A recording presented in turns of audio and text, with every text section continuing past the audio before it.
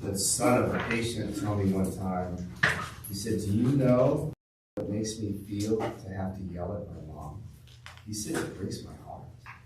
I said, it's what I have to do to communicate with her. But you could literally see the emotion in his eyes. He was like, hey, this is killing me, man. And sometimes the patient doesn't realize that till they're in front of you. And you're drawing that out of the favorable voice, and they hear that, and they're like, what? You know, there's kind of a similar story to that you know, when people have a really bad loss, they talk loud typically. You hear someone walk in, and they're like, hey! You're like, yeah, he's got to look so loud.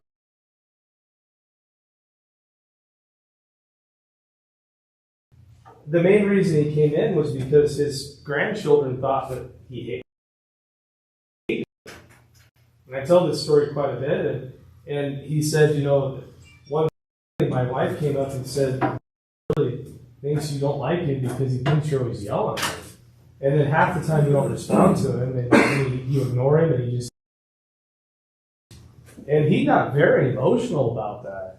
So it can work that way too, where, you know,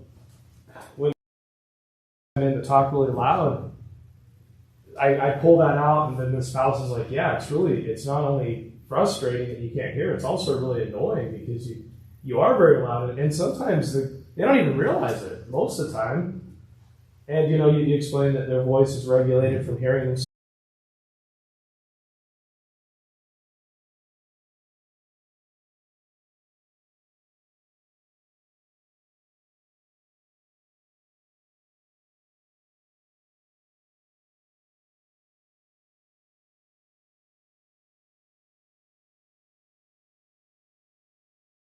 That's average too. Yeah. Right. So for the person who sweats a lot, the person who's in dirtier environments, the farmers, it's going to be even more. Yeah. I've heard a lot of people talk about places where after a year of the initial care, they'll charge them like $250.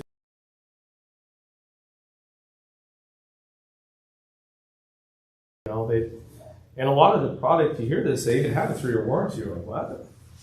That's weird, but they're just selling the service package. So there's a lot of ammo there you can use.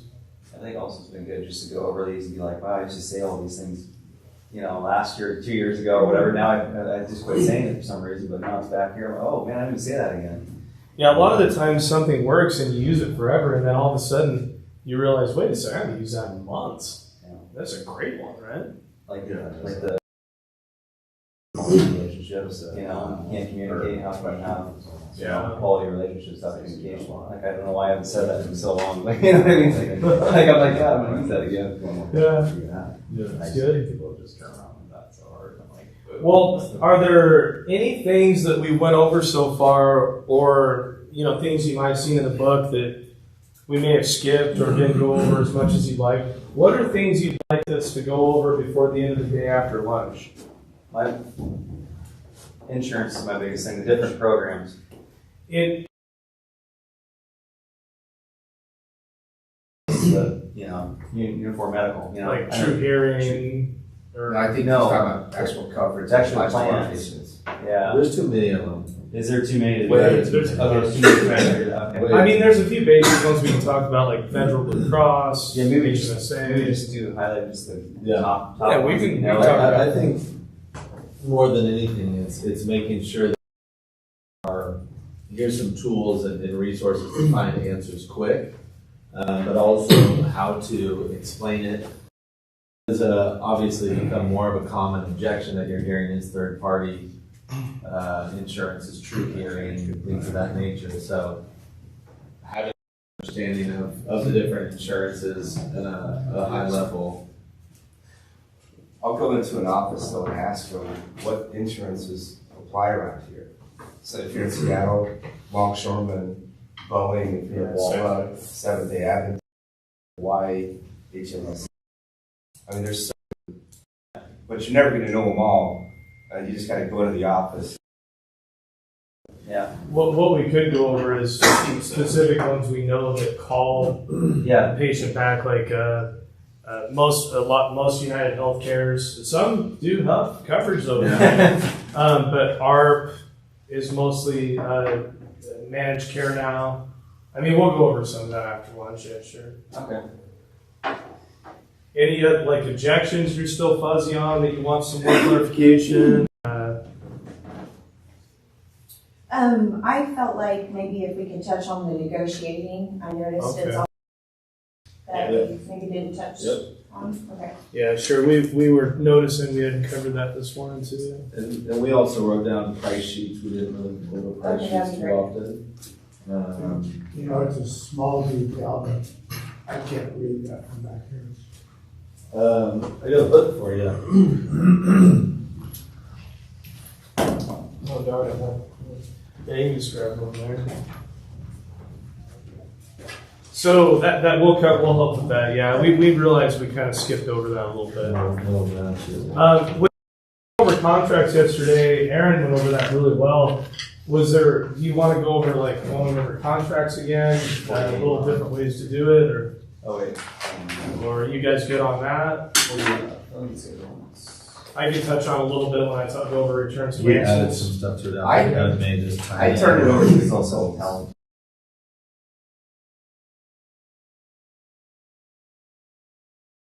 You can't say, well, so and so said this, That's but not if the they're reason why I not do that. available, Especially on the return. I don't want them coming 30 days later and go, oh, you said I was just trying to, well, you're gonna go to the contract, you're gonna explain the language, you know how you do it. yeah, sometimes timing doesn't work out right Yeah. away though, but yeah, I like to have the consultant do it a lot as well. But if you are gonna do that, I make sure to listen to the consultant, do it at least once or twice if I'm gonna have them do it, because I wanna hear exactly what they're saying. You know, all the guys, I've worked with them multiple times, so I know how they do it already, but like if I'm working with a newer consultant or someone I've never worked with before,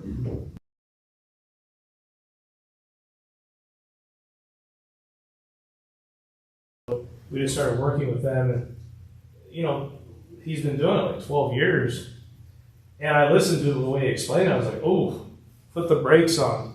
He's talking about, if you're not happy, we'll just take them back, give you a full refund, like word for word. And I was like, Ooh. and I listened to him do it. Do I want to make sure it goes well for the event, but I want to coach him so that he gets out of that habit for return cancels in the future when I'm not there too, right? Building up the consultant, making sure they know. And the thing is, he was just taught that way from the person that trained him, right? And he wants to make people feel comfortable, etc. And you're like, you don't really still say that. You can still make people feel comfortable. So it's a coaching experience. But anything else you can think of that you want extra coverage on that we went over or that we haven't? That you like? Trade and trade up, price sheets for how to go over that. Questions? Is that something you guys would want to go over? Do that. Yeah, price sheets are a big one. All right, please. Yeah. Yeah, they left early this morning. Yeah. Go on and scratch them off my favorites too. Yeah. Any other objections you guys want to cover? What should be around there? Or even if we covered them, is there one you want more coverage? Well, the trade and trade ups, what about that? What would you say about that? We'll go there. Okay, Oh, great. I got all day. At least I'm on it. I mean, we can talk about creative financing.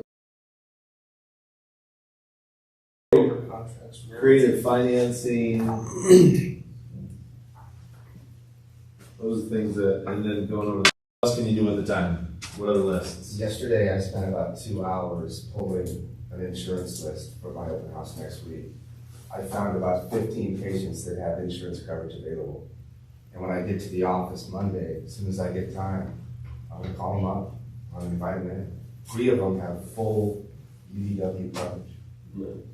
3 of them. So when I get there, I have a little time. Good morning. I'm gonna fill Thursday, I'm gonna fill Friday. DW rep. Yeah, Friday. I'm your local DW rep. So wait, so are you with the hearing aid company or with UDW? Yeah, well, there you go. Yes. Well, I represent both. Yeah. We're just good friends. What I'm really doing is just making sure that we have the costs. Yes. Honestly, and this is another part of the intangibles, is finding ways to maximize what you have. We set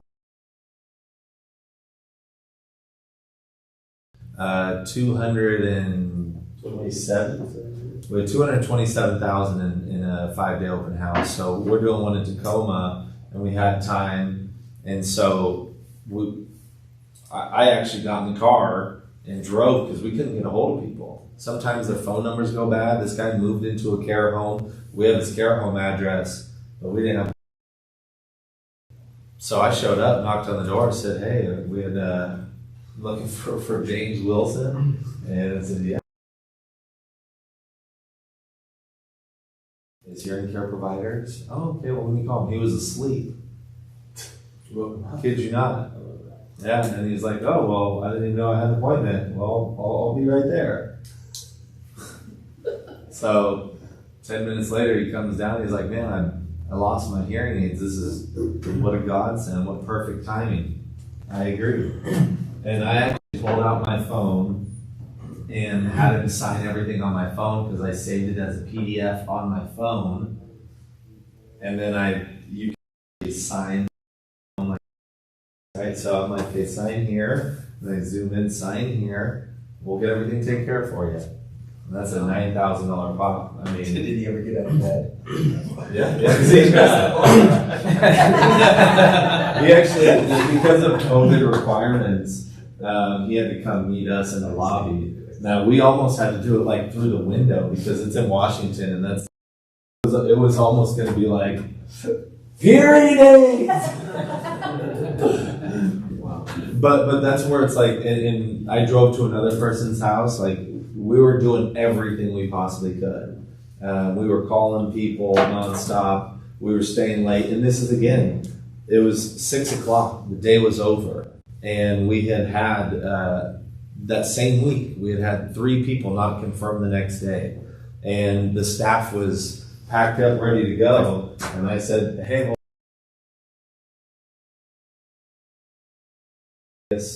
let me put this backpack down." And those little things, when you do those consistent,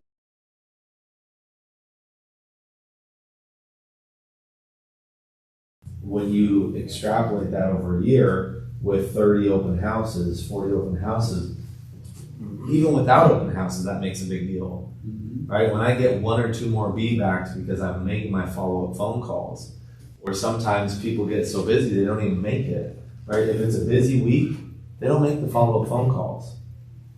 Right? Because it's like, "Oh man, I got 9 appointments today. I got 10 appointments today." So I'm so busy, the day's over at 6 o'clock, and they don't make their phone calls the next day. Are you willing to stay an extra 30 minutes or on your way home driving to the hotel, the follow-up phone calls from Monday, it's Wednesday, you got a busy day the next 2 days, do you make those phone calls? Right? Or if you have that 2-hour gap, you say, "Hey, I'm going to make these phone calls, you make these phone calls. I'll call the people that came in on Monday, you start calling these lists." Right? And you get them on the ball working with you. What else could you do? What other lists could you call? Well, list-wise, sometimes when I get to the office, if we're trying to fill the schedule, I'll look in the past and the future of cycle. And what I mean by that is I'll look at 2-3 weeks into the future and see if there's any HAEs that were scheduled either online or, an annual that's sitting out there that the PCC or the consultant haven't pulled those up, or just somehow it got popped on there and nobody really realized why it was put out so long, Pull those forward to your open house. But also, I'll either ask the consultant, give me a list of, and most of the consultants in here in this training do this already, but give me a list of test loss no cells you've had the last 3 months that you think were super close that just need pushed over the edge. Because we talked a lot about this week about just hearing 2 people say it, right? Yeah. Or just getting them back in and re-educating them, maybe get their wife in with them this time, whatever. If you look at all, and if they don't really have any thoughts on that, which sometimes you have that, I literally go when I have free time, if there's a no-show, unfortunately, or I just don't have something scheduled, I'll literally go back and read every HAE or annual that's happened for the last 3 months. hopefully there's notes.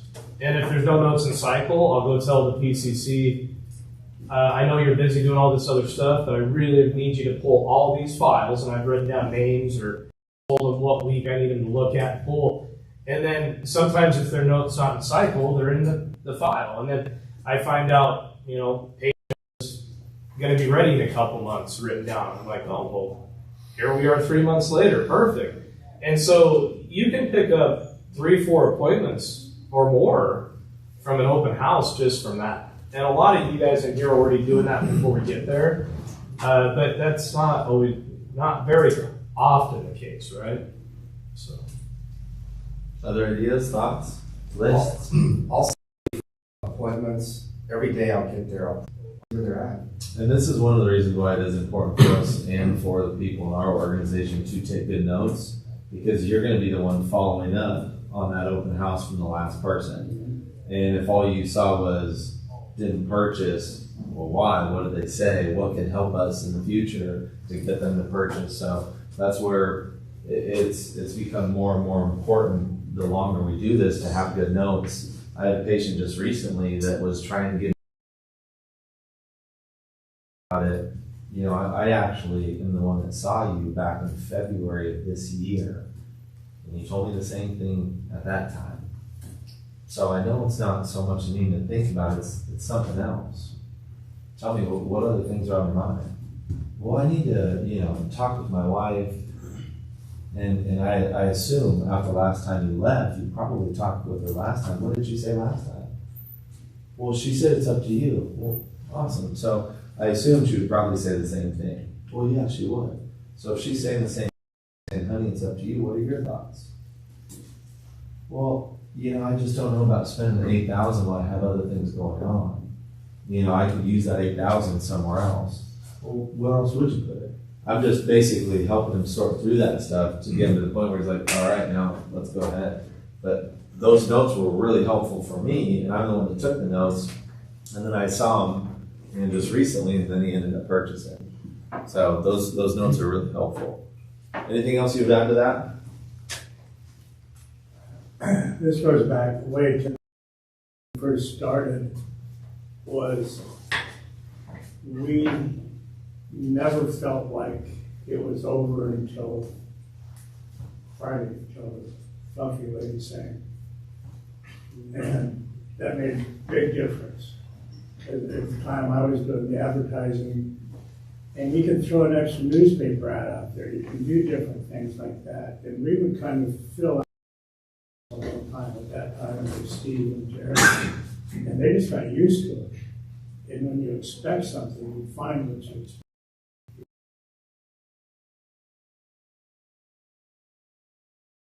Made a huge difference. Yeah, you'd have 2 or 3 days full, and it would literally fill that morning. Tomorrow you'd have 2 or 3 appointments. By the end of the day, you'd have 7. And then you do that same thing, and you'd have 2 on Thursday, and then by the end of the day, it'd be 7 or 8, same thing. You just keep going, and you really need 3 appointments. Right? If you get 3 sales, that's 20,000. Right? And then you have one breakout day of 40,000, 50,000. Of the week, you got 120, 140,000. So it doesn't take a lot, right? We try to think that we need a ton of sales to have a successful week. It's not all that crazy. But yeah, fighting until the very end. Time management, this again is how we maximize the day. Moving appointments forward, and I'm starting with Friday. Right? I'm looking at Friday appointments if I had things drop. Because we have Tuesday, Wednesday, Thursday, and Friday to fill Friday. So if I have some off, first thing I'm looking at is the same time slot. That's the easiest to move over, right? We have you coming in noon on Friday. What does noon look like for you today? And I'm not saying from a verbiage standpoint, I'm making sure to coach my PCC who are listening to it. It's not, hey, we had someone cancel their appointment. I'm not using that verbiage. Hey, we had somebody reschedule and this slot just opened up. Is there a chance that you can come in today? Well, we always do that like on Mondays, like a huddle, so that way if you have that, the whole from front works.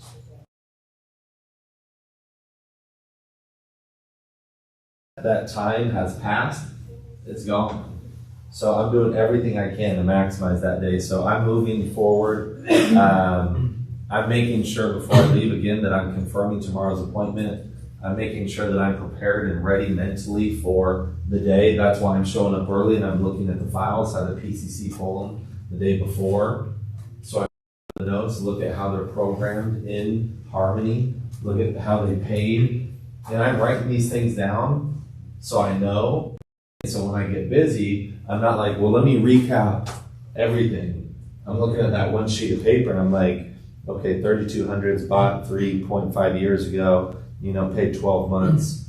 Okay, those are those little, I'm looking for the areas of opportunity. And one thing I mentioned on pulling appointments forward, if there is a favorable voice listed as coming on there, if they are going to, the BCC is also saying something like, we'll see you and Jim at this time now. Because sometimes if you move it last minute, Spouse can't come. and then all of a sudden now they're there without their spouse, you're like, I would have rather had them there Thursday with the Right. spouse if they couldn't have made it today. Yeah, very true. And maybe that's why they originally scheduled for the day they did. So just make sure they're reconfirming, yeah, we moved your appointment to so-and-so, that time, and we want to just make sure, John, we look forward to meeting you and John, or whatever.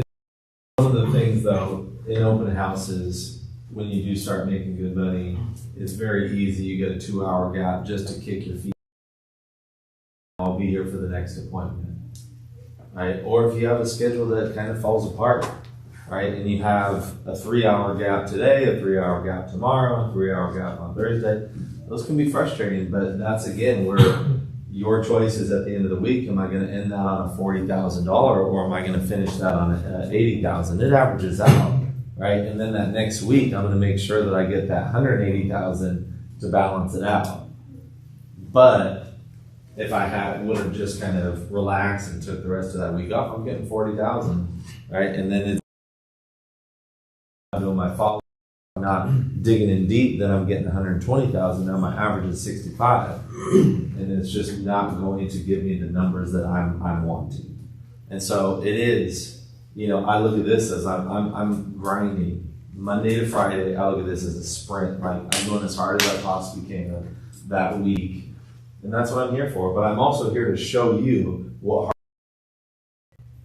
That's my goal. I'm the leadership, and I'm leading by example here.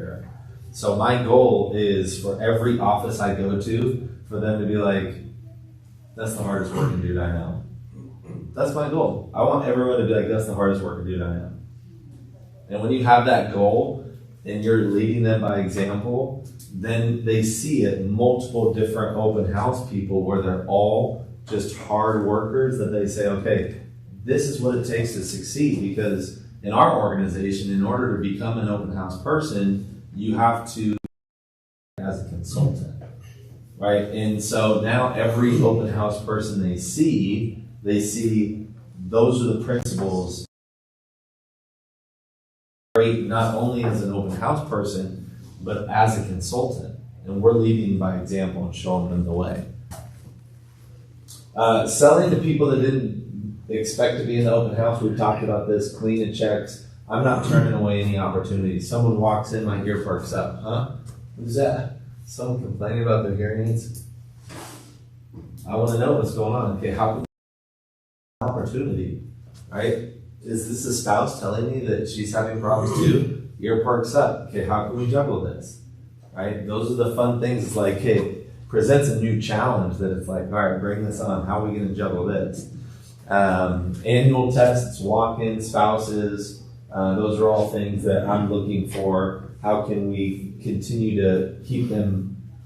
I'm here, you're there, the person just walked in off the side of the street saying, hey, I got this advertisement. How can we integrate them into it? Yeah. One thing, make sure we're communicating with the PCC. They get very diligent about their schedule and very possessive about it. I was in Hawaii last week and a lady came in. Come in and the PCC was like, oh, we don't have anything available today. And I was like, ooh. Yeah. Jumped up, grabbed her, sat down, talked to her, and sold her on the spot, right? But you got at the PCC, no, we always have time. We always have time. They're late, we'll make it work. They walk in, they think they're at another hearing aid company. Great to see you. Welcome. Get the paperwork filled out, let's get to work, right? I mean, make sure you know the PCC, no, we'll always. We'll find a way to make it work. Yes. Yeah. And the PCCs do need to know that, because sometimes they will them, or, you know, oh, you're coming in on Friday, yeah, or, oh, it's just a clean and check. Yeah. Stay here, hold tight. Well, I did get this advertisement. Well, we have a clean and check coming up for you. We can talk to you about that. Excuse me? This has become more common, and we have to get good at selling people with a more mild hearing loss, right? What you would consider normal hearing loss, right? 20, 25 dB, where, again, we've been doing this a long time. You see this hearing loss, and it looks like the person, you know, it's having that many different. And look at subjectively what they're telling us. What does the paperwork tell me that they filled out? Are they telling me that they're having difficulties? That's when we need to dig deeper in this. Because you're going to have patients, and I remember this, I was in Yakima, and it was such an eye-opener for me, because this patient told us that she had been everywhere in town, and she could not get help. She's like, I know I have a hearing loss. And she's at 20, 15, 20 across the board. Just sends her out on her own and says, you know, you're fine. Get out of here. And luckily, this is the only time I've seen this happen. We had a test from 10 years ago. And she was at -5 and -10 the entire way across the board. That's a huge change. Right? So I put in hearing aids, and she was like, oh my God, this is what, she's crying because everyone's like just pushed her aside. And she goes, I'll get the very best ones. You know? This last year, I myself have been through that very situation. People taught me to appreciate what they were asking for. Not my prejudgment by some audiogram standard that we grew up with, and like, oh, you're okay at 30 dB. That's nonsense. Because my banker, who really has high-level businesses, has a 5 and 10 decibel loss, and I fit him with the 5500s. He loves them.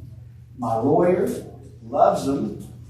Some of the prominent people that have losses that we prejudge and say, oh, you know, just dive into a lot of that about the consequences they live with. What are you trying to accomplish? Oh, I want to hear superior. I just want to feel like I'm on my A game. My plumber, you wouldn't think this guy has any trouble, but I'm not, who am I to tell him he don't have trouble? If he's come to us, he wants something. And so, first thing I do is get him on them. Yeah. Because the hearing aids out taught me all day long. Yeah. And then from there, I mean, my wife and I have done a lot of that. And I think they're even the happier customers later. Somehow, that little gene pool of those super mild people turn out to be most appreciative, most recognize the benefit than the moderate to. Yeah, absolutely. Just like yeah, no, I'm so glad you did. It really is something you have to be aware of, because it happens. And again, open houses or not, you have a person coming in and their tests show that they shouldn't be having that many difficulties, yet they're subjectively saying, I'm having trouble here and here and here. And then I ask them a question. I said, you know, tell me about your hearing. And they just elaborate, I'm having all these difficulties. Then that's where I say, you know, let me put these in your ears and let's see how you do. That's pretty much it. Brett had a good way of explaining it with people with. Yeah. I'll tell the patients, if we see a dichotomy between what we see on the audiogram and if they're explaining that they're having some troubles, or you get the person who says, oh, I'm sure see what's going on with my hearing. I'll say, you know, you're testing your hearing every day. Right now you're testing your hearing. That's the best test for your hearing, your experiences. What we're going to do is a scientific explanation of how you hear across the frequency scale, which will validate your experience. Based on what you tell me, you're having trouble. And they may have a mild loss. I had a lady in Albany, and Julie came in and said,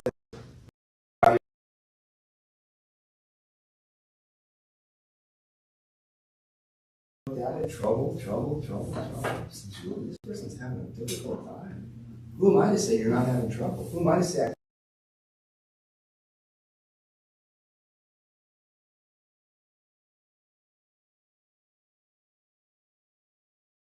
And the more you do that, you realize that audiogram, what we do.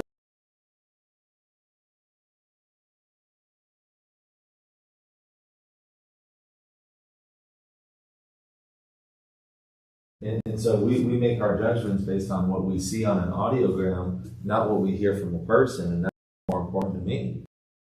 So that's where we have to, again, it's really easy if you're busy to take a person with mild hearing loss or quote unquote normal hearing and get them out the door. When this person is saying, so look at the subjectively what that patient is telling you. Don't just look at the results on the audiogram. And I've made that mistake, and that's why I've adjusted, because I've seen the person with mild hearing loss, and I'm just, when this person is crying for help. But earlier on, I was like, someone of higher authority is going to read this later and think I did all immoral thing. Right. And then I go, who was that? I mean, even if it did happen, the patient's going to defend what we did. So what are you living with? What's your real? Here's the application on many.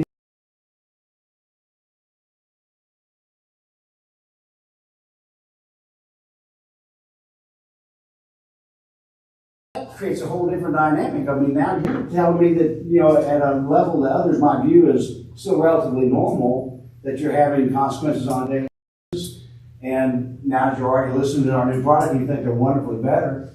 Who would be the right person to tell you you shouldn't have that? I mean, so I'm with you 100%. Let's go forward and we'll do years together. Oh, that's great. I want to be an all-inclusive program.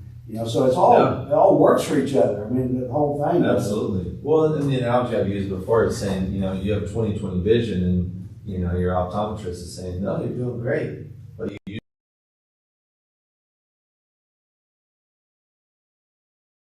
so much more, and then you get 20/10 vision back. This is great. We just make that judgment sometimes.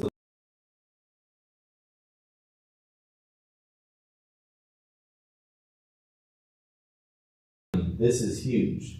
The quicker you make adjustments, the better, right? And knowing what's going on and making those changes of whatever the reason. How do you adjust? So let's say you go to an open house in Everett, and Peter is the king of walking. You just missed out on 2 patients because you're like waiting for him, and then you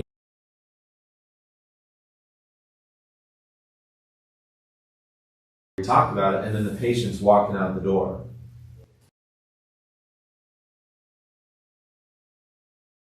I would like to see every single patient, no matter what. Something like that. Just even briskly talk to them. Yeah. Just to say hi. Kind of at least talk to me before you let anybody go. Yeah, come and talk to me before you let me Because go. maybe it is a true verify there's a problem or this or that, right? Maybe build a little bit of value some way and get them to come back.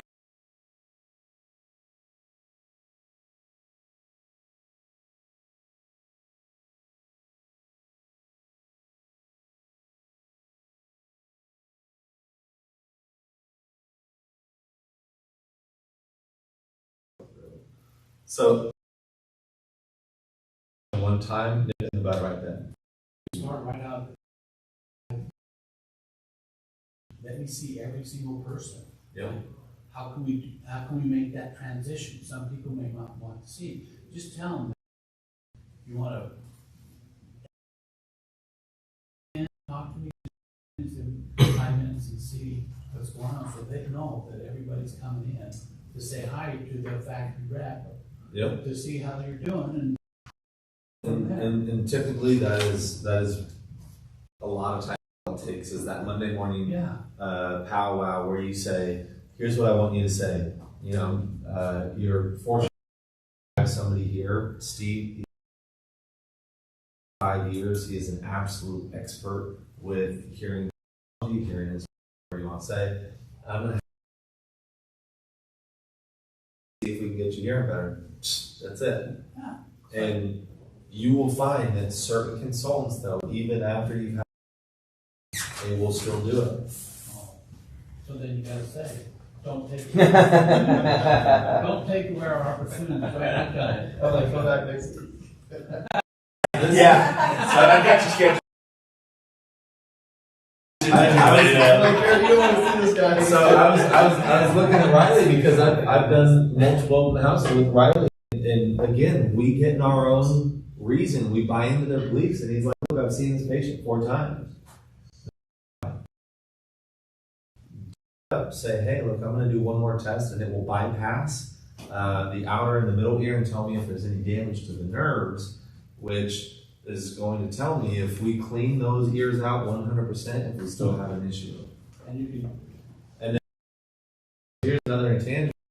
Call each office and doing this when you guys go to those offices, make them set up a relationship with someone local or find a local urgent care and then call them, hey, are you free? You know, how much does it cost to get your ears cleaned out there?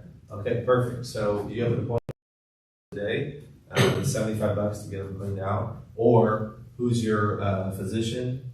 If they have one, just say, you know, we can set it up, get that your ears cleaned out. It's Monday. I'll see you back here on Thursday. But you do have a hearing loss. That without just sending them out because they know that they have hearing loss. Because when they clean their ears out, they're going to see an improvement, and they're going to be like, yeah, once they get used to it, they're going to realize I'm still struggling. So I'm going to shorten that learning curve and say, and they'll come in and be like, yeah, I'm hearing better, got my ears cleaned out, it's fantastic, awesome, let me give you a word test. Whoa, I really struggled. Right, you were here, you're over here. Watch it. And I like to tell them, you need to understand, you're gonna hear better when you get the wax out. That's what's gonna happen. But that's irrelevant to what's actually happening. Doing better. It's not going. And kind of so that they know to expect that. Because in the times I haven't told them that, they do. They go, I'm better. Yeah, I'm here. yeah, exactly. You know. Yeah. We were actually talking about how much decibel difference. Do you have a stat or anything on It's 5 to 10 max. We were saying 5 to 10. It depends. I mean, how thick and how deep. And is it touching? You know, is it just like a light layer? Then it's going to be like this. If it's like, you know, really thick and black, if it's black, it's harder, it's more compact, more dense sound isn't going to travel through it as much. So you kind of have to, it's hard to give you an exact answer on that, but I would say anywhere from 5 to 20, I mean, almost complete flood. You know, you look in there and it's solid, and you take your little thing and you hit it and you go tink, tink, tink. You know, it's like, then you run home, it's like, oh. Yeah, then it's going to be okay, well, probably. Right? While we're on wax too, I think another thing you gotta think about is for returns and cancels is, yeah, it's great to move the wax to the side, but then once you film, things are gonna gunk up really quick, and then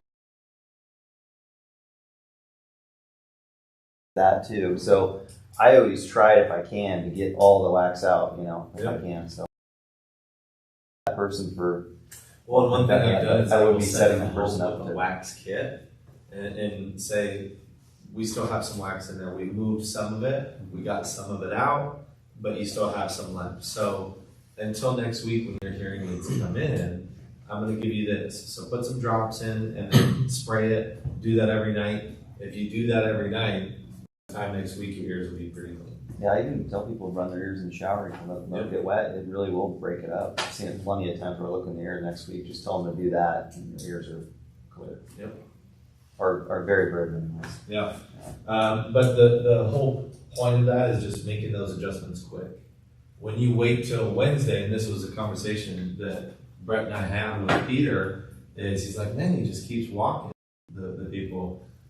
Wednesday, now we still have some time left, but if we could have nipped that in the bud on Monday, we may have seen 2, 3, 4 more appointments, and you might have to have that conversation the next time you go to that open house with him, and the next time, because that's just who he is. He's a talker, and the more he talks, the more the current patients don't want to see us. So I'm like, I listen in, I'm like, hey, just don't say anything, just get done with the test and say, hey, I'm gonna go get Jared, he's gonna go over the results. Don't say anything else. Yeah. Perfect. Yeah, that's what I realized, because we were in Linwood, and we had 8 appointments, all current patients. And he's just been atrocious to work with current patients, just walking them. And I'm like, hey, we gotta do this. So it was, all I want you to say is Jared's gonna come in and go over the results with you, and that's it. And he was like, yeah, I found the less that I say, the more open they are to seeing. I said, there we go. Yeah. We'll just keep rolling. Reminds me of that, the motivational speaker we had last time. Give them to me. Give them to me. Oh, yeah. Give them to me. That's how I feel. Hold That's my how I- beer. yeah. Give them to me. Give them to me. Yeah. I want the tough ones. It really does get me excited when a consultant says, good luck with this one. And I'm like, okay. Just watch. Hold on. If you need 3 yards, you can always have one here. And then they hand them to you. Yeah. And then when they bought hearing aids and they say, oh, I think you're never gonna get that one. Yeah. It's like, well, I don't wanna know. All I wanna know is they're gonna. And Aaron's similar in that regard. I'm okay knowing. I want to know everything. Like, what has he said? What is he complaining about? Aaron's like, don't tell me. He doesn't want to know. He wants to go in blindly, just, having faith that they came in to buy hearing aids. And I'm like, give me everything so I can, again, try to plan it, prepare everyone's a little bit different in that way. So, how can you adjust?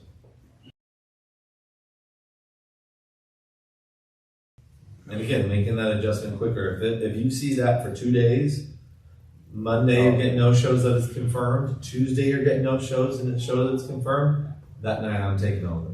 Well, I also like to, if you see that the first day, I don't like to take it over right away. Right. Because what I'll do is I'll use coaching experience for the PCC.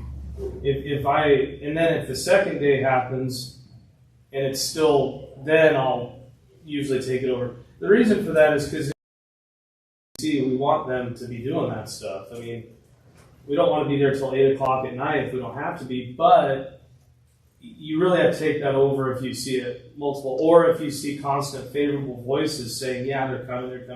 Yep. And you'll see most of the time, the cue I look for is it says yes, but there's no name. Mm-hmm. And it's just like they're trying to get through and schedule really quick. So not just for no-shows, but also for favorable voices. If I see it not going the way I want, I'll take calls over only after I've coached the PCC. You will also find certain PCCs will mark it confirmed just because they made a confirmation phone call. Yeah, they leave a voicemail, or they just try to call. They just called and they said, oh, I call. You didn't actually talk to them. Right? I also like timestamps. So I tell people, put a timestamp of when you called and the conversation you had. Yeah, you can't go home at 10. Yeah, I can't say go welcome to 10. I write that in there. I'll try 5. They're typically they're either morning people or afternoon people. So I'm gonna try. And I'm gonna try from the office, and then I'm gonna try from my cell phone. I might even shoot them a text. I've had people confirm with a text message, yeah, I'll be there, but they didn't answer my phone call. So I'm just trying to be creative. And there's that line of being over crossing that line of doing it too many times, right? You don't want to call 6 times in a day, then we look desperate, right? But if I call at 10, I don't leave a voicemail. I call at 3:30, then I'll leave a voicemail, and then I'll pick up my cell phone, and then I'll say, hey, just want to reach out to you. Other things that you guys would do to adjust if you're seeing no shows or no third parties. You can always listen to the call. Listen to the phone call and see what's going on. Listening yourself to how that PCC is making that confirmation call is huge. And if they're even reminding them, day one, I'm usually having that conversation with the PCC. Hey, make sure that you're reminding them. Just one last touch point at the end of that call. Saying, okay, we'll see you in Jan tomorrow at 10 a.m. Have a great rest of your day. Little dropping of that name, the spouse, And I'm even asking them if I see that there's no name, are you for their spouse name, they're going to be willing to give it to you. And then you can use that and say, you know, we're going to have them there. I noticed that that phone call came in for an HAE, because you'll be able to hear that during the week too. If a phone call came in and they're setting up an appointment and they don't even do that third-party script, they didn't even invite anyone, they just real quick and they're like, oh, I got busy. It's so critical. And sometimes I've explained it, even the best closer, let's say they close 70% of the opportunities in front of them, statistically speaking, it goes down to about 20% for close rate. And cancels can go up too. Cancels go up? So even if you get 20% of them, they go home, talk to their spouse, go and educate them, the spouse blows up, family blows up, power return, what, you name whatever. Then you're getting a call the next day. Who those calls at 7:30? You get in at like 8:30, you get ready for the day, and you've got a voice phone and you're Seven phones. I really don't want to listen to this voicemail, right? Because you know exactly what it is. And then, you know, I got home last night, I talked to my wife, we're whatever they say, you're like, nobody wants that. Right. And favorable voices, I don't care. Well, especially if they're 85, 87. They're going to How dare you do that to my dad? What? Well, and they call their family excited, right? Yeah. You've done a good job, they loved you, you got a hug from them half the time. Then they call their family excited. You wouldn't believe How much? how Curtis got me hearing today. And then they're like, well, how much was it? $8,000. You guys have all Oh witnessed my that. God. You've all had that happen. So it not waste the time. I don't know if I want to say a waste of time, but not only did we take the time to educate and get them sold, get everything done, but now it was for nothing. Yeah. And it's such a simple thing, right? It's like, Yeah. if just a daughter was there, then if another sibling's flipping out, the daughter's going to take care of it, right? Like, no, they educated mom, they took care. Not just a spouse, but a sibling, a really good friend. Well, and you're going to have new PCCs. There's going to be turnover. They get comfortable in a certain way. You have to be that coach, that leader that walks in and says, I need you to do it this way. This is why, and be able to explain, right? Even the best closer goes from 70% to 20%. Imagine, if an 85-year-old, buys hearing aids and walks home and says, oh man, I'm so excited, I got some hearing aids today. The first question they ask is, how much? And then you say 8,000, like, oh my God, they said it was $500. Why don't you at least start that way?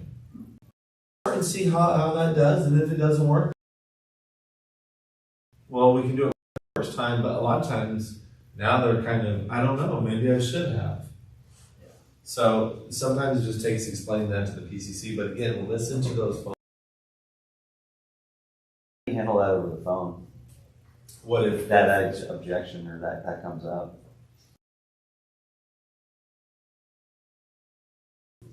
I've almost fallen for it myself. If you've ever ordered those hearing aids, it's a one-size-fits-all. I can actually take you down to Walmart and get you hearing aids for $50.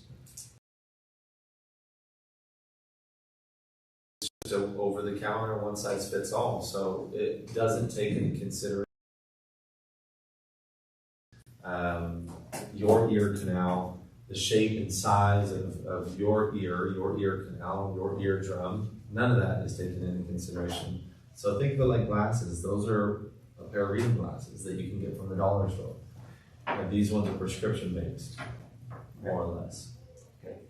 So come in if you want. I can explain this more in detail. That's how I like to get it in. No matter how heated they get, we have to keep our calm. Yeah. And that's one of the things that's harder to do. The more angry they get, you feel your blood boiling and your heart's pacing. Then we start talking louder and then it's like more and more. And that's where, again, in my mind, I talk slow and calm and say, I completely understand. This is certainly the first time that patients have had that thought where they saw that advertisement or their spouse said, no, honey, let's get the less expensive ones. We've been for 70 years. It certainly is not the first time that we've had this happen. And we have over 60 different options that you can choose from. If price is the main issue that you are concerned about, we have different options. You know, so you tell me, what are you wanting to do this a less expensive route? Or do you want to do this the way that we planned it, doing it the right way? I mean, you tell me how you want to go about it. But staying calm is by far the best thing to do. Spouses wanting to get tests, consultants walking, appointments walking. Okay, kind of talked about all that stuff. Follow-ups. How often do you guys make follow-ups? Next day is good, or if it's a morning appointment, I'll call you this afternoon, see what you've been thinking about. Yep, you can do that. This is where, again, another separating factor between the goods and greats. The good people phone calls because they're quote unquote busy. Too busy, right? Too busy, got doing things, you know, I wanted to leave. Staff was wanting to go home, they were all packed up. I don't care what you're wanting to do, I'm gonna stay an extra 5-10 minutes. It's 5-10 minutes. Yeah, I know you got stuff. If you want to leave, go ahead and leave. Give me your key. I'm going to stay an extra 5-10 minutes just to make the phone call follow-ups. And it's always a way of adding service and value, right? And so typically, I'm just doing that phone call. And even for people where I'm pretty confident that they're not going to buy the difference, I'm still calling them too. You know, a lot of times my patients, we go over so much information, they have questions the next day. So I try to call and make sure that I'm answering those questions and adding any service that I can. What kind of questions came up over the past day? Well, nothing. Okay, well, what are your thoughts? I'm sure you got a chance to sleep on it. I mean, what are you thinking? Gives me another chance to stay in that game. Right? Oh, well, you know, I just don't know, like I was talking about, you know, I know I need them. Yeah, you know, it's I'd love to do that. We can help you. And if the finances are too tight, then we can look at some slightly used refurbished options as well. You know, that would be even less of a cost. The whole goal that I'm trying, why I'm here is to help you. So if it's cost, I mean, use me. They give me some strings to pull. Take advantage of me.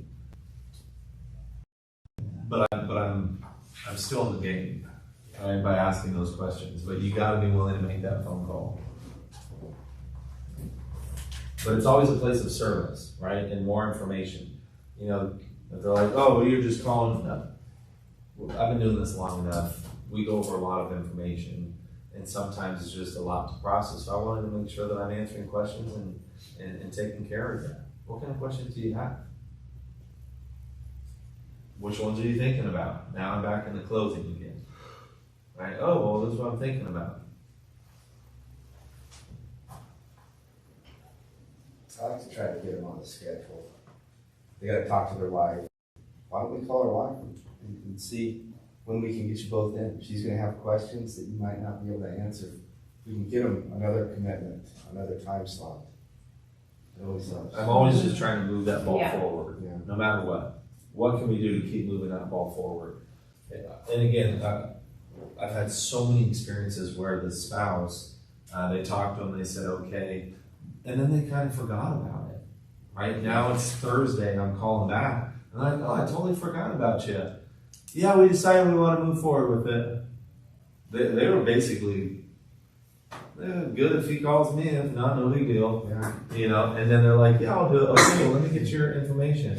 Are you able to come in? No. Okay, well, just like I told you, it's a $500 deposit.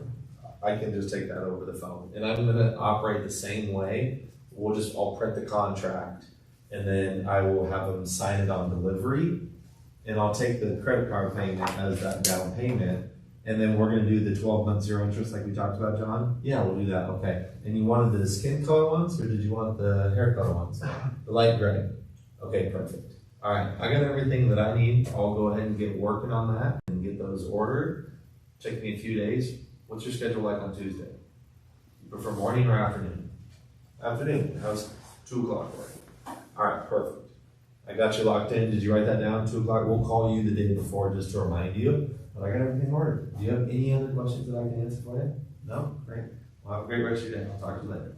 Did you do the pink polka dots or zebra stripes? No, with that one. No. I had already done that one. Okay. So sending home the demos is huge. This is why we tell people to bring them home is going to be critical to just keeping that ball moving forward. If the person just adamant, I'm not making a decision, I'm not calling my wife, then I'm sending them home. You know, what's your schedule like tomorrow? Wear these and come back. Or what's your schedule like tonight? Well, why don't you, it's 10 a.m. Why don't you wear these? Go have lunch with the wife, go talk to her, she's at home, and I have an opening at 4:30. I'll have you come back. And you have to kind of get good at knowing your own schedule too, right? Because if you have a 3, a 4, and a 5, you're going to be seeing them at the 3:30, 4:30, 5:30, right? So then you can, and typically you're going to be an hour. I know I tend to run a little bit longer because I just like talking, but you might have to cut something short, or you might have to juggle something. And so you say the last appointment is coming in at 4 o'clock, and while he's testing, he'll get done at 4:30, and typically that would take me to that appointment. So I'm going to have you come in at 4:30 when I should be going in, and I don't have to do all this conversation again. It's only going to take me 15 minutes. I want you to set up the demos. So he gets done testing at 4:30, he sets up the demos at 4:45. By that time, I'm done with my conversation. Now we can move them over.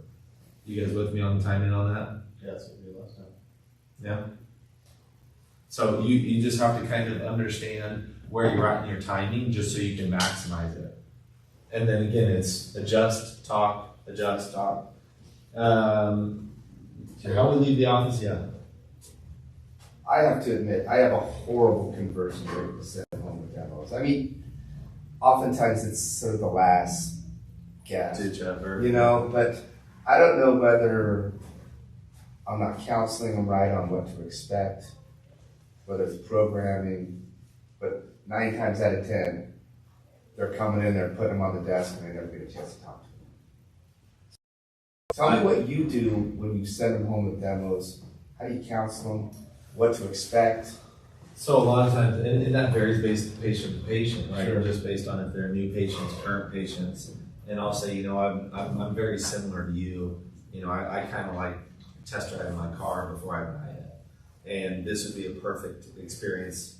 I know I got patients until this time. Why don't you give this a good test drive, and you wear them and you can experience it. One thing before I even put them in their ears, I've given them some counseling.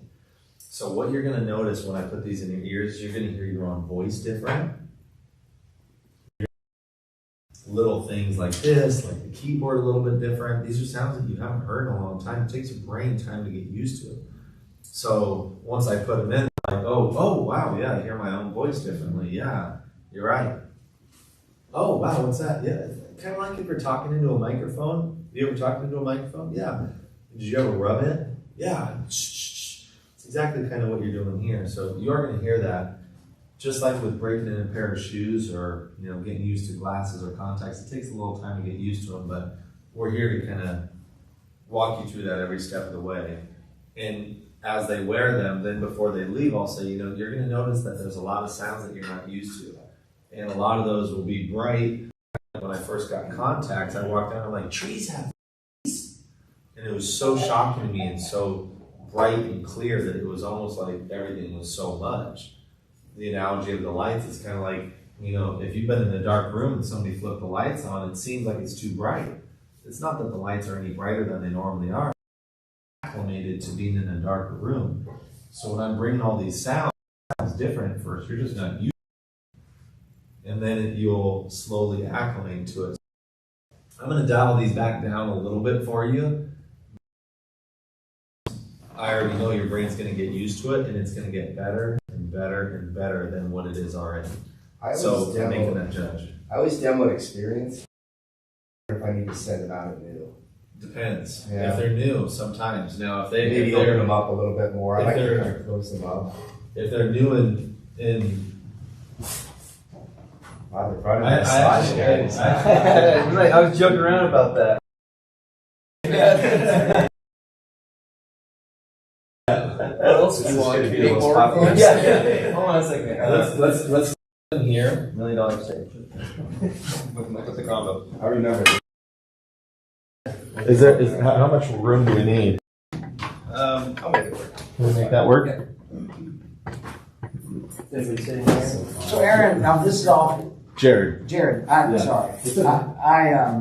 I wonder, because, we're at this wonderful time where we don't have feedback anymore, by and large. It's so much more controllable. We have wind noise, it's not like a tornado anymore.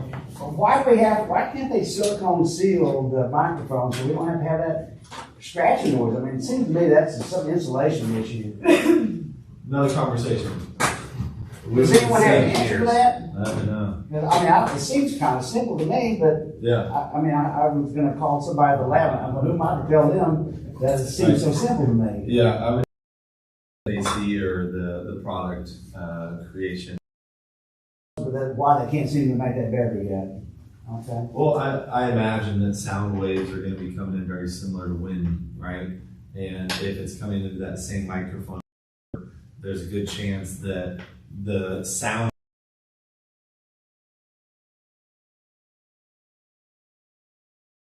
but not wind waves, which a lot of times are at a similar frequency. Shh. It's the same sound as shh.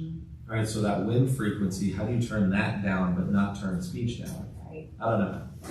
The trade-off of the consumer seems to be that they're willing to put up with that because they want to hear better. Right. But the shortcoming to me is that it seems that it's Oh, it's so, annoying. but it's so much better than what it used to be. It is. Everything's better. But yeah, sometimes going experience right out the gate can be too much, but I am counseling, and yeah, it's setting up another appointment with the spouse. I had kind of an epiphany. I think what I'm gonna start doing is setting some objectives.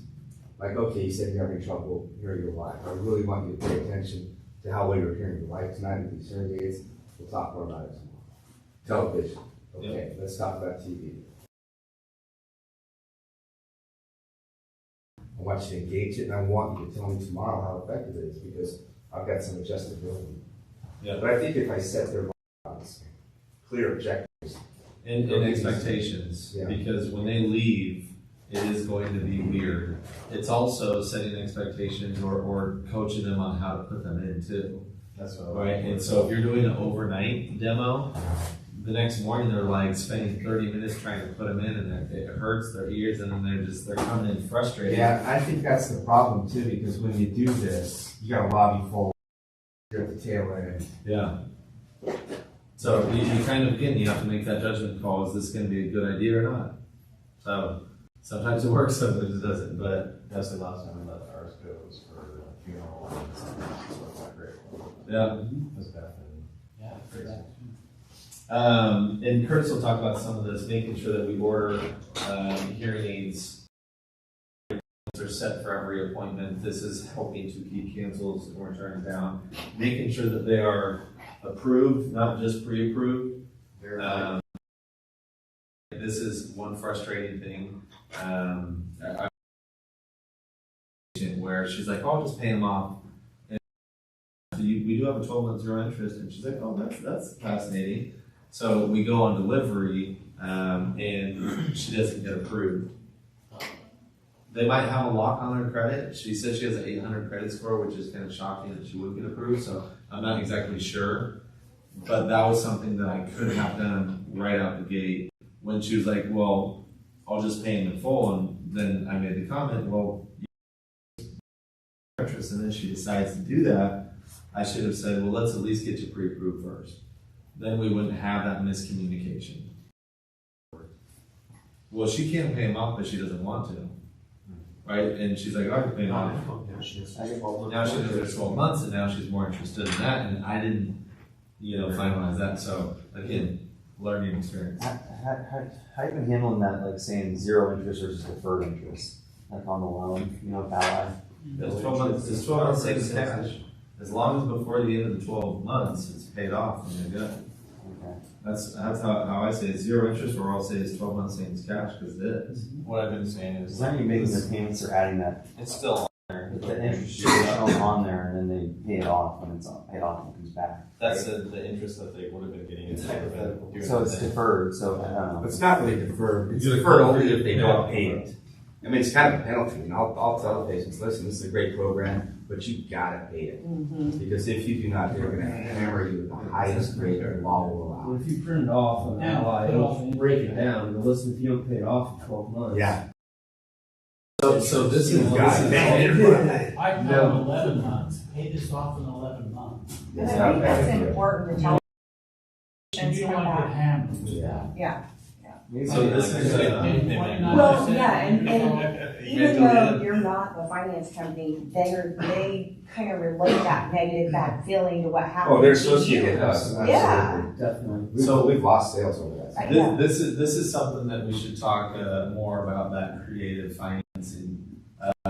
Okay. Healthy plan payments are what date? 28, I think. Oh. 27th of the following month.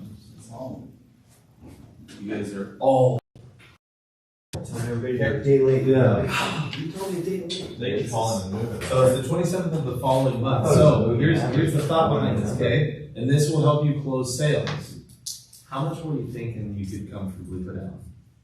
I could probably put out $1,000, okay? Well, I just got so many other things going on for the next couple months, I just can't do it. So let's work through this, all right? So hypothetically saying $1,000 they wanted to put down, all right? Let's do this. Let's just put down $300. And that means we got $1,700. Let's say they decided to get any fours at $6,700, okay? So we get 100 from that. So that means it's $6,400, which means it's going to be about $158 a month, roughly, within a few bucks. Okay, know your numbers. Be a professional, okay, Riley? I'm just kidding. But this is, I'm looking at how much is the monthly payment on a 5-year plan? Roughly 170, within a few bucks. Hey, your young brother, just, come on, man. I'm just kidding. Younger brother? Oh, It's his yeah. younger brother. I knew it was I older, thought that but- was, yeah. Is that very- My brother, that- Jeff was older than me. Yeah. We used to be in the office, I say, who looks older? And they'd say, Jeff. You want to know one really messed up thing? So we're in Kennewick, and this patient goes, I'm really good at guessing people's ages. 28 at the time, something like that. And so he's like 28. He's like, he's spot on. And I'm 29 at the time. And he goes, 43. I was like, let's go over pricing. He's like, that. There's a $300 discount this week. That's it. Yeah, right. So knowing your numbers really helps, right? So I'm at $6,000. It's roughly right. So 6,400. It's going to be around 150, 152, within a few bucks, right? So if it's 150 a month, we got time. Right? So then also the date of the delivery is important too, right? So if it's end of the month, right? Right now it's August. On the 2nd. If I deliver on the 2nd of September, when's their first payment? October what? 27th. You guys are good.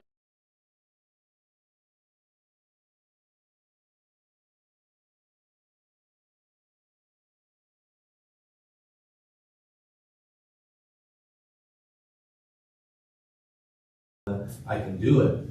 Well, instead of us putting 2,000 down, let's put down.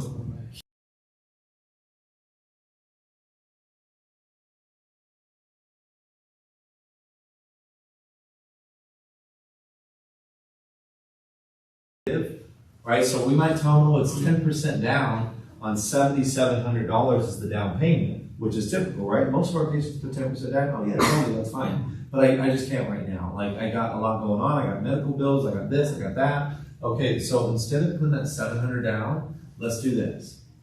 Let's put down 250, and then it'll be 150, 150, or 170 for the next 4 months, right? And that'll give you a 4-month leeway, which covers that 10% down payment.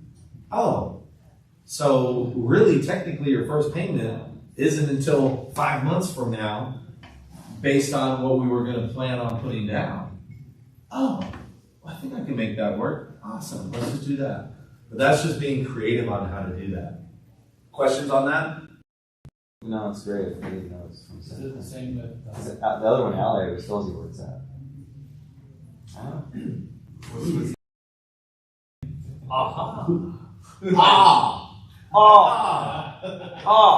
Who invited this guy?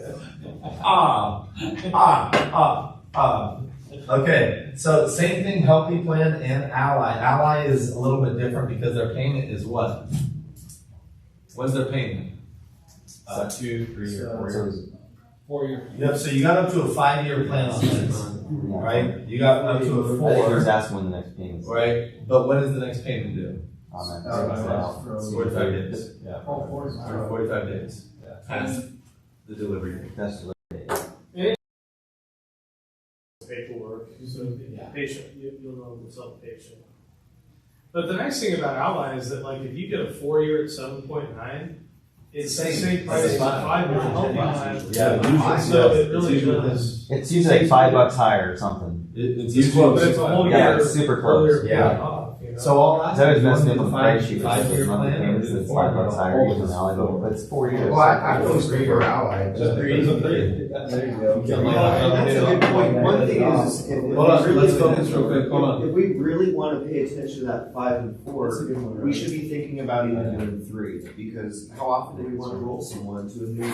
Right. If we're stuck in a 5-year plan, I've done that so much. I'm like, they're at 5-year financing, and I'm ready to get them up. But Ally, we can So roll. we can do that. We can roll them together. But we didn't have to put that. It still makes it complicated. But consider offering a 3. Yeah. Jim does 3. It's still like. Sure. Throws everybody. He's That's what I've been he doing. knows you. Yeah, stick with each Yeah, other. and for $20 more, you'll be done in 4 years. Obviously, do it Yeah. you can afford, but if you have credit,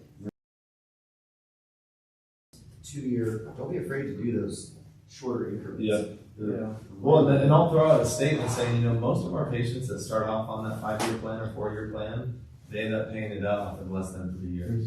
And I make that statement to encourage them to do it, saying, hey, when you get extra money, you get tax refunds, you get some, you're not traveling, dump George, let's get it over with. When it comes to finance, No most person people can. do what's most comfortable. Yeah. So the 12-month zero interest option, I want you guys to understand this, because this is also two options. 12 months of equal pay, or what's the minimum? What's the minimum due? Dexter?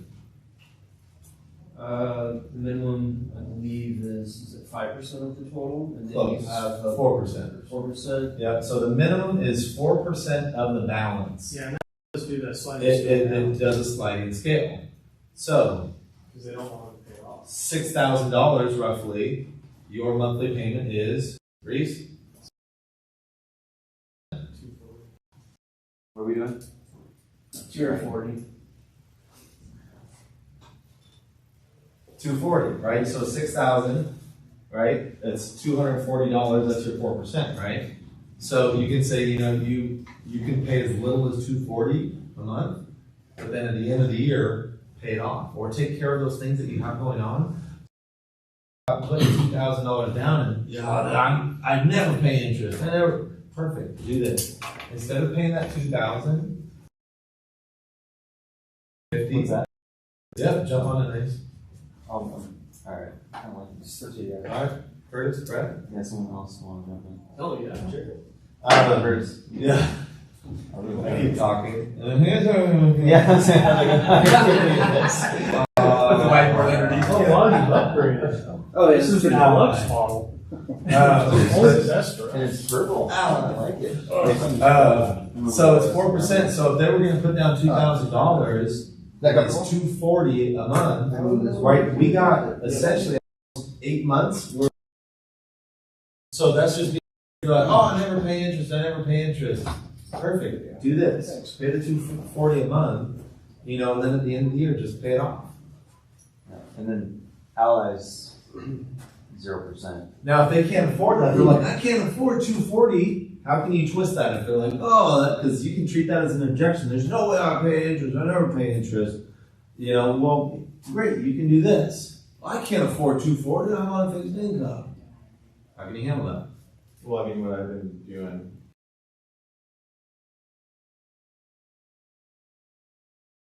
Social Security, so it's a way to keep their credit alive too, just in case anything ever happens. There you go. All right, what else? So I never pay interest. Yeah, that's a big one. Yeah. I never pay interest. Huh? Put more money down. I can't. I save up until I can pay them off.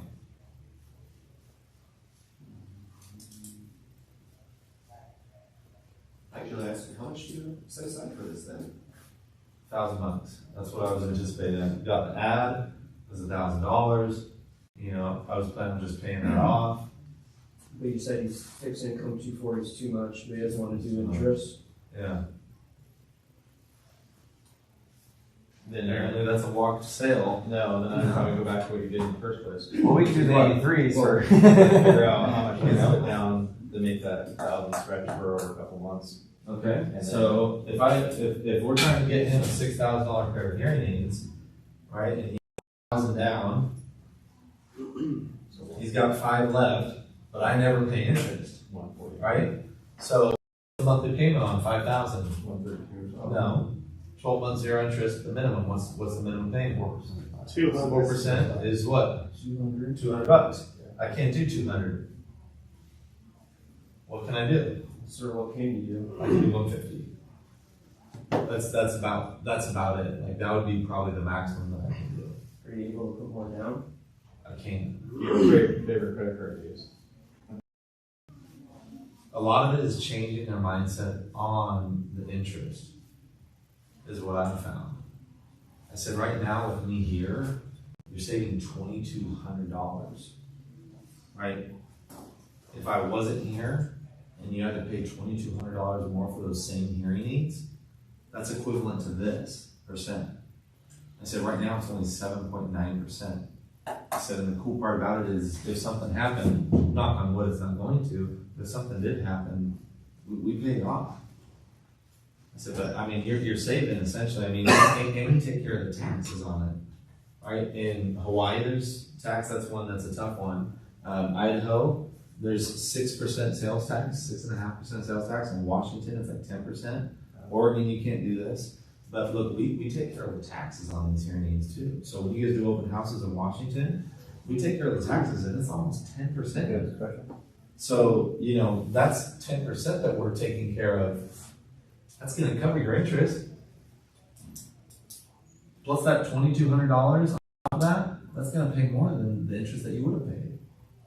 See how you can kind of change their perspective on the interest, right? You're essentially saving what? If it's $6,000, that's $600 on the 10%, which is the taxes. And then on top of that, you got an extra $2,200 off that. So you save $2,800. $2,800, you wouldn't even come close to paying that much in interest. So you're getting this interest free. Actually, we're paying you. That's negative interest. I'm just trying to change their perception on it. If they're really fighting me about the interest. You know, gosh, I totally understand. Most of my patients will start out that way, and they just realize, like, this isn't a luxury, this is a necessity.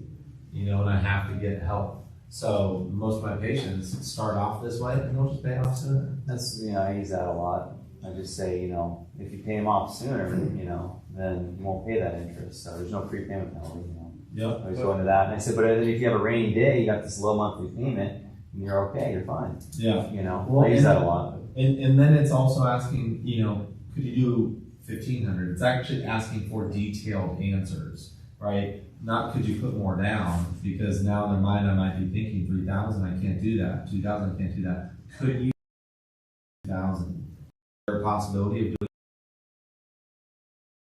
100 down?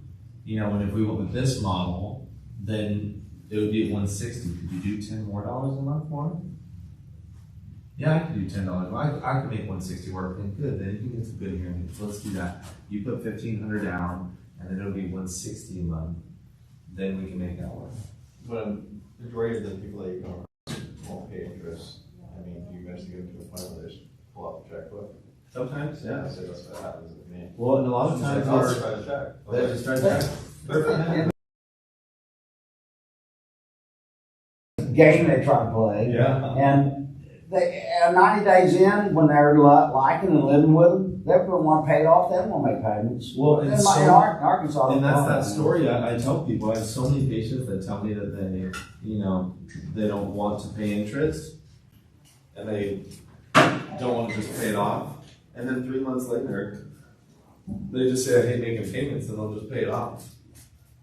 They just don't have it in their checking, but they have it in their savings account or retirement account. Is it possible to have, you could take that money out of? Or I'll send them out for financing, and then 2 weeks later, reverse it. Like, oh, yeah, we'll check. Yep. And that's where you gotta say that. I have so many patients that start out this way and then they just reverse it. Now, also being creative with the financing, doing balances, right? So there's some patients that are gonna be approved for $3,000, $3,300 with Healthy Plan. Yep. But we still want to be able to get them help, right? And so there are times where I will put some of it on Healthy Plan, some of it on the algorithm they're using. You know, they said that you're approved for this much. And kind of where they said that, hey, we need a cosigner to get approved for the full amount, or someone else that's willing to help with the financing. I would ask to say house credit. Yeah. Really simple, just straight to the point. People don't get offended by it. No. You know, Jared, and you know, excuse me. always people that, you know, you get to run into people that just have no credit, not bad credit, right? And so then, because sometimes you'll do that, and you'll run it, and then you get all offended, like, oh, I got the best credit in the world. It's not the That's a very and you kind of go, no, it's okay, it's okay. It's not that, you know. I try to explain that to them. It's not that you have bad credit. I'm not saying you have bad credit. No, it's just, Well, and this is one of the things that I will tell them is that sometimes it's not a good thing. So I'm not sure if you guys understand how credit works. Credit is based on how long they've had credit, right? How long they've had it. That's one factor. How many accounts? And then what's their limit compared to their usage, right? So they got, 30,000 credit card is the limit, the maximum that they can have, and they're at 98% of it, right? They're at, 20 using it. Terrible for the credit. Times they have pulled their credit in the past 2 years. And sometimes if I have a sneaking suspicion, you can usually tell, right? Usually you have a little bit of the sixth sense if maybe they're not going to get approved. Oh, yeah. If I've got the spouse there too, when I get information to run the financing, I don't even ask for the other ones. I don't for you guys to get some financing options. What's your social? Dave, And I have all your other info. And then That's good. let me just grab yours too while we're at it, because with both of you on there, we'll probably be more likely to get some options. And so literally, now at that point, if I get an instant decline on one, Boom, You don't have to then go I'm back in the room. like, sweet, I've got the ID of the wife or the husband. I've got everything I need to enter this in. And then sometimes couples, like one of them has great credit, they everything under one person's name. They've got the good credit. The other one's like out of it. I've done 4,000 on the wife on Healthy Plan and 3,000 on the husband. Yeah. You have no idea how this is going to shape up.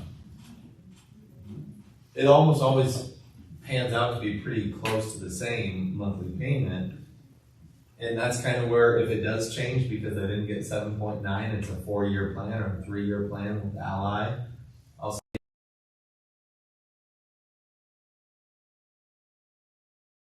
telling me that it's not that good. It's a little bit higher of an interest rate.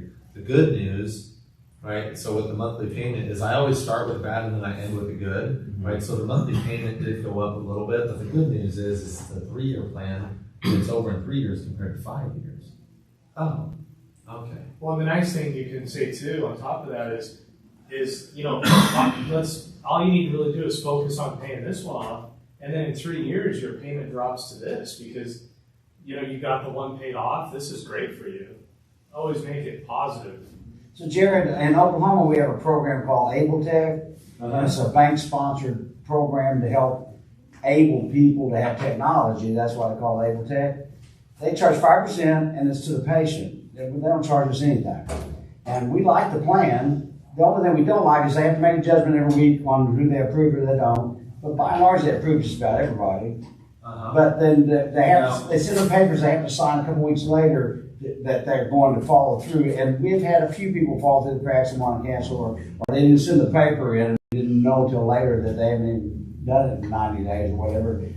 We can recover most of those, but if you don't call them, sometimes you'd be happy to not be called. But Spencer made a good point about the 3-year. I like that because I have a tendency to be on their side about it. Hey, take your time, make the longer payments, lesser amount. But then when you are ready to refit that person, you get caught with, I'm still making payments. So, I mean, I do think that's huge. But I wonder, don't y'all have something like that in your communities out here that might even be state sponsored or something? No, I did come across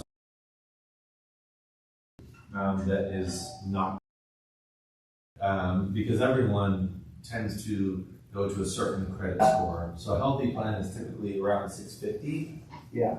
And Ally is 600. That's why a lot of times we're getting approved. But that's not always the case, right? And it depends on who they're pulling their credit from, because if it's Experian, TransUnion, and Equifax, those are the 3 credit bureaus. Some pull from one, some pull from all 3, some pull from a different version. You kind of have into that. But we're having pretty good luck with Ally, and the customer service is good, so we're using them. I did come across one. I'm interested in seeing what the fees are, so I need to do some more research about it. Kind of can't believe we're the only ones that have this program. I mean, Is it Bank First is credit based, but they're very lenient, and they're Up like, to what? I don't know what the parameters are. I just know that most people, even if they're kind of sketchy, we try not to prejudge them, and they just generally almost. I'd say we have about a 90% approval rate. Yeah. But that is one of the things that can be difficult if they're not approved for financing. This is where I'm looking for this. Most credit bureaus or most banks in financing are typically going to go down to not lower than 600. Lower than 600, it's a real risk as the financial company to take on that loan. So then again, the interest rate is going to be much higher than 5%. When you have time, if you want to, just Google Bank First. They were recently voted one of the top 10 banks in the world. Yeah. You know, they're in most of our major cities in Oklahoma, and they're a friendly family kind of banking concept. Yeah. But you know, you can at least hear about what's going on. You might challenge one of your local banks up here to match those terms, because when you say, "Hey, Mr. Jones, 5% is all you're going to have to worry about," they're like, "Wow, that's like 20 years ago. I can't believe it." Well, and then we don't have to get hit with any fees. The one tough part though is getting the ones that are not getting approved, right? If they're not getting approved, you know, that's what we're looking at, is how to expand that. But yeah, I'll definitely take a look into it. I do like this though. I would use this just to shorten time. I'm going to use this from this point going forward.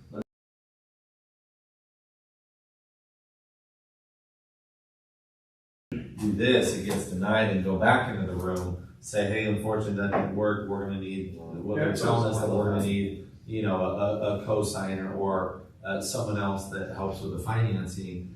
Would you mind helping out with that? So that's fantastic. Well, spouses are used to financing things together typically. Like if it's a big purchase, which it is, they're used to it. They're like, oh yeah, the car company, ask for both arguments. Right. It's the same. First off, just casually ask, can we get some as well, Yeah. so we can look at your Yeah. options rather than. And Janet, what is your date of birth? Almost assuming that they're gonna do it. Janet, what's your date of birth? Or what's, let me get a copy of your guys' driver's license. And then Janet, what's your social?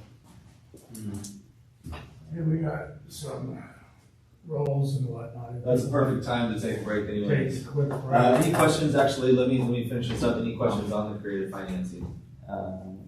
There's always a question that sometimes gets thrown up is then on this is also, then once they go think about the years and stuff, then they'll ask you the question, how long do they last? And usually I'm handling that objection. Honestly, when they ask me how long they last, I say, it's really up to you. That's And that's kind of where I tend to say, you know, I have some patients, just like a cell phone, where they're every 2 years asking, you know, what'd you come up with? What's new? And then I have other people that keep it for 10 years. You're gonna want new technology I got before one you for you. need it. That's how I like verbalizing Which one it. you want? And I'll say, if your needs are I really really want well, hey, you know, you come in for, that's why the service is so important, why we take care of them. You Well, want to come in and clean it and make sure they're taking care of them. this I'll use that a little bit too. This made me think of the financing aspect of saying, you know, most places require you to pay in full. It's a blessing that we have this financing. That's what makes And- it so.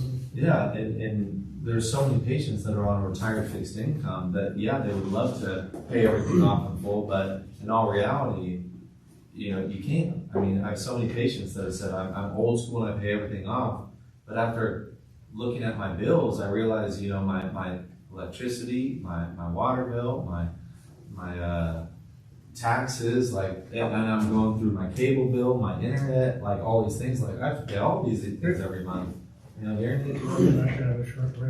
So I really, I never use that chart, the fixed income and then the costs and your hearing loss. Yeah, that was good. I That was like good. So let's take a 10-minute break.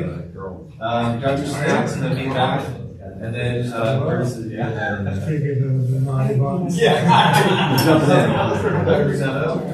you're okay with that. No, it's not intentional. It says that if there's anything, or as long as these are working and they're helping you hear better, you know, you keep them. And they're always just like, well, yeah, obviously. If you got to that point there, and you build enough rapport and you're joking with them and having fun, and you might even throw a little laugh and they're like, yeah, I mean, they're working, right? And smile, and they smile back at you and they laugh a little, and they're like, yeah, of course they are. And then you can even turn to the spouse or favorite voice and you, hasn't it great today? The worst part of my job is after we're done with this, we have to take these away from them for a week. And then they're like, damn it.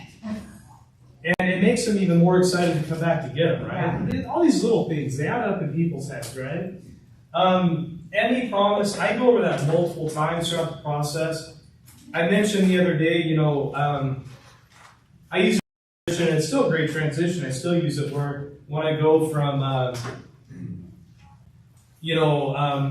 going into, gosh, I lost my train of thought. Instead of, what do you know about hearing aids to transition to demos or, you know, whatever step you're transitioning through? I use Miracle-Ear instead, and I just simply say, you guys have heard of Miracle-Ear, right? And I think I've had one or two people ever out of however many people I've talked to say, no, I really haven't. But most people say, yeah, and you're like, yeah. And, you know, the reason for that is we're kind of like Kleenex when it comes to tissue paper. You call tissue paper Kleenex, right? And you're like, oh, yeah. Yeah, people call hearing aids what they call hearing aids. They're like, yeah, that's true. And then you go into, you know, right before I pull out my price sheet, this is where I'm saying this stuff, or not my price sheet, but my consumer guide, and then I go to the price sheet. I say, hey, the nice thing about Miracle-Ear is that, you know, we want them to work for you as long as possible, as long as you want to keep them. And so the great thing is every 3 to 4 months, we're going to meet with you guys to clean and maintain and make sure they're working. It's kind of like changing the oil in your car. If you don't do it, it breaks, right? But also every year, with the severe losses you have, which I'm, again, creating urgency. Any little thing changes, we really want to reprogram these so we can pinpoint that loss and keep you hearing those tones. That makes you less likely to forget them. It's better for your brain, better for your balance, all these things I can say, right? So that's one area to bring up the Miracle-Ear Promise. I also bring that up right before they leave. after I go over the contract, after we've solidified everything, I say, man, everything's been really great today. Have I been helpful? Yeah, you've been really helpful. Well, I want to just cover really quickly again. We're going to be in touch with you after you graduate your initial setup process, where every 3 or 4 months we're going to be meeting with you. So keep that in mind. They're not long appointments, they're not like today. But at the end of the day, we're here to make sure everything's working right. Simple. It takes you 20 seconds to say them out. Hopefully the next appointment's in the lobby. Everything's went great. I'm like, man, I'm so glad I'm purposely doing this in front of the next patients. I'm so glad we can figure this out today. I know it's been going on for a long time. You're gonna,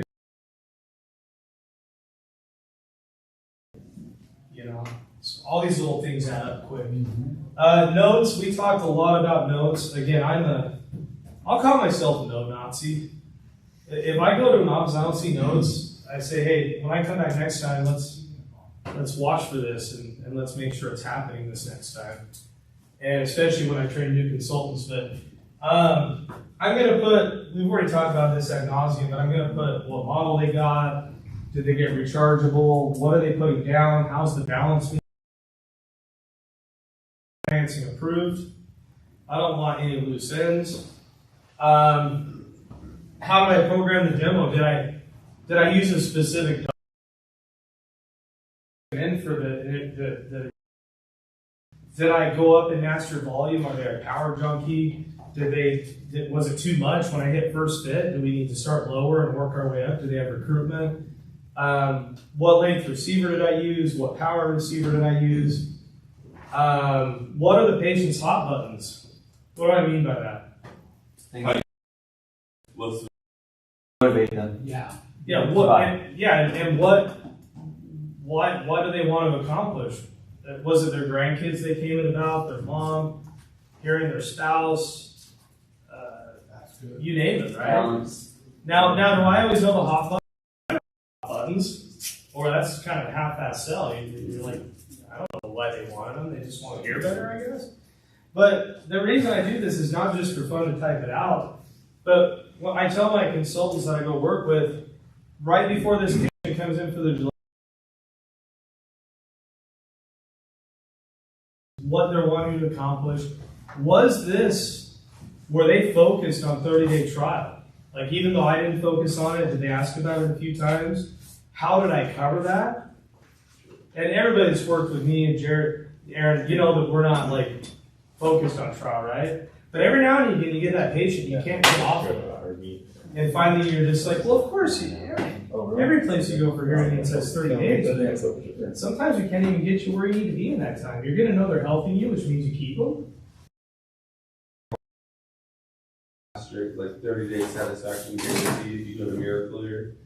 Yeah, if that's very rare, right? I mean, I don't know if I've ever had that happen per se. Like, they might have the ad. I've had it happen a few times. But And then all of a sudden, the damn packet, the packet on the side just says like 2. now, is this when they come back to return or when you're going over the contract? What do you mean? Like coming back to return potentially. Okay, so if they come back to return, you've already went over on the contract that, yeah, everybody has 30 days because if they don't work, we don't expect you to keep them. But every appointment you've come in, you told me they're better. That's why, again, it's important for notes. Yeah. Because then when they come in and they try to do that, it's really easy to explain if you've done the contract right. Now, when you did the contract, if you just say, yeah, you've got 30 days to return these if they don't work or you don't like them, oh, God. Yeah. God forbid you say that. Because now it's subjective to them, right? If they come in and say they don't like them, well, yeah, I told you you could. I guess I did say that. Mm-hmm. But if you said, hey, if these work, you keep them. Yeah. Then you can easily get out of that and say, yeah, that's it for people they don't work for. But we already talked about it. They were working great, right? Especially in Washington or Hawaii, your laws backing you. Oregon, Idaho, some of these states are a little harder, but we still have restocking fees, which we never, I don't waive those things like that. What is the Oregon? Oregon's $300 restocking, $300 or 10%, whatever the grade right. That's $250 per year. I thought Oregon was $300. Washington. You're in Oregon, yeah. Is it 250 per year maximum. 250? That's what one. Maybe I was thinking 300 in Washington. So it's 250 per year. It's a 10% or 250 per year. 25%. You can charge well, up to actually, we 25%. What is the cost now? Yeah, it's 25% I know. And it really is. And I never had, That's huge. and I never had issues with getting past that. I really don't. Yeah. Well, and you know, if they give you a fair shot, you'll get them working anyway, right? It's the people that want to give up on you. Like who was saying? Aaron says he calls it a quitter's fee. Quitter's fee. I do I that kind of like sometimes. that. I haven't really thought about using something like It's a that. good. We're gonna make humor out of it too, and I usually tell them jokingly, I know you're not gonna quit on me, so like, but there is a responsibility if you do quit on me for certain days. Well, that goes back to it goes back to what I was saying about they're working right now, right? We haven't even got these dialed in 100% yet. You're still hearing a lot better. We'll get even better at the get-go, you know, at the end. Setting expectations. How do I set expectations? When do I set expectations? Go ahead. Like when I have a really severe loss, you're not gonna be able to hear perfectly, you're gonna hear a lot better. Even just like 30% or, being realistic with them. We're going to do the best with what we have left to work with. Yeah, right? and tell them that, it's not gonna be a quick fix. 30-day period, so. it's a commitment. That's a great one-liner, though. Say that one more time. God, We're gonna. we got have to a lot work to work with. We'll be there for it. And we'll talk more in depth about that in a couple slides, but yeah, you have to I put it back onto their hearing exam. That's why I want QuickSend and WordRec and everything. Right before I'm setting expectations throughout the process, explaining what we can accomplish, and I'm tying that back into, oh my gosh, guys, I mean, we're down to 80%, even with proper hearing aids in a quiet environment, your brain has already forgot a lot of tones. Now, we can try to recover some of those. We have some exercises. You can lie to yourself. We'll talk about that later. And I'm saying this to the patient.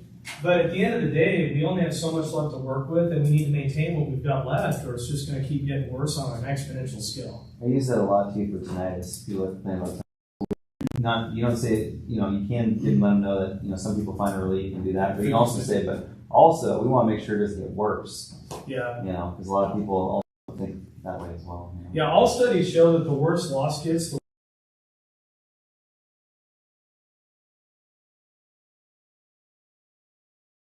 happening until it's too late, and then we're like, oh my God, this is. There's a study that they did at OHSU. And it's one of the top researching facilities in the country. But again, just at OHSU, one of the top researching facilities in the country on tinnitus found that close to 80% of people, just by having the proper fit hearing aids, they show a great are sensing. Yeah. So just a couple of those tidbits. Then do not do the tinnitus therapy, especially within the first 30 days. It is opening such a can of worms that you don't want to go down. If you want to add that later, you can. But again, I dropped that study when they're like, I heard that your hearing aids have a tinnitus feature in it. The most study at OHSU, which is one of the top researchers, whatever, 80% of people did you notice that ringing went down? And as we even better than we are today, that ringing will drop even further. Yeah, and then I kind of put it off. Study? Still not there. Then Is that something you made? Have you made a?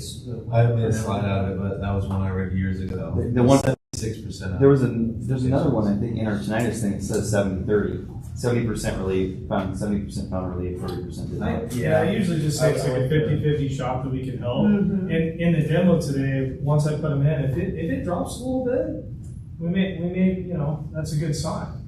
But it can take 3-6 months for tinnitus to even start quailing a little bit. But I always tell people, I can't promise you any relief on that, but I can at least tell you, just like Reese said, I can at least try to keep it from getting worse because we're stimulating those nerves that are creating that tinnitus. Because it's tinnitus is, how do you explain tinnitus to people? It's really a psychological aspect, right? Yep. The brain searching for sounds it can't hear anymore. And so if we introduce those sounds back in, a lot of the times we can have success.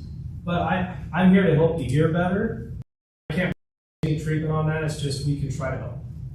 I'll tell them that tinnitus is the brain's way of activating nerves that aren't being otherwise activated. They're dying. And the brain doesn't like atrophy, so it activates them. But through the hearing aids, we'll activate them naturally, and hopefully that self-stimulation will subside. I watched a TED talk once on the guy explaining tinnitus, and he was basically explaining that the stereocilia, they have tethers attached to each one, right? And those tethers break. When it does that, that nerve's kind of wiggling, working free, right? Places for That's the hit. Yeah, because your nerves are like this now. It's basically what the guy said. So your brain's sending out this search party looking for the missing hearing, and when you reintroduce the sound your brain's missing, it calls the dogs off. ooh, I like that. What I'm saying, how does that again, Nate? That really big? What's that? That really big? No, that was the doctor that we had. Say it one more time. Tinnitus is your brain's search party looking for the missing hearing. When you get those sounds back with hearing aids, the tinnitus doesn't play. That's a great way to That's say a it. good one. The biggest thing I'd say about tinnitus is just don't overpromise anything on it. That'll lead to Yeah, exactly. cancel return pretty quick, or mostly return. Or just an ongoing upset patient. Yeah, I believe 90% of tinnitus cases are also associated with hearing loss. yeah, it is, yeah. You know, and that's something that I just always say that overwhelming majority. Yeah. People are A quicksand. Like one of the biggest mistakes I see with newer consultants is, they run quicksand, it's great, but then they try to upsell people to an ME5 saying you're going to do great in background noise. If I'm counseling a patient for the consultant to take over after I leave, if they have a horrible quicksand and they buy ME5s, what am I going to tell the patient? Still not gonna do great noise. Background noise is very hard for you because you're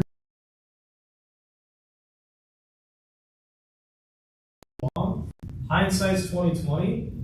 We should have done this years ago, and we wouldn't be in the situation we are. But at least with this tool we've got, we can do the best we possibly can. But if someone has a horrible quicksand, and you or the consultant at some point as a closer, if you tell them buy these ones, they're going to be the best at knocking out background noise, you're setting up that consultant for a nightmare. Because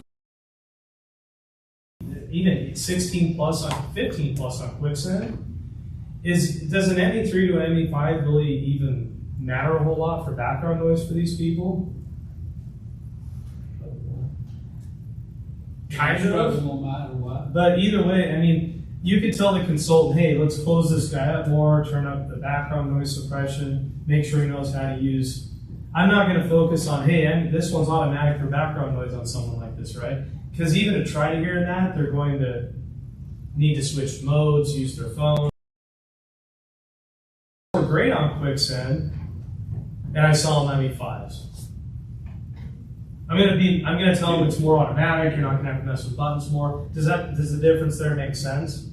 Don't set up your consultant for failure and promise them you can do something you can't. Is anybody using that new feature in Harmony where you can click what's important in the person's life and it kind of highlights what solution would be the best for them? Yeah, it gives you the percentages where you. Tell me what you're into. You put a bunch of stuff and it's 96% match for an ME4. Lots too, yeah. Well, I haven't used it a lot personally, but it's a good tool, I think. Delivery appointment set. I usually set the delivery appointment myself. If I have a really good PCC and I've worked with them a lot, they already know my system, like Keisha, for instance. I'll go out, I'll take the patient out, they come in front of the next patient, do all that stuff I was talking about. I hand the paperwork to Keisha. I've already done the down payment in my office. That's all done. I've done all the paperwork, or Dex, or whoever has. And if I've got a great PCC, I go up there and they already know what I want. And will you do me a favor and schedule them in for next week, the earliest? And then they take the paperwork for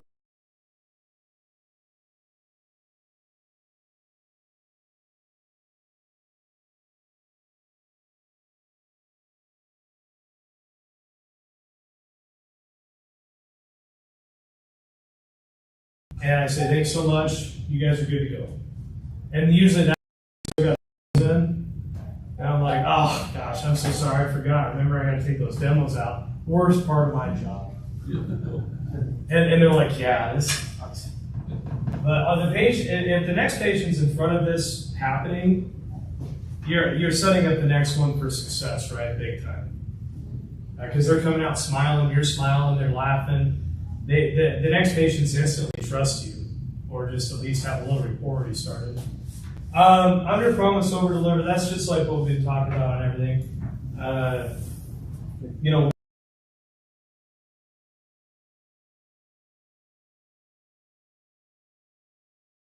This is what we're going to hope for, but you know, depending on how your brain works, it could be worse than this. I'm always underplaying everything, so when it goes better, great, right? Down payment financing, we've talked about that a ton. The bigger the down payment you have, the less chance of what? Yes. How do you ask for a down payment? Just ask them. So most people put half down, Pour it all and be done with it. 1,000. I simply, every now and again I'll catch myself saying half or this or that. I just simply ask, well, we always do a down payment, what do you want to put down? Because maybe they want to put 4,000 or 5,000 down. If you say half down, which I don't think there's anything wrong with that, but then they're like 2,500. I feel like a price point for me, for cancels and stuff like that, is always been $1,000. Or if you want at least 1,000, but you could say 500 a year then or something, I feel like 500. I have pretty good success. Always encouraged, really likes to see a down payment. So if you don't mind, I won't get in trouble, but if you could do a down payment, that would look great for me. And then I'm like, oh yeah, no big deal. Well, something I've done too that it works great. I've been trying this for about 4 months now. I'll ask them what they want to put down, and sometimes they just say 250, 500. I've even said it that they just go to that for whatever reason. I'll say, yeah, that'd probably work. And then I get their card from them, and I say, so I'm going to do 500 a year, right? And they meant 500 total. But when I do that, they're like, yeah, that'll work. Yeah. And now I've got 1,000 down when at first they're just thinking 500. Does that make sense? It's worked great. I've even done it on one that said 1,000 down. Like that was the highest one I've done this on. And then I'm like, so you 1,000 a year, right? And I know damn well they meant 1,000 total. But I got $2,000 now. Make sense? Yeah, it's simple. I often just ask how much do you want to put down, and then they'll tell me, and then I'll say, typically 500, 10%. Pick the number, and you choose.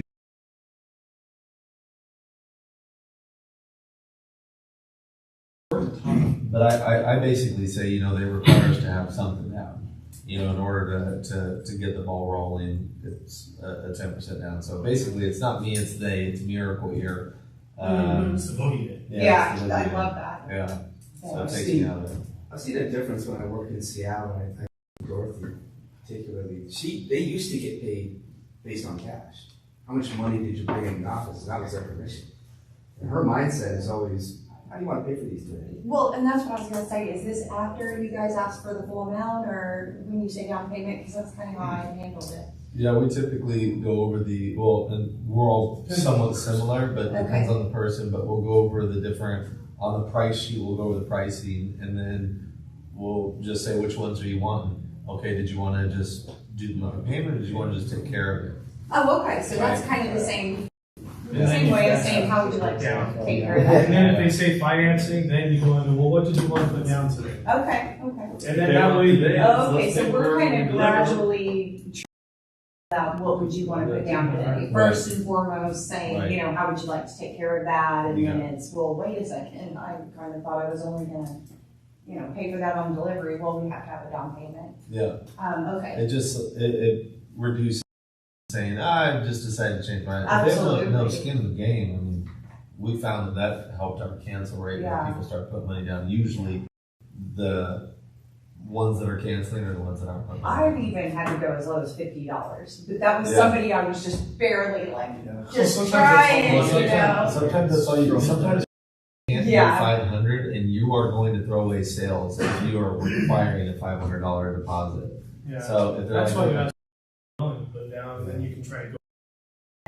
yeah. If somebody says 50, most likely they have very little money in the bank. I mean, Yes, Yeah. obviously. And there are Or times they're where making I cancel will. these things. There's times where I will just essentially Use put the it. processing through right into there, and just have them sign everything in the payment, and I'll send them home with my demos, and you're coming back next week.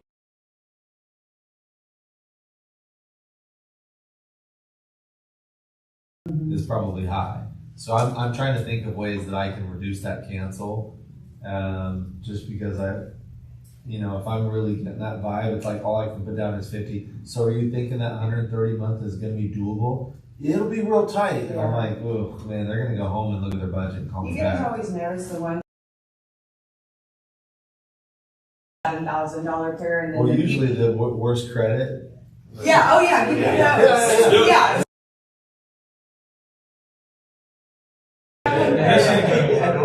no pre-approval. Yeah. There's a reason why it was so smooth and so easy. Yeah, yeah, can I go ahead and take those home today? Yeah. But yeah, those are all good. I'll figure it out if they need payments early on. Like I was telling you guys how I transitioned to talk about the consumer guide pricing. You guys heard of Miracle Air that I was telling you about that. Somewhere in that process, I'll even talk about, part of the reason that we're rated so well and is because we help the most amount of people. Jared mentioned this earlier, he said that too. And the nice thing about that is we can make them affordable for really even any budget. And at that point, I pause for a second, and usually they'll say what? If they want financing, they'll say something like, that's great. That might really work well for me. Or sometimes you have to just say, nah, I just pay cash for stuff. And then when you get to that point, you've already got a great idea of how they are going to pay. So that kind of sets you up for success. We're going to talk about this here in a minute, but hearing aids ordered, before the end of every day, I make sure every hearing aid's ordered. I usually have the consultant order them, and I put the color and everything in the notes. But at the end of the day, if I haven't worked with them or I don't know their system, I go and I look at their MIMSI, and I make sure every order for that day is ordered. Right? Now you can order them yourself if you feel more comfortable. Have the consultant do throughout the day or just at the end of the day. We don't leave until everything's ordered from that day. And everybody I've worked with in this room, they just order them anyway. Unless you're, I do check Riley's work sometimes.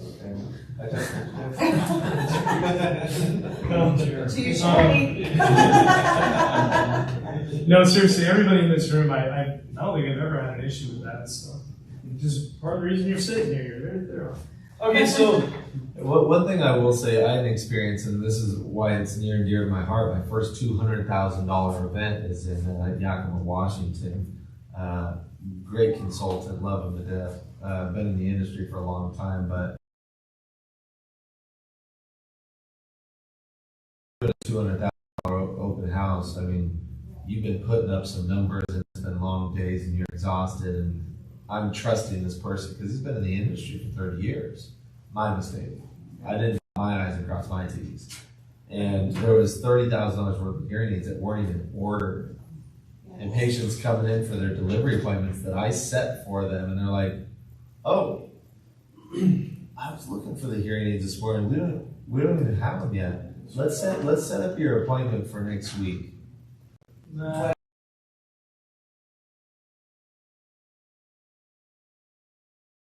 Older consultants, and if you ask for a login, you can get a login to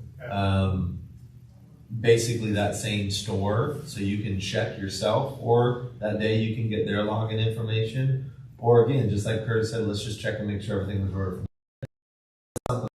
Nowadays,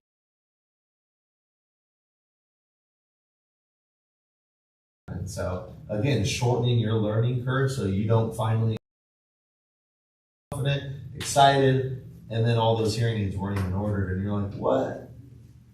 Yeah, you should have been checking up on that. Well, every now and again you throw a curveball too. Like I was working with Dexter and BP, I don't know, a year ago, and we ordered everything, or at least Dex did.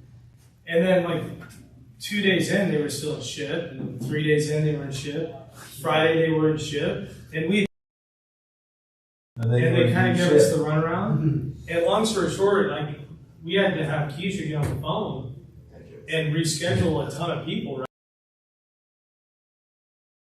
Some excuse for Lindsay, like a snowstorm or COVID. But the thing is, don't just order them and be like, oh, all done. Throughout the week, make sure those things are shipping. Whether you do it, the PCC, you as a closer do it. What if those people showed up? Like what happened in Yakima? Now, if you call them like the Friday before the next week, and you're really nice about it, shit happens, right? People know that. And you're like, hey, there was a snowstorm back east.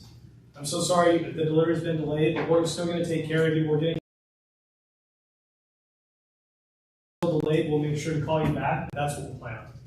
It's simple, More like communication get ahead better. of it, right? Yeah. But if you just like hope to God, they're like, well, they're going to get there Wednesday, and you're like, oh, okay, we'll do it Wednesday. But then they still show up and they're still not there. You're done. I mean, that's a big issue. One other thing I was going to mention before I forget, like Steven and Reese, since you're going to be coming aboard really soon, get an Ally login, a master one from Mike or Carolyn. That means you can access any location. You go to the store, you don't have to have their password. You've got your own, right? I use it. I only use my own login all the time. It even says you're the one that ran it. You know what's going on. So let's just talk about some basic. What did they say for lunch? What time were we talking? Probably here like 10:15. Okay, well, we might have to come back to this after lunch. Go ahead. These are just some basics I keep in mind, kind of like those 4 principles I gave you guys on Wednesday or whatever. Kind of some pillars I try to use to keep returns and cash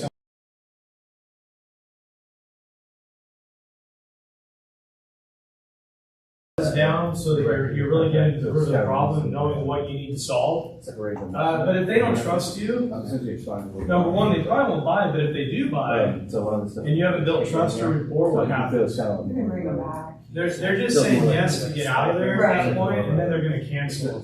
Or Have their son or daughter drop them off, not even come in. or not even come in for the hearings together. So you really need to get, and we've talked a ton about building rapport, all of this stuff is okay.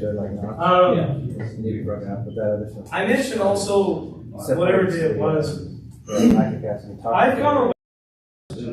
concentrate about 50% on the issues that are to hear better, but also 50% of it to me is tying it to their health, and their brain, and dementia, and balance.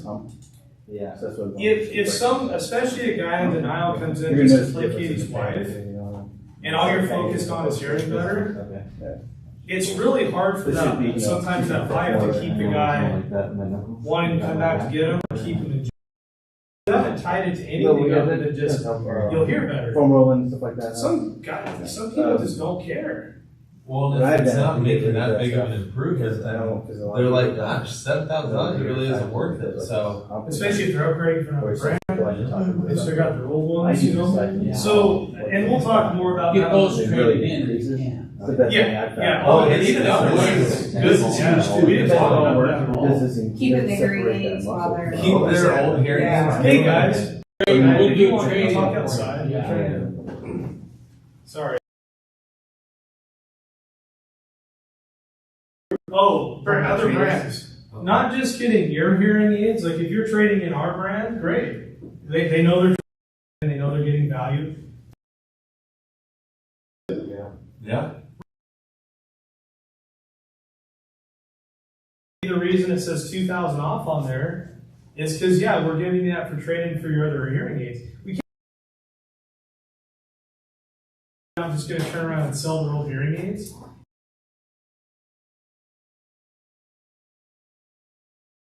And help you with pricing. So I usually talk about how we donate them. Yeah, or You we can send them to send it to the home Jude's, the office home and- office. Yeah, I'll give them to say, somebody we can't take take those it. hearing aids and we donate it to our foundation, and they give them to kids who can't afford to get hearing aids or individuals that can't afford to get. Yeah, they Or like even the lines.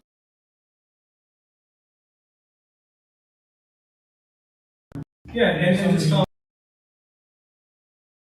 goes in for you. Yeah. You know, and then they're not wearing yours for an hour and then what? What do? They're like, oh, yeah, these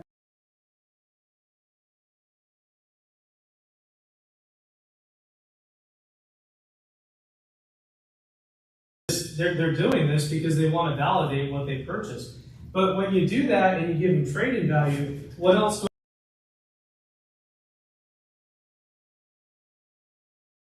When it's a trade and trade up from another brand, I'll put it in quotations. Trade it, you know, quotation, trade and trade up, quotation. You know, whatever I told the patient. Or if it's just a standard trade and trade up, I'll just put TITU here or whatever. But yeah, I'm glad you mentioned that. That's a great thing to bring up. We haven't talked about that at all this week. I want to do everything I can to get those old hearing aids away from them. And sometimes it's just more of what they're used to, right? They might be hearing a lot better, but they don't like change. They don't really get the less they like the change, so they're hearing all these different sounds, and it's just shocking to them that they're not wanting that.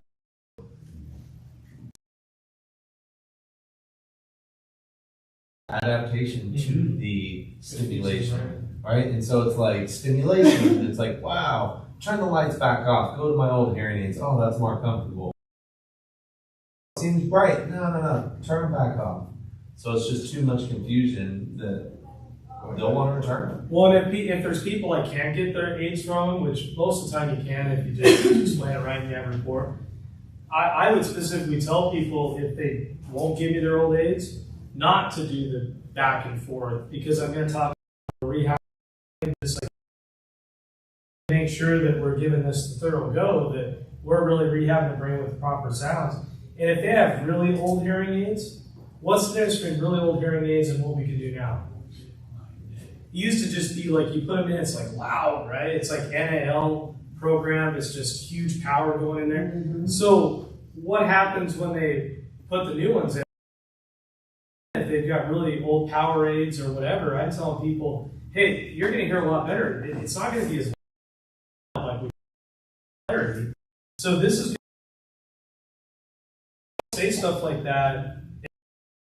They're so accustomed to the volume that they're going to be like, these things suck. So you need to counsel them for that, right? Big one. Yeah, and every time they come in, you know these people, they're going to be like, it's not loud enough. If you counsel them at the HAE right way, they're going to know that they don't need that volume. So if they come in every time asking for more power, you've done your job wrong explaining the differences in technology. So you need to take a step back on one of the adjustment follow-ups and go over that if you're a consultant. Yeah,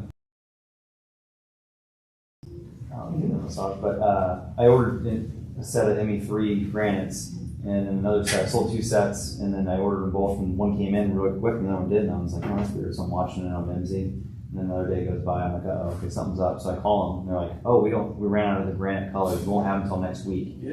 So like, yeah, so sometimes it's just jumping on it and being like, okay, then let's put it in order for, she'll be fine. Light gray. Red and light gray. Yeah, So and you close. can do a color change kit down the road too. Yeah, Yep. unless it's a rechargeable. Right. Yeah. But most You people, can't- all you can get is That's what. don't even talk about it. Just be like, here's your hearing aids. Yep, most of the time that's just in that light gray and granite. And Yeah, they're not They even don't gonna even- a lot of them don't even remember. I ordered color. It's gold. Yeah. And you get gray. Who are you? Why am I here? Yeah. The other thing I like to do though is I do like changing their colors on them if I can, and it works. Because I agree. then they look at their old beige hearing aids, right? And then they got It's these new different. silver Yeah. gray ones that match their hair and stuff, right? Curl. Yeah. You feel better, even if it's not even. Make a big deal on the colors. Yeah, Rose change gold. the color. Because I'm always jabbing, like Aaron last couple weeks ago, I was just jabbing, like, get some light grays, get some granites, like, it's Yeah. got the old beige ones. You want to differentiate your old hearing aids as much as possible. Yeah, you want them to be something new, right? And I even say things like, yeah, those beige ones, those are old school. We're going to do something that matches your hair because we have that option now. Yep. Just get them all excited about all Yeah. this stuff, right? So we'll go into this a little bit more in the next slides. Consultant must be established an extension of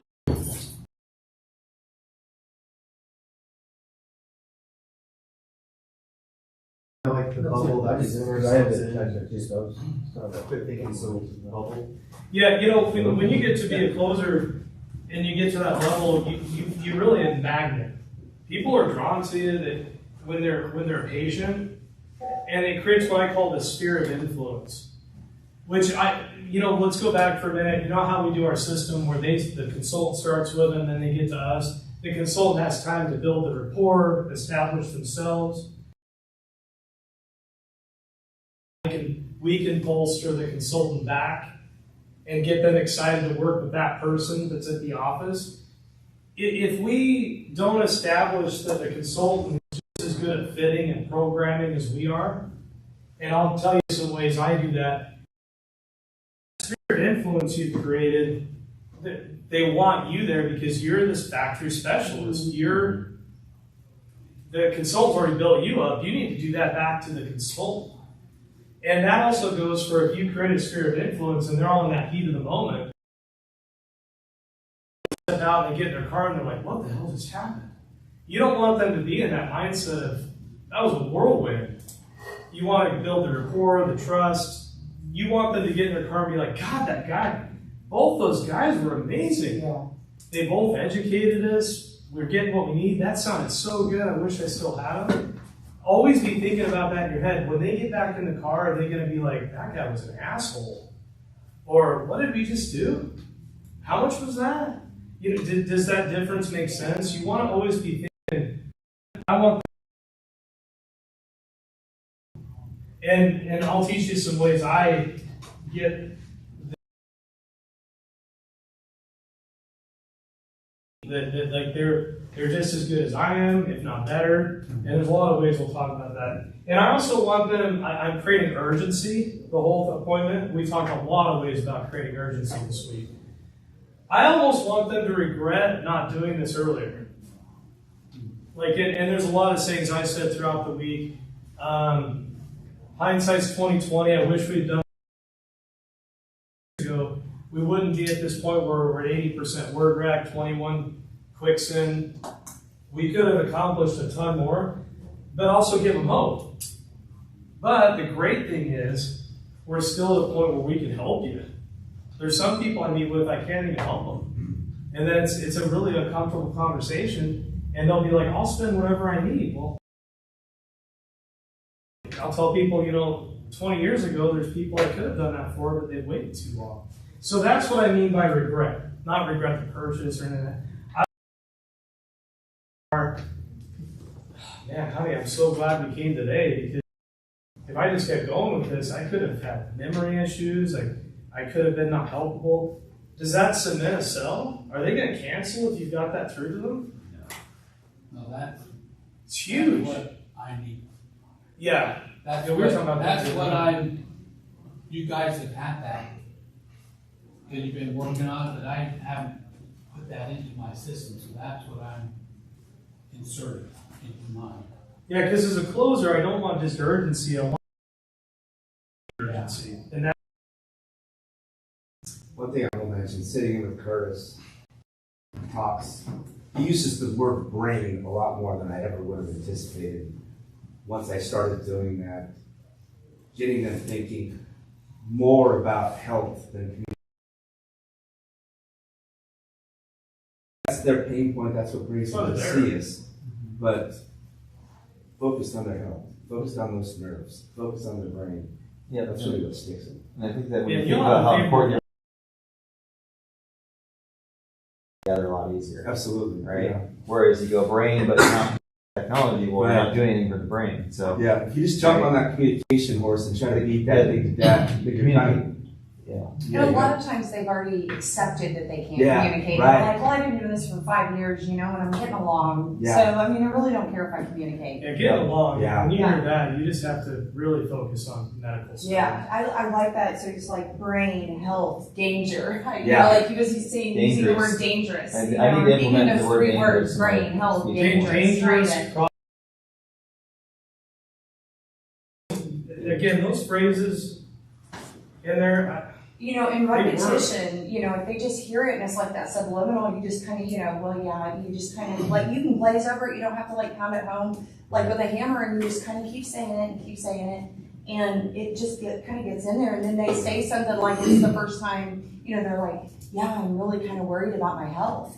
You know, like, you didn't even say it to them, but you've just kind of kept, you know, just slowly going through, like that price conditioning, you know, you're putting it in there.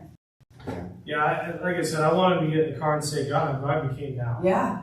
You know, mom had dementia. I'm already having memory. You know, and I always purposely tell people, I'm not saying you're going to get dementia, but this doesn't help. Yeah. I Right? don't want you to be able to hide And who your knows, mistakes. maybe you'll still get it. It's just, this is not going to hinder anything. Right? I'd like to ask, do you have any, like, do you know anyone with hearing loss? Do you have a family history? Like, yeah, I think my dad had hearing loss. Did he ever get hearing aids? No, he never got hearing aids. Well, thank you.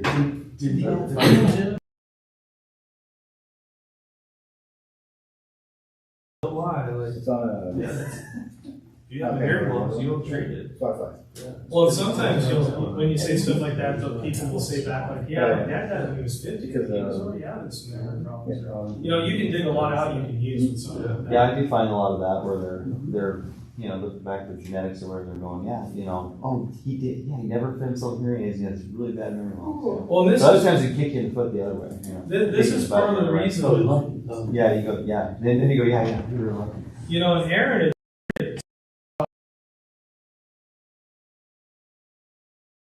and then I think it was either with Dexter or someone, or maybe Reese, I don't remember, but I was like, I started having people talk about a medical study and a price condition, right? We talked about those very important things, because by the time they get to me, they've been festering in their head about the Dexter mentioned we could have dementia, like this could cause dementia or hinder and cause those types of problems. And they already know pricing. There's reasons that we've adapted it this way, right? Mm-hmm. And so, and then expectations, so we just talked about that a ton, right? I'm going to use word rec, I'm going to use quicksand, I'm going to say, you know, like the saying, Jared was saying, like, we're going to do the best we have left to work with. Really powerful saying. Because you know, I also tie that to, you know, the hearing aid's the right tool, but we only have so much left to work with that the hearing aid can only do so much. It's your brain that's causing the problem. And then what happens when they come back for adjustment period follow-ups with that consultant and they're hearing better, but they're like, yeah, I still want more. Are they going to blame the hearing aid? Or are they always going to tie it back to the brain if you explain this right? And then every time they're saying, yeah, I'm hearing great, even if they're not hearing 100%, which people expect with hearing aids, not if you condition it this way, they're gonna, in their head, they're like, yeah, I wish I could hear better, but it was my fault because I waited so long. Hindsight was 20/20, right? And knowing these things, the consultant can build on that. Yeah. Makes sense? Well, and another thing too is just that process that we're going to be there every step of the way. Yeah. And then it takes time for their brain to adjust. And saying something that I got from, you know, you've heard the studies saying it takes anywhere from 2 weeks, you know, up to 2 months for your brain to, you know. Take care. Good meeting you. Yeah. Just for lunch. Oh, I guess just for lunch, okay. We're just going over my house for lunch. Okay. Oh, awesome. Well, then you're not. That's not an invite.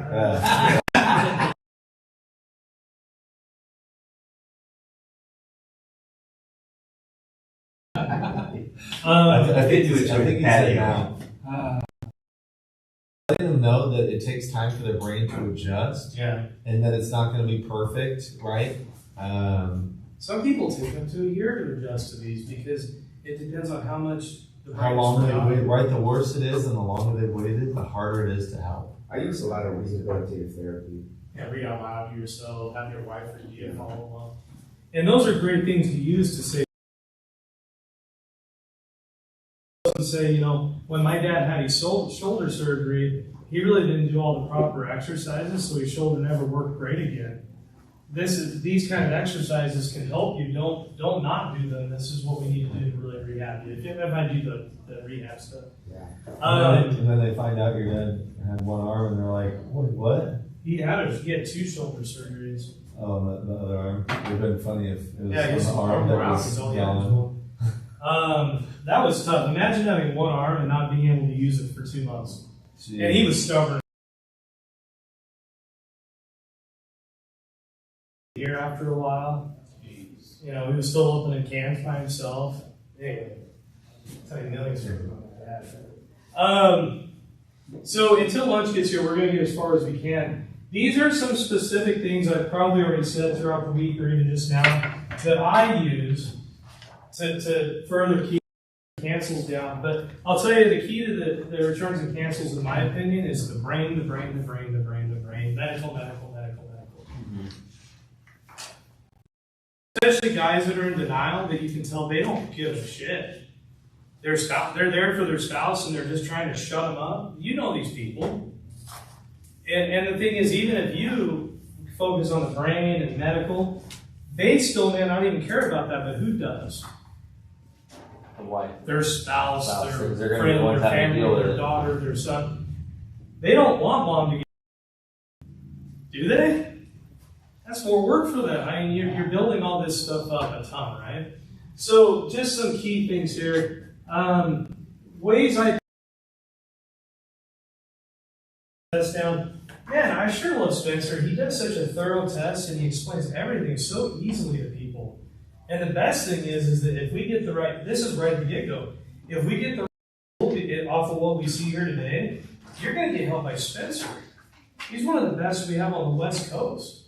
Like, he's very humble, but I'll tell you, you're in the right hands. And everybody's always like, I really like that guy. I've never had a test like that. He explained medical stuff to me. You know, they're going to say all this stuff. They're going to just break into there and quit and break the what? The sphere. The sphere of influence. You need to break that sphere. That's a real estate term. Destroy the sphere. I know I'm a nerd when I talk this stuff. Take a hammer to that damn thing.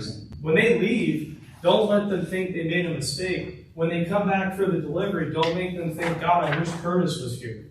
Yeah. I'm so glad Spencer's here. I'll say things like, you know, I know a ton about programming.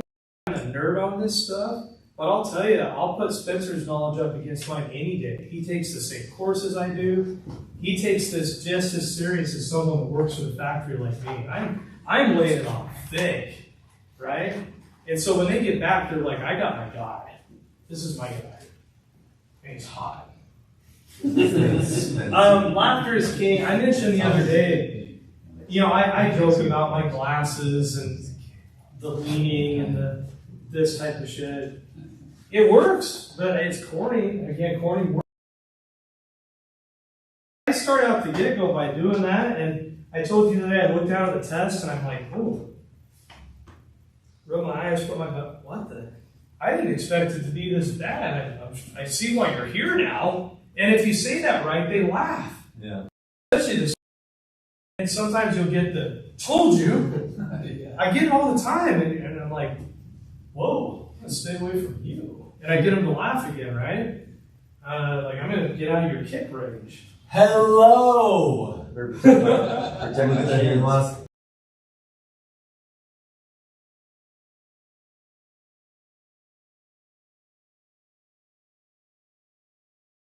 Talk with them. Using we language? Yeah, I was gonna say. So you're not talking We about language. So we need to do this, or we using we language. Us. We're a team. We're do this together, then we can get these results, you know. I mean, this is extreme, but talking at them would be an example of why the hell have you waited so long? I mean, that's an extreme example.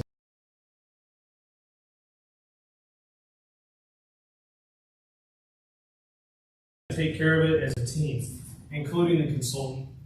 Yeah. When telling, like you're recollecting the story, don't be a robot. We talk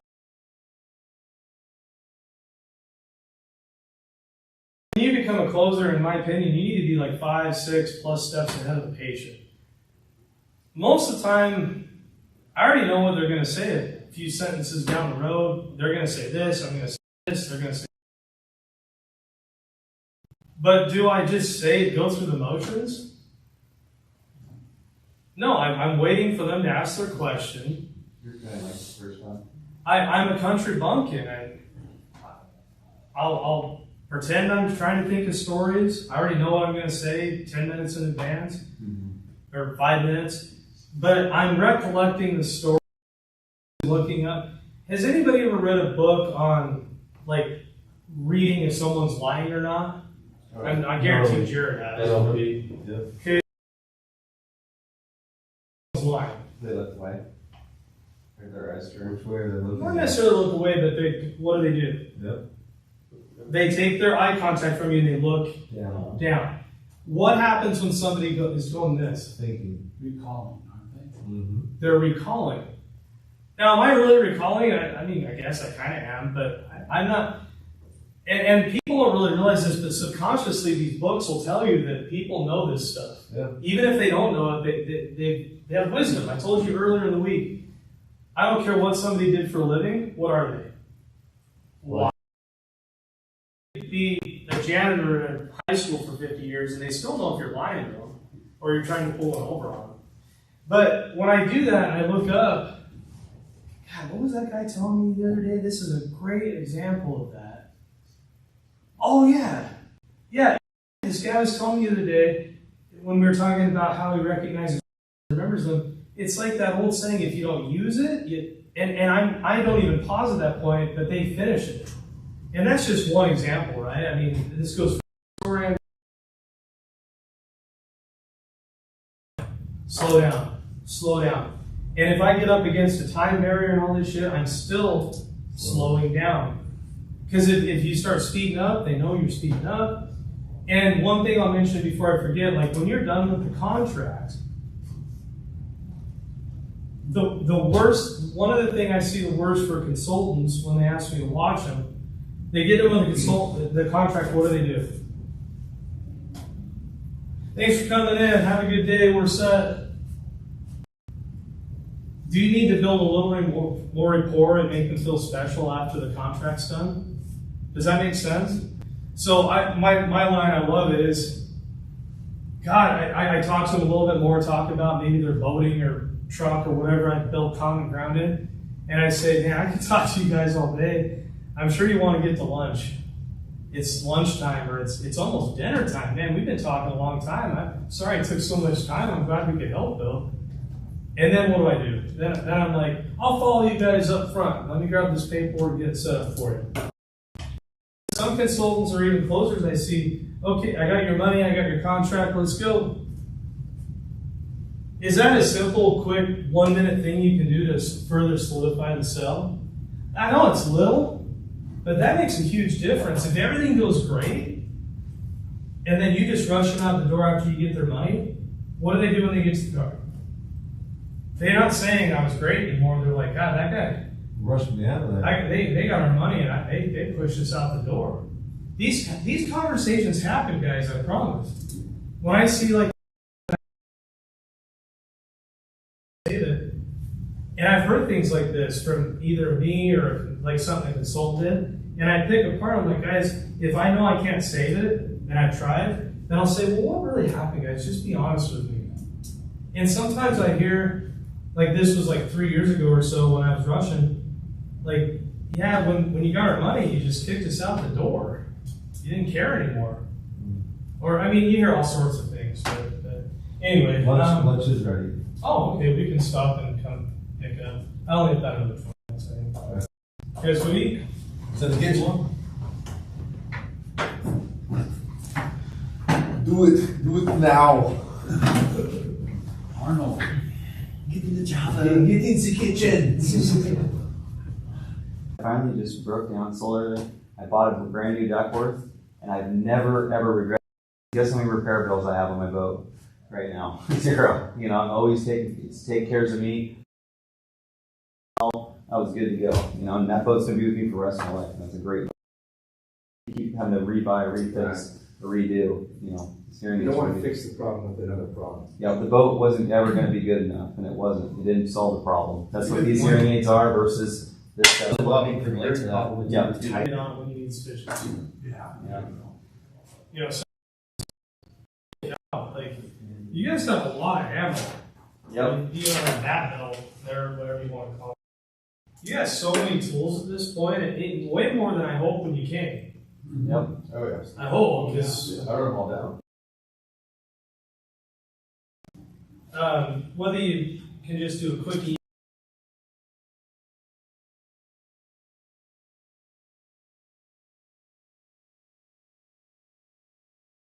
this part needed, whatever you want to say, it's fine. Another thing I always think about being like coachable and listening and learning and stuff is the way I look at it is first you, Aaron, all you guys have ran into that brick wall and went, ow, that hurt, you know, and then you go around and figure your way around it, right? Where I can take you running that brick wall, I don't have to run into the brick wall, I can. That's what I think. Oh, You're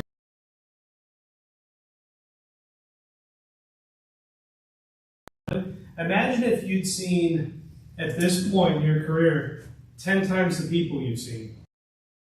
A lot more brick walls. Mhm. Would you have found ways around a lot more objections? Of course, we were talking about open houses, but with every patient, every time, looking for more and more, because they uncover things that they may not have decided to provide that day. But we learned something off the one. That's like learn motivation. Oh, yeah. So I was just talking to Melissa, she brought up a pretty cool tool that children have access to as far as searching insurance accounts. Yeah, I'd still think it's just doing solve. She said if you get the prefix right, it's like 100% lucky guaranteed. Yep. I mean, it's more chance of being accurate, but I still call it verified. And then when they get. I mean, Well, yeah, you want to verify coverage there, but if it's like, man, do you take this? It's like, oh man. Like, Oh, yeah. Well, this we'll COVID cover test. insurance Yeah, a take little a bit COVID at test the end of the 7 day, hours like before what to and all. look Every for. time I go to Hawaii. Yeah. All of ours are shut insurance, down, man, it's a like in nightmare, no all of matter- our I mean, you all walls. know that by this point. But, yeah, and you know, it's kind of like what I was talking about earlier. We're not sending those for fun, we're sending them because we found they work. And it was eye-opening to me, like I said, one of the things, I was just like, thank you. And it opened my eyes that, like, even though I send these, I guess some people are like, yeah, perfect.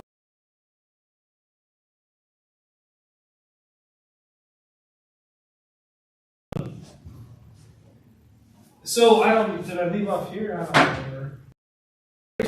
This stuff though, like, this isn't like rehabilitating a broken arm. We are dealing with your brain, and everyone's is different. Luckily, we have dealt with every type. We know how to treat this loss. It's a common loss. I use my dad's example of his shoulder there. You know, if you don't have to consult again, right? Yeah. Any questions? Okay, good. More things. We already talked a ton about that. This is another way to bolster the consultant. Hearing aids only a tool. You must also know to help you with this loss. We're so lucky this office has Blake that specializes in this type of loss. And pretty common sense, pretty basic stuff. This is where I'll use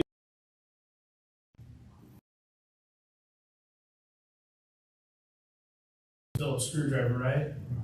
But also, if you give a carpenter the hammer, he's going to be able to build a house better than I can build it if you give me the same hammer. Again, this is I'm getting to fix the problem, right? Basic stuff, but it works very well. Make the consultant an extension view. Ways I do that, especially if I train that consultant, like if they went through my 2-week training, I say, hey, you know, back years ago when so-and-so took my training course to start off in their career, you know, they were the most astute, one of the best students I had. The thing I like about that is Fitz is always willing to learn and expand on his knowledge in the industry. So whenever something new comes out, he's going to know whether that'll benefit you, and he'll know how to program this hearing aid the best he possibly can even a year from now if we get new updates. That leaves it open to, yeah, you might need an upgrade down in the future, Yeah. bolsters the consultant again, or if they've been doing it 30 years, I didn't train them, like Sam with Steve Howell, or Matt Yakima, or Leona, or You ever seen like Miracle or trained at all, or trained by the factory, or I mean, other trains? That sounds. How does that sound to you? I use that obviously.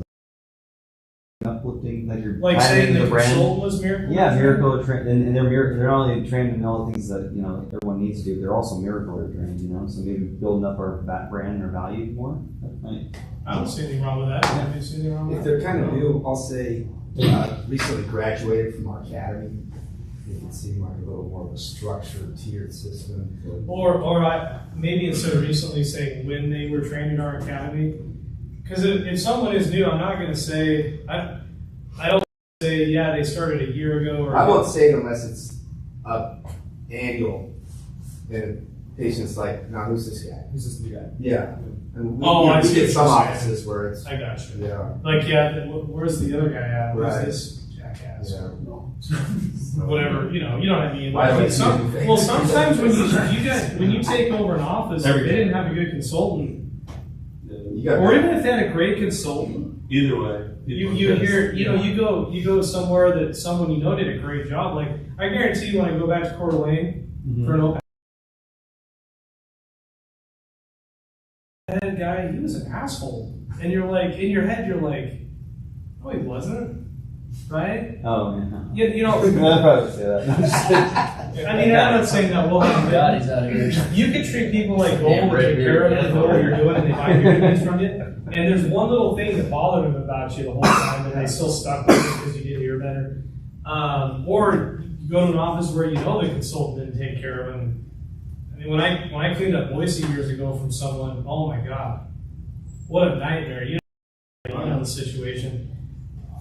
I didn't think I'd make it a month. I was getting yelled at every day. I mean, it can be a nightmare, but hopefully you don't have that situation. But if I go into an office and someone's way more experienced than me, like Steve or Leona, Chuck Lambert, people been doing this 30 years. Here I am, he's introducing me as a factory specialist, that I'm the shit, or I'm great at doing this, I know what I'm doing. I'm going to say simple things like when I was in Spokane, Northtown with Jeff a few weeks back,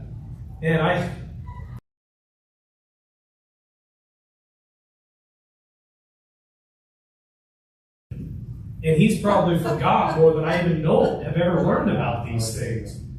And then I'll follow up and make him laugh. I mean, I'm older than I look, but geez, he really knows his stuff, right? I'm bolstering that experienced consultant too, even, but don't forget to do this with brand new consultants too, because that's even more important. Steve or Jeff or Leona or someone, they're going to know how to do all that on their own for the most part, but I'm still bolstering them as well. Yeah, right? that's probably more. I've learned, I'll tell people, I've learned just as much as Leona as I can ever teach her. She's wise. She's full of wisdom. That's what I mean by, make the consultant extension. I can't say it enough, crush that spirit. Make that consultant an extension of you that they know they're going to take care of when you're not at the office. Make sure you mention somewhere in there that you're not going to be there for the delivery. It causes there. And maybe it's a weaker consultant. You got to do the weaker the consultant. Really can't latch on. Oh yeah. So one of the things when I was doing open houses, I would say is now, when you come back in next week, you're going to get your hearing aids. Curtis will be here. He'll be doing all that, right? So what we want you to do is he's going to go over. He's going to explain everything to you, and then when you leave, what we want you to do is we want you to keep track of all the things you like, and come back the next week. He'll help you with those. Or I used to just say the pluses and the minuses. And then they would know that he's gonna take care of it. I like that. Yeah, you keep So going back to the He'll be pathway coming back, after the he'll be coming back to take care of you, and then slowly they'll take all those minuses and we'll have them all into pluses when we hear them pitch out. That sounds like team language.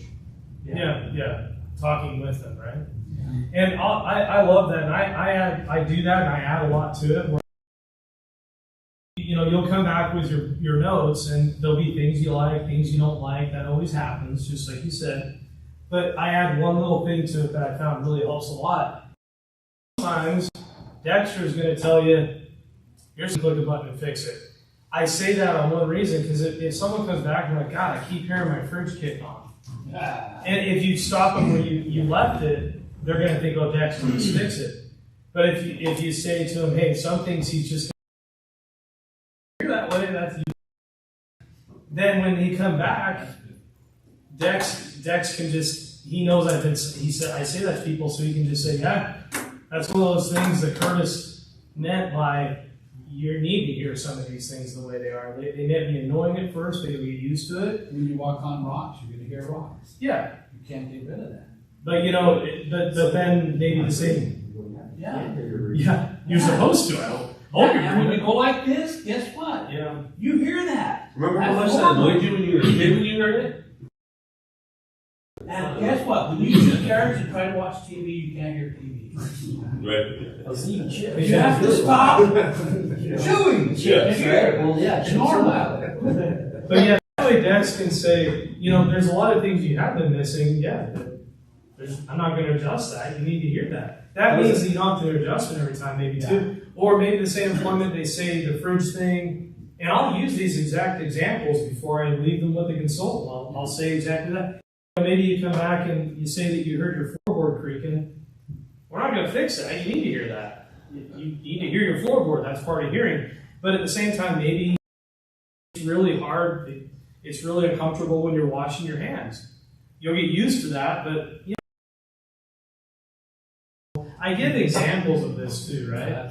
And then now Dex's job, and again, we've also tied this back to the brain being the issue all the time at the same time, right? At least I hope if you haven't been doing that, as a closer, it's very important. I got a question. What about telling them that you're going to meet with them week to week to week, 4 visits or whatever?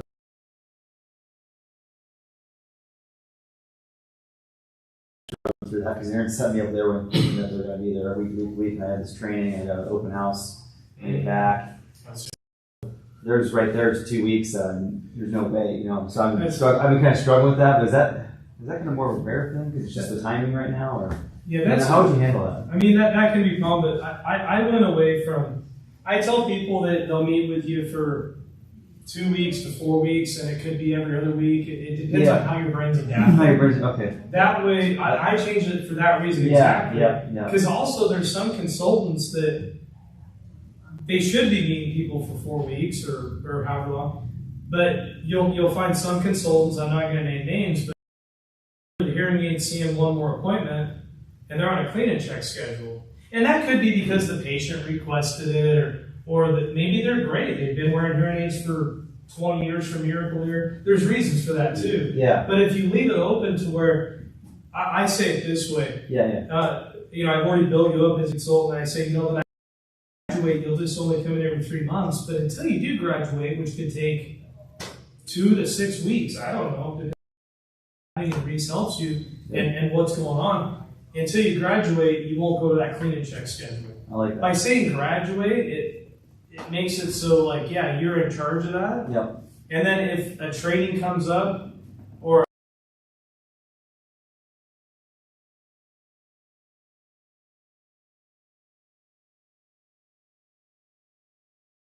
for the delivery, you can say. I mean, I might try to just gives the Friday consultant some wiggle room there. Pigeonhole into a commitment of 4 weeks, and that's what they got stuck in their mind. Yeah, and then that leaves the consultant. It's almost like putting a triad in their mind, Yeah, now the In some consultant ways. can say, I'm going to see you in 2 weeks. Yeah. I think we're going to do great at this setting. Or I know we're going to do great at this setting, not think. Does that help? Yeah, no, that's great. And I was just wanting to hear what you take, because when I'm doing this, I'd rather set them up in where they got more wiggle room I found that. than pigeonhole them into a 4 week. It's every single week, and if you I had a lady come in and thought that she was like, what's gonna happen if I don't come in? Like, Yeah. just last week. Yeah, I was just like, oh my god. Aaron said I had to come in every single week. Well, see, that's one of those things that I've hit a wall a few times where consultants miss work, a return happens from it, because I pigeonholed into that. Yeah. That's why I changed and evolved into what I say now. Yeah, I think that's a good I'd strategy. say there's a series of follow-ups. Yeah, and I like that graduate thing. I use that too. I always tell people, hey, listen, it's a marathon, not a sprint. But once we've completed the marathon, some people can run 26 miles in this amount of time, other people, you know. So whenever we've completed the marathon, then we're good. But it'll never be a sprint. You know. Yeah. I think this is the last. Crush this fear, guys. Make them an extension of you. Make sure they know they can trust that person. And, you know, having them meet the patient first and building rapport, and they like that person as it is, bolster on top of that, it gives you that step forward. We talked about this. Use word direct, quick send to reconfirm or reaffirm what we can do for the patient. I've already told you I do that twice at least. And when I do it, I mentioned again how we should have started a while ago, but it is what it is. Now, this is one I love this thing because it's very non-confrontational and it fosters that regret mentality I was talking about, where it is what it is. We're here now. Let's Are these in our book or no? They should be. I don't know if they're fun. They actually might not be because Yeah, those aren't in Just there. noticing that. We'll send you. We'll just send all you guys the PowerPoint. Okay. Because what happened, guys, is we added some things before and then the book didn't come back with the stuff we added. That's why a few things were different. Yeah. And I do really want to get this to you because there are a lot of key good phrases. I'll be sitting in the hotel reading this stuff. Again, time flies. We're here now. Let's take care of the problem while you're in front of me. And I use this a lot too, guys, where the pushback of, just like I was saying, I have to make this decision now, or can I have time to think about it? I don't even give them a straight answer. I twist it, and I say something like this.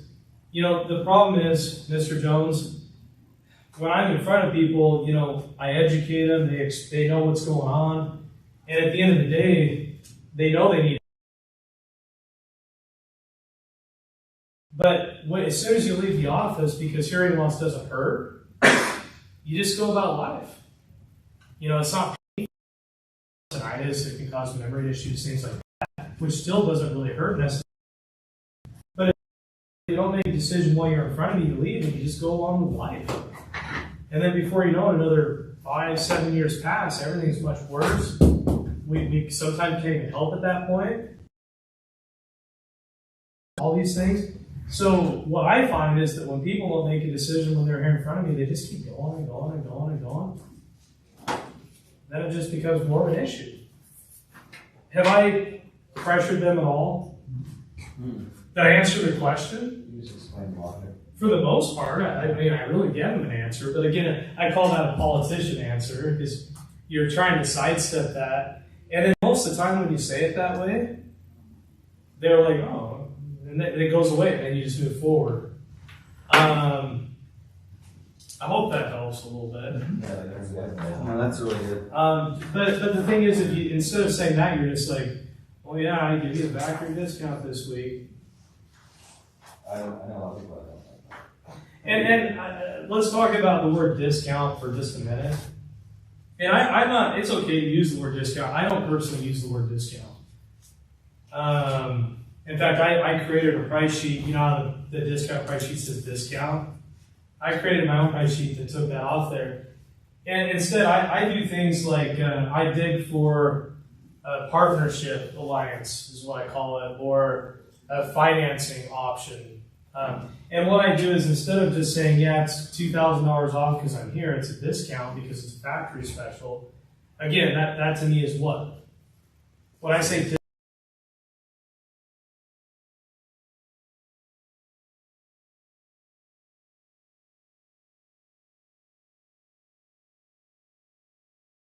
I show them the discount sheet, but I don't call it a discount. And I say, hey, I know you really need financing because I've already found out by now.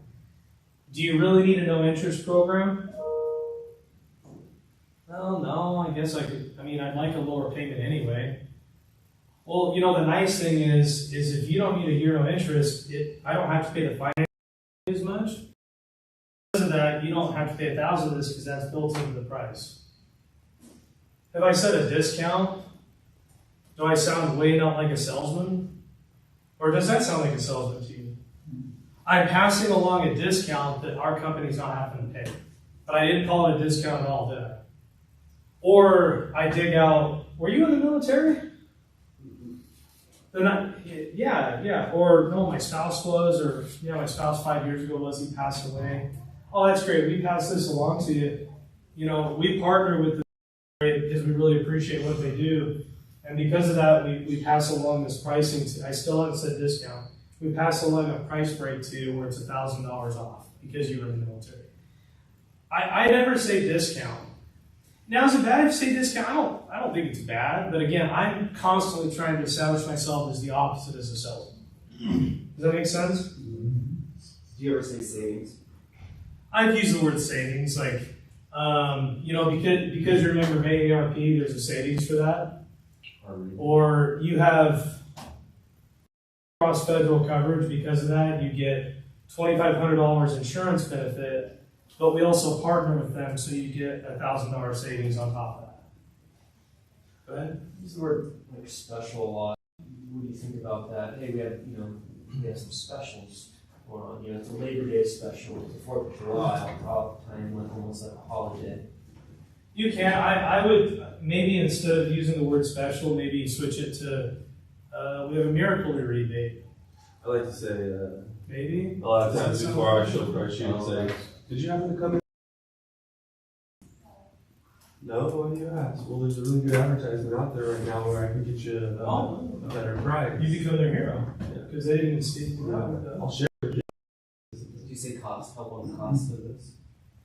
I've used that before. Aaron? I say that due to the fact that I'm here for as a representative in doing this training, they allow me to work with you on price a little bit for your care. I'm allowed to do patient care at a different price. I'm allowed to take care, help patients out to get something they really need that they might not go.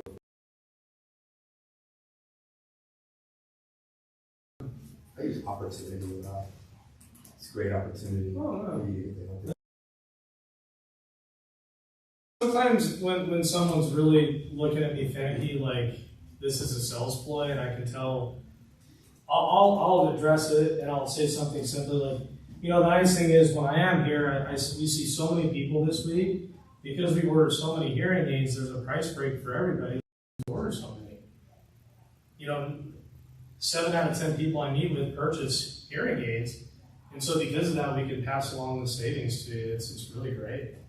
I'm still really distancing myself from sales, and I'm giving them, this person that's skeptical, I'm giving them a reason that, A, we're really busy this week because I'm here, because people want, you know, better pricing, et cetera. And people buy hearing aids all the time, 7 out of 10 is a good number. Yeah, You're the odd duck if you don't buy these hearing aids. Exactly. It kind of sets that in their head, right? Like, oh man, I guess I should get these. Makes sense. It does a bunch of things, right? Yeah. And I know we've just said a million ways to talk about Everyone's this. part of the group. Say it the way you do it. You're obviously successful with how you do it. Your numbers show it. But when you start into open houses, I really try to distance myself from the word discount. And I could be overthinking this, but it really has helped as I've grown and taken some of this stuff out. Or especially just giving the discount tag, right? What's the reason if you're giving a discount rather than just, especially like just saying, here's something off for no reason. Yeah, the sell is this discount. And now you've used 2 sells. Yeah. Myself from, again, anything that sounds salesy or salesman-like. I even like how Jesus. You're welcome. Spencer says medical installment plan instead of financing I don't options. say finance package. You mentioned that. I in banking, I mean, it's kind of the same thing. We don't want to just say a word that we're trying to stay away from, right? So I changed it to medical installment. Because people don't like payments. People don't like to take out a loan and get Yeah, the word financing. finance shows Yeah. interest. I hear the word finance and I run. But if it's a medical installment, it just sounds better to me, so I can say it better. Well, guys, I would write, that's good. Yeah. Something I would look for, distance me from cells. It makes it more about quality. Changing that. I will accept to take a medical installment, but I'm not going to do financing. And I've had people go, oh, I want finance. And I go, well, we can do a medical installment. And they'll tell me about that. It's the same.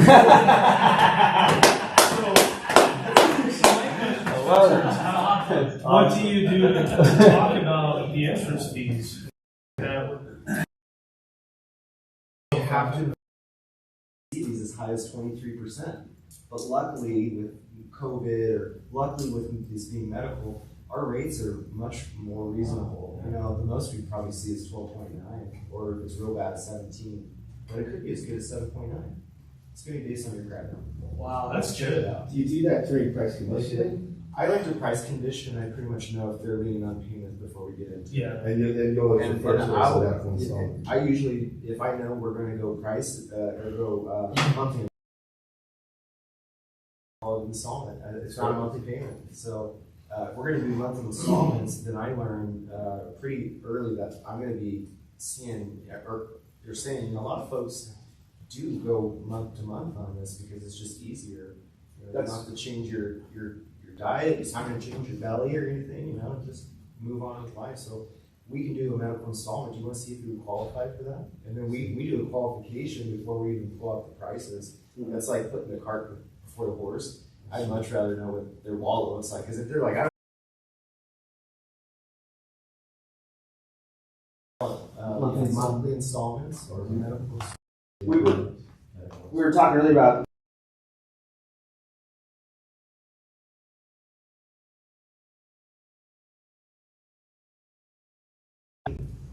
insurance, social. what I'm saying is, yeah, that'd be awesome. But when you asked early on, you know, are you typically, you know, monthly payment or are you typically cash? To assume, yeah, most people pay cash. So that they're not so well, if they can't pay cash, then they'll want to. The other thing I'll say is, a lot of people like to get rewards points on their credit cards before even doing more financing. So I do a lot less financing than I used to because of that. But then they're like, well, we'll definitely need to use one of your plans. I said, well, why don't we see what I think you qualify before we get too deep into this? And then I get them to do an application, and that's one commitment that I say, okay, now they're actively ready. I remember earlier, I think you were gone, but don't forget the simple way of when you do ask for information around financing, remember how a third party, like especially if it's a spouse, I get their information as well before I even go around the other one. The financing option or medical installments.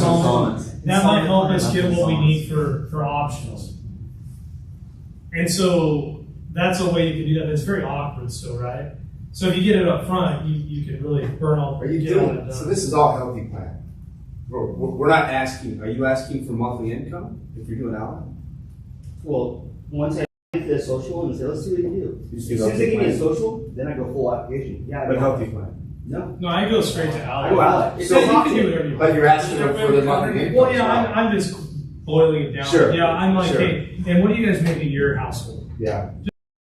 once I get their social, I turn to the computer and I start filling out the application. Yeah. I see, and I always when I do finance stuff, you guys might have noticed this about me working. I don't do that. I'm weird this way. Whatever reason I've gone for it, I do have reasons. I don't do financing applications in front of the patient, and this is just maybe an issue with me. Well, you leave the room. Yeah, he does. I do that for a lot of reasons. It gives. I've already got a commitment. Chances are I've never went back in and they're like, we decided against this when I go run financing. But it gives them time to talk and decompress. Okay? It also, and before I leave, I'm like, hey, you know, this gives you a chance to come up with any more questions while I'm gone. It's only going to take me 5-10 minutes. But also, again, this could be just in my head, but I'm trying to distance myself away from cells and everything. Who enters applications for credit? Car salesmen, salesmen at RC Willey's, people at Sears. Bankers. What are they? They're salesmen. Do I want to look like a salesman at all? So again, it could be in my head, but you guys have noticed this about me. I step out, and also the other reason I do that, like the biggest reason is I give them time to talk about the questions. But I'm not trying to. I've already established rapport. I've made a friend. I've got a joker. Yeah, that's what I was saying. You're not using, are you using your. I'll step out and use, The if PCC. the consultant's computer's open, I'll use the PCC's consultant. I'll unplug my laptop, take it out into the lab. Oh. You've seen me do this. No, I never. Okay. I'm always long looking at story it short, testing. the other reason don't want is, negativity. You know? I don't want any negativity whatsoever, and I'm not trying to make chit chat while I'm like, Right. what, even if you're making chit chat and everything's going good, when I'm staring at a computer, and it's awkward for them too because they're like, well, do we try to talk to him, or is he's not paying attention to me? He's just like, oh yeah, and you don't realize you're doing it, but you are. Oh yeah. And you're on autopilot trying to concentrate on this. But And listen, then try to listen also to when I story click apply and I see they're watching me type everything. And then if I click apply and it says no offers matching, can I just go to the third? I've got the third party's info, but they've just seen that and they're like, in their head they're like, what the? Oh no! And then now you're going straight to the spouse. You're not doing a cosign. It's a totally separate app. Do all these things make sense? Yeah, I can see why. Now, is it just call me crazy? Crazy. Well, You know what I think you're doing is you're avoiding a lot more effort if you get stuck in that. Because I've been there. You're like, let's try the next one. Let's try yours now. Yeah, we can get all that. Yeah, it's this happens quite All these often. options are fine. I'm gonna try to save you a little money on this. And then it also gives me a time to take a deep breath. If financing doesn't go through now, I'm like, okay, they did mention their daughter. I have time to really. Yeah, then It slows everything down. You're not rushing you anything. pulling your laptop out and stuff. So I think that's having plugging it and I don't know that handoff. Like I said, call me crazy, guys, but Yeah. it really. I used to do it in front of them. I mean, all these things I've changed for a reason, but it could be crazy. I'm gonna try that for a while. I'm gonna try that. I think. this Has anybody takes ever done an app on an iPad? No, I don't think it would with Outline because of the coding they use. Okay. Like pop-ups and stuff. Because I have an iPad I carry with me so I can use in the other room, but I've actually contemplated taking a secondary computer because I hate using a PC computer. I hate doing those things. Well, and the other thing I like too about doing it, where if I do use the PCC's desk, I can see, I have a chance of what? I see what's going on, I see if there's people waiting. I can bullshit with the patient out there and be like, hey, my name's Curtis, what was your guys' name? Or I'll see the schedule, I'm like, oh, you must be John. I'll be the one helping you a little bit. We're just finishing up with an order, or we're just finishing up helping this patient back here get some hearing aids. I can see what's going on. I get a chance to step out. I can chat with the consultant. I can do whatever I want. They come up with questions. Makes sense. It does actually, yeah, when I think about it. I really like that intrigue. That also gets, well, it's funny, like, anybody's like, I gotta go pee. Whatever, thank you for giving me a break. Yeah. I'm like, Oh, thank God. I think I gotta take a leave. Or whatever he said. Oh yeah, I got these. I encourage you to do that stuff. But that's a good way to step out of the room and give them some little minutes to talk, while you're doing that, yeah. I really like that when you think about it. Oh, God. I have to use the restroom anyways. Thank you. Yeah. Not always, but there's many times I've left a room more than once, too. Yeah. If they're on the fence and I leave and they come back and Oh, I love they're this. still on the fence, and I sit down and I say, did you have any other questions? Or what other questions did you come up with that I could answer? Oh, I don't know. Well, typically, these are some of the questions, and I'll just throw some out as like, trying to think about the finances or which one we're going with. Are those any questions that you have? Which one are you leaning towards? Yep. Oh, yeah. Getting them to pick, Sure. color, style, which option, how much we're putting down, hypothetically. And that's where I say, and sometimes this is a great way when they are on the fence too, is if you ask them, which one are you leaning towards? They're like, well, I just don't know. It's hard. Well, if you were to pick one, again, because it's soft, right? If you were to pick one, which one would you go with? Okay, well, the answer's like, no, I can't choose. I don't have my wife. Well, let's just say she's here and she's telling you it's up to you. Which ones would you go with? Okay, hypothetically, if you were to move forward with them, how would you take care of it? right? And sometimes just themselves, making that decision, and it's like, okay, perfect. Yeah, I'll start that way sometimes and say, well, let's start with what we know. What do you think about style? Behind the ear? Okay, write it down. Okay, between the two, just to try to get them to commit. Yeah, small commitments, yeah. And narrow it down, and then it's like, hey, we have everything that we need to move forward. What other questions do you have? Are you gonna say yes? Yeah, what other questions do you have? A good thing that I use is I want to see in things I've taught them about them, which is pretty light. I don't want to get real technical, but do you see an advantage between these ones? I usually will go, do you see an advantage with rechargeables over having to change your battery? And then that way I can get onto rechargeables. And then do you see an advantage of going with something that you would push buttons, or a better advantage with something that would be more automatic? And half the time they're like, well, automatic, that'd be best. And okay, well, which one of these two would be best for you?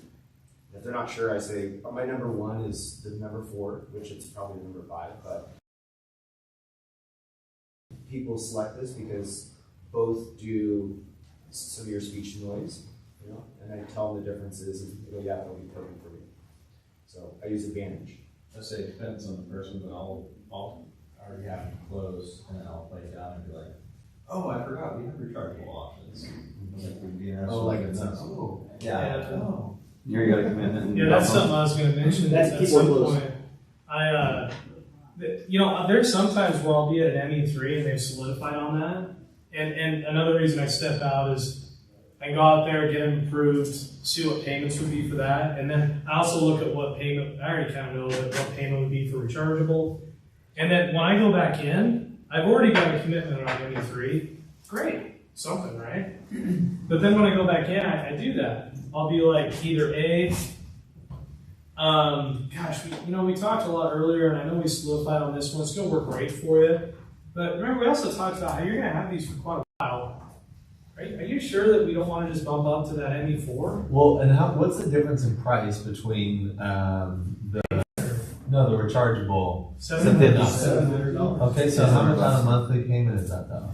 Right, it's not much. $10. And how much do you pay for batteries? Oh, $850. Right, so the difference between the batteries and the rechargeable is really $3. Is that $3 worth it to you to not have to change the batteries a month? Let me correct that real quick, it's $20 more a month for the rechargeable. Okay, so even if it's 20, right, and now you're talking it's $8.95, right? Let's say. I try to keep it simple. Not Trying to keep it simple. It's a few dollars more, because you're gonna buy batteries anyways. It's a few dollars more, to not have to fiddle with batteries. You tell me if it's worth it or not. I don't want to put words in your mouth, kind of thing. Changing the battery on your phone once a week does become a little cumbersome. Yeah, I always, dexterity and all that, but also, I use it where it's just simple. I just say, hey, look, so you're going to spend the money almost identically if you run the light with a hearing aid, with rechargeable versus battery, When you're at this point, though, the one thing I noticed with that tone of voice almost too, but you sound like with the phone. With the phone, it's almost the tone of voice in that one was almost like you should upgrade. All right, you should get the better one. But the one thing when you're getting to that point, try to stay neutral in your tone of voice. Mm-hmm. They've already committed to spend 5, 6, 7,000. You don't want to have the tone of voice like, dude, get the better ones, get the better ones, get the better ones. It can burn you in a negative way because then they're like, I feel like you're trying to sell me the best or the more expensive ones. So in a comment like that, no, it's always either or first. But could you imagine having to change your battery? No, that's a different tone of voice. Could you imagine having to change battery? Could you imagine having to change battery? There's just a slight change in voice difference that when you were saying that internally, I felt like if I'm the patient, you're trying to get more money out of me, right? Whereas if you just say, hey, I have a lot of patients that do that because, could you imagine having to change your phone battery once a week? That it's totally up to you though, but that's just super neutral, right? In the tone of voice. You hit spot on saying you don't want to sell like you're upselling. You don't want to sound like you're upselling at all. You don't want to sound like you're, oh, by the way, I like that I forgot to mention we have this but I'll actually do it in a way that is almost talking them out of the sale. So, you know, I don't think you need this, but I wouldn't be doing my job if I didn't tell you about it. They have rechargeable options. Is that something you need or even are interested in? A lot of people aren't interested in. You know, it's up to you. I kind of do it in a kind of like a passive, like reverse psychology way. It's not bad, yeah. Well, You also said the only dexterity thing too, that I right? would, That's something I use a lot. and that's fantastic. The only thing that I would say on that one is maybe say, you know, it's kind of 50-50. Like I have half of my patients love it, half say no thanks. Like to me, when you said like a lot of my patients don't, I'm like, oh yeah, no, I don't want to do it. Mm-hmm. But when you said, you know, I forgot to mention this, and I don't think you need it. It's kind of 50-50. You know, then it's like, okay, now I need to think like, do I want that? But just that's great. Or like what I'll often follow it up and close that conversation on is I'll say, you know, those who do it say it's worth it. But I'm going to say you don't have to. Sometimes, you know, sometimes what you want isn't necessary, but it's worth it. Also, go ahead. I was going to say, sometimes that it was 50-50, but now I'm seeing probably, 80 people now running rechargeables because they've gotten a lot better. They didn't used to always be this good. Now they're great. They last forever. They're so easy to put in. We used to have remember the battery you had to change still even on those ones. So it's just gotten a lot better. But, I'd say good choice when they choose the rechargeables. And put on some Everything I have is rechargeable. My shaver, my laptop, my cell phone. My car's not there yet, but My vibrator. I'll get it. I'll get it. We've kind of went over everything I was going to do, but a good non-confrontational way I do it is someone mentioned it sounds like you're upselling. Record people and then committed to one of them. This isn't confrontational. This isn't pushing them at all. I walk back in and I do the line. I'm so sorry, I forgot to ask, did you want rechargeable? And then I explain what the difference is. And I say, hey, this isn't to save money, this is just for convenience.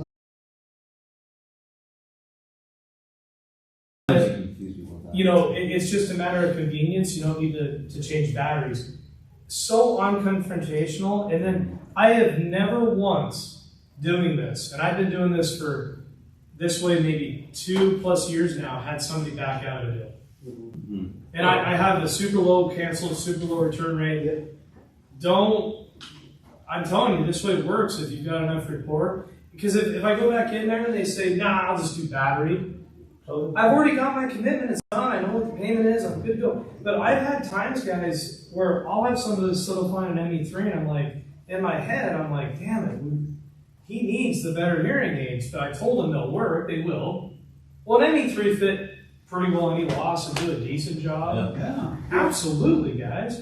But I'll go back in and I'll go for the battery. But then sometimes I'll turn. I'll either go for battery or to get an ME4. And then sometimes once I get that, I turn to enter it in. And I even go for more.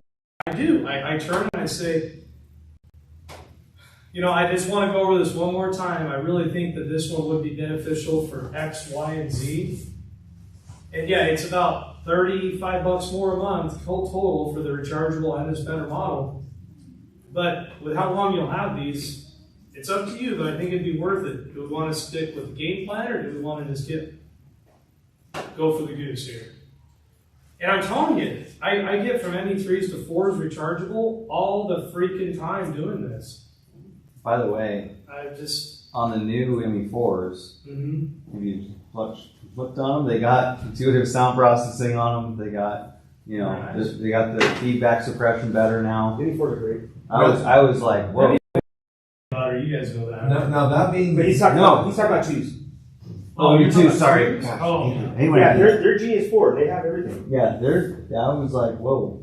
No, one thing I will say, don't shy away from every now and then getting lower technology. They add up. We should get hearing aids. I know that when I was earlier on and was, I want everyone, top of the line, and I have this pride of my ASP, and I really don't look at that much anymore. They end up buying better ones, but I'm every now and then I'm selling monaurals and ME2s, and I'll take what I can, and those little things add up that they may not have bought if I approached it how I used to, of trying to get the top of the line with this person who really cannot afford top of the line. So I make sure I'm not shooting myself in the foot by really up talking and upselling this new technology. And they're like, dude, I can only afford $70 a month. Well, let's find something. Now, is that like I can't afford more or I don't want to? Like that, there's two different types of conversations we need to have. And if it's I can't, then let's stick with that. Let's get you something. I really, and a lot of people, I mean, the open house team knows I'm like the ME4. I sell a ton of ME4. I need to sell more 5s, I'll admit it. I call it the gold, where you've got 5, 4, and 3, right? The bed in the middle is the most comfortable one. People, I instantly say, we don't really have to have these top ones. These middle ones will work great. Even these will work. But if you're my mom, I'd recommend something here in the middle. And, then you try to get, go rechargeable, et cetera, et cetera. But then down the road, a couple, 3 years from now, we can get them at ME5s. If somebody wants to upgrade. Yeah, and the thing I was always worried gets it through the door and they trust you. I would be worried about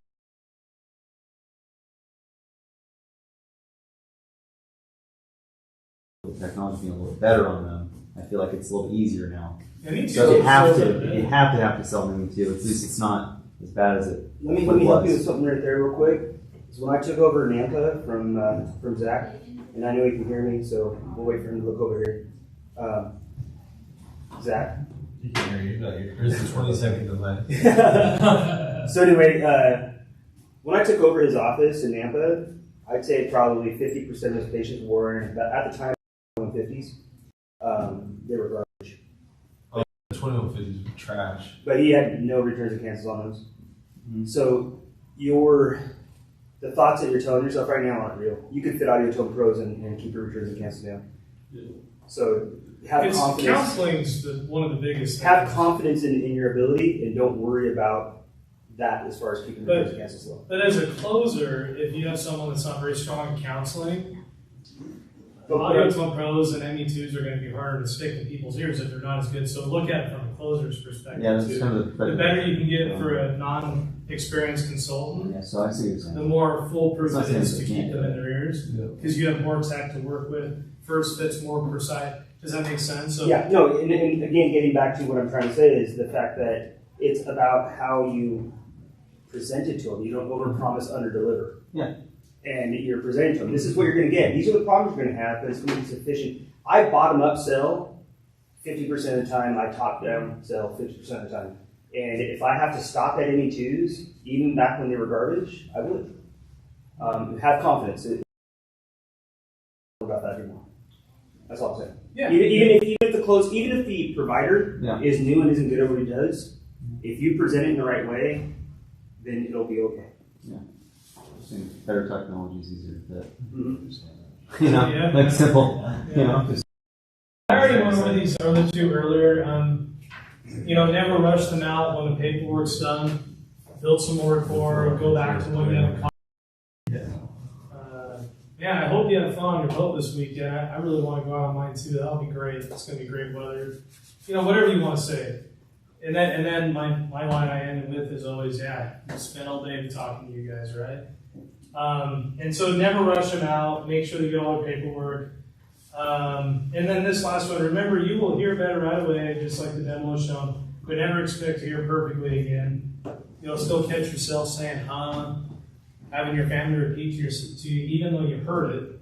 It's just at this point, you've done this so long that you instinctively do it, right? And so saying like this at the end can set it up for even more success, right? And if there's anything you take,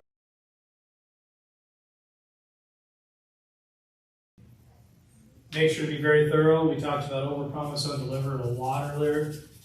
But don't just make it about their health. Make sense? And we'll send you this PowerPoint because, like I say, none of this is on there. Whoever pointed that out, I had added this after the fact. Okay. The only thing I was going to mention before I forget, I love your medical installment. Yeah. I would change it just a little bit. Yeah. Instead of saying, let's see if we can get you qualified for it, Sounds like a loan again. Which I don't know if I say that. But let's see what options we have. Yeah. Just a little tweak semantics wise that could make it even I like more less salesable. This is why This is why I really enjoy this, because these little I'm gonna steal that. No, I'm not gonna lie. Little nuggets, we're all gonna be doing medical installments from here on out. That is amazing. Like, Start changing the verbiage it's and all the something so simple, right? So you're saying what? That there's medical installment. do you have a medical installment plan? Because people say I never thought it. Because well, never thought of a medical installment plan.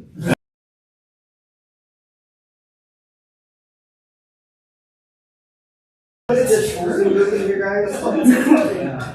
So now that it's just Olsen group in here, we want to tell you something that's very important. Oh God. This isn't really about preparing you guys to be better. It's about making ourselves better. We're just using you guys for information, that's all. You learn more when you teach. He's like, we just took all of your ideas. Yeah, we're just sucking all your ideas. We're gonna send you back to your stores now. I'm over here like, Yeah, go back to your stores. We're gonna have work to do.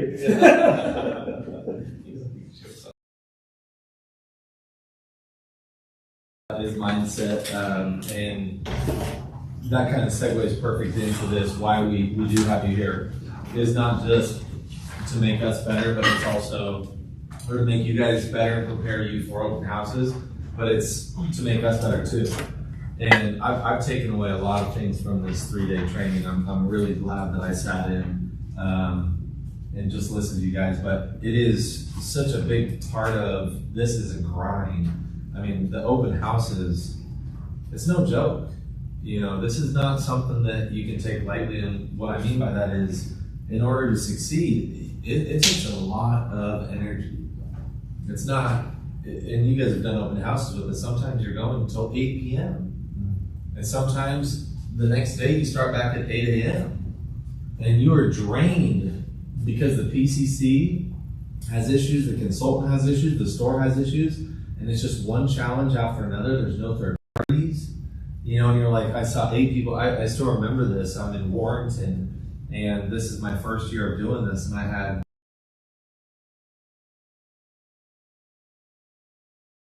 them married. Every single one of them, the spouse was not there.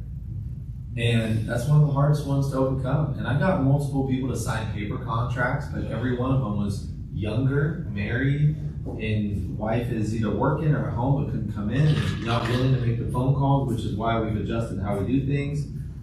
But at the end of the day, I felt exhausted and I had nothing on the board. And I didn't want to just put anything on it, so I hadn't signed the paper contract. But at the end of, 8:30 a.m. is when I got there, till 8 p.m. when we were done, I had a goose egg day. And I'm just like, I want to shoot myself in the head. And that's where it's like, hey, tomorrow I got to reset, and it's day one again. It's just every appointment is just a reset. There's this great Scottie Pippen. I know we've all seen it. I don't know if you guys have. Yeah. So I blanked the first day. Steve sent me that. Yeah. So let me oh, I got one. I was like. The next day I sold everyone, so I was like, it was good. It's a good video. It worked really well. You guys, I've done events for all you guys. I think with everyone once in the middle of an event, I come up to you and say, "Look, I'm sorry. I've been missing. I'm off. Okay to reset, and it's okay to acknowledge that you messed up." all right. So this is critical to do open houses. Charles, you got any advice from me on how to start the season off fresh? Your new Foot Locker deal, that's a big part of it. Now you just need a short memory. Short memory? All the greats have short memories. So when you had a bad game, you just forgot about it? Never had a bad game. You don't remember when you threw that guy through the window? Oh, passive distance. What about the time you look? All I know is all the greats have short memories. It's kind of Pippen knows. I sure do. And I'm the greatest Chicago Bull. That's how it's done.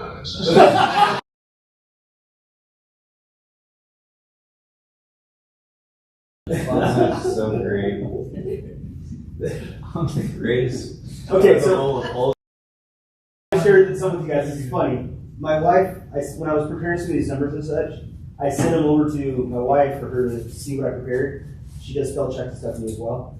So I sent it over to my wife, and apparently she showed up my kids are approaching the 4 million mark.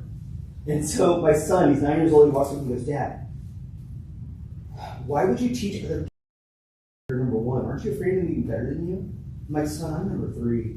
And he goes, "No, Dad, I saw the numbers. 4 million is higher than the other ones." But it kind of made me think of this right now, like, I'm Scottie Pippen. Yeah, in my house, I'm the greatest that ever walked. Well, that made me think we just have that kind of organization that we're willing to share and help each other, and that's how we do become better. But you have to have that water off a duck's back mentality, because you are going to have open houses where you have 8, 9, 10, 11, 12 appointments, and you have half of them, that didn't bring in the third party, and you want to kill the PCC for not talking to them about it, but she's new or whatever happened, and the third party doesn't, right? Or, I mean, you could literally name 100 different scenarios that could frustrate you, and we have to leave our personal stuff at home. When you walk through that door, they don't care, right? And you guys know this, when you complain about your personal problems, they generally don't care too much, because they got their own personal problems, and so we have to keep our personal problems outside of it, because they got their own personal problems. Bring my personal problems to you, into the office, to the PCC.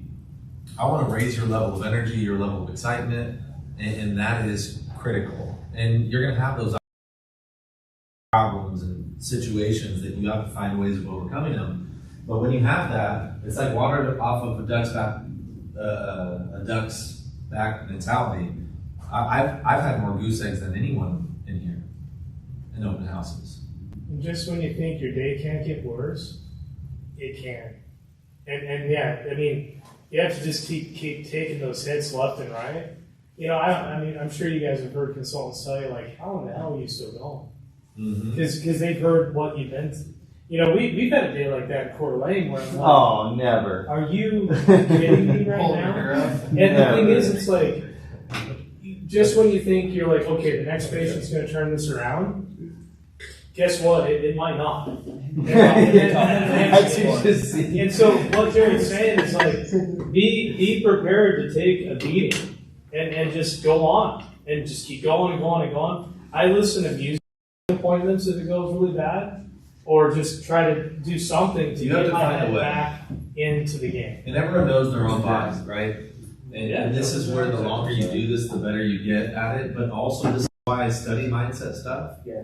Because the more I study this, the more tools I've gotten to overcome those issues, and now they don't affect me. Or like the neuro-linguistic programming and the studying with Tony Robbins, he's helped me to see, like, just in a different light, that I think that my problems are big, and the more I focus on them, the more I worry about them, the bigger the problem gets, right? And so he's helped me to be able to shift my perspective of my own problems and realize it's not really that big of a problem. I'm just looking at it in a different light. Right, and so by being able to shift my own perspective, then I'm less worried, less concerned, less of a frustrated individual, and now I can show up being a better, individual myself. Right. There's a lot of scientific studies. If you take yourself and you move yourself outside of your own mind or your own problems, it actually helps. They call it the me. Yeah. So that didn't happen. It happened to the.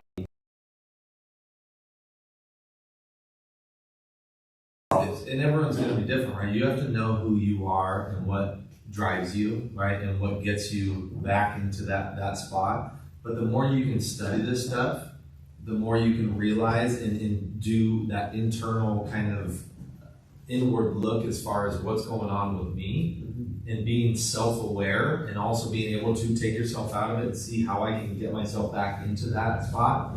It's going to allow you to be on your A game more often, more consistently, and you're going to perform better. It's 1000% what you're saying is spot on. I remember when it's very well known that Jared and I competed for a long time, we still do, and we fight with each other sometimes, Yeah, last deal, the whole conversations we have at the end of the week, and I cannot tell you the number of times where I looked at his schedule and I saw he threw a goose egg on Monday and got one deal on Tuesday, and I'm already at 30 or 40,000 on Wednesday. I'm like, yeah! I'm not tearing him down, but like, oh my gosh, I'm gonna have a head start on this man. And sure as shit, he throws up a $60,000 Wednesday. And and it's one of the things that makes him who he is his ability to reset cognitively and mentally and just move forward. I'm still struggling with that. That's one of my problems. And when I first started doing open houses, he would talk about Tony Robbins, he'd talk about reading books, and he'd talk about mindset and all this stuff. Truthfully, and I told him this too back then, I said, that's a bunch of bullshit. All we gotta do is go in there and take care of the patient. I made the comment yesterday about one. You have to be able to do all of these things. Even if you don't believe in it, start because it works. And here's something that I'll tell you, I'm corny as hell about doing affirmations, but when I'm in, the down in the dumps mentally, that's stuff that I've done for years. And I'm a big believer in the law of attraction, and a lot of people aren't, but the law of attraction is just essentially it's a vibration. Every thought, everything, when you look at it on a molecular level, it's just a vibration, right? Moving faster or slower. My energy, if you measure it, you can see it's moving faster or slower. You take a happy person, an angry person, you can measure the frequency of which their brain thoughts are happening. You can measure everything, and it all comes down to a frequency and a wavelength. Everything. That's what we are, right? Just a simple atom, but just a bunch of atoms. Protons, electrons. We got 37. But this is the truth, right? So in the studies that they have found is that when you tap into that field, if you will, that quantum, a lot of people think this is hocus pocus, and I don't care if you do or not, but it's real, and Nate can tell you. It's real. I had that same white Range Rover on a board in my closet. Somehow it just became available for me to purchase. My house, it was a white house, looks very close to exactly what we have. I can show you a recording on my phone you can listen to from 2016, I'm talking 5 years ago, where I said I'm gonna have 3 boys and 2 girls. Kind of weird, right? I have 3 boys and 2 girls. It's just weird, but I started planting those seeds, and I just water them all the time. And I do visualizations. But if I'm frustrated and I visualize what I want, that's what Greg talks about. He's like, your expectation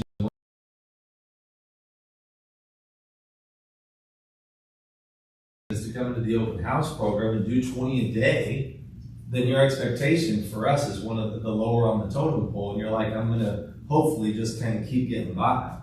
Most of the time, people set their goal, and a lot of times they set, and that's one of the things that they say is the problem is not hitting your goals if it's too low, or hitting your goal, it's setting them too low and achieving it. That's the dangerous part, right? So we set our goals high, right? Every time I see a schedule, I'm thinking, again, at minimum, I want to hit a certain number, let's say 25, but if I see 7 appointments on here, that's in my mind. Everyone's buying. Everyone's walking out here with hearing aids. So then in my mind, I'm quickly thinking that's a 50,000 plus day. You got 7 appointments, that's a 50,000 plus day. That's in my mind, right? We're selling every one of them. And it doesn't always happen, but at the end of the day, I wash, rinse, and repeat. I'm not carrying my frustrations from yesterday into today. I'm a brand new person today, good attitude.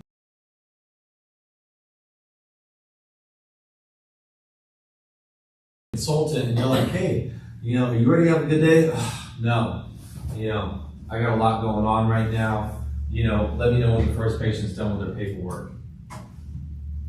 And then they bring the paperwork back and you see a loss that's like a 3,000, 4,000 drop, and they go, is the spouse here? No? Okay, great.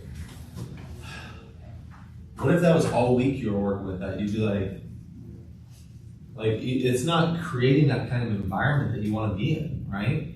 You can feel it in the air. You're just like, fuck. I want to get back to the old ways.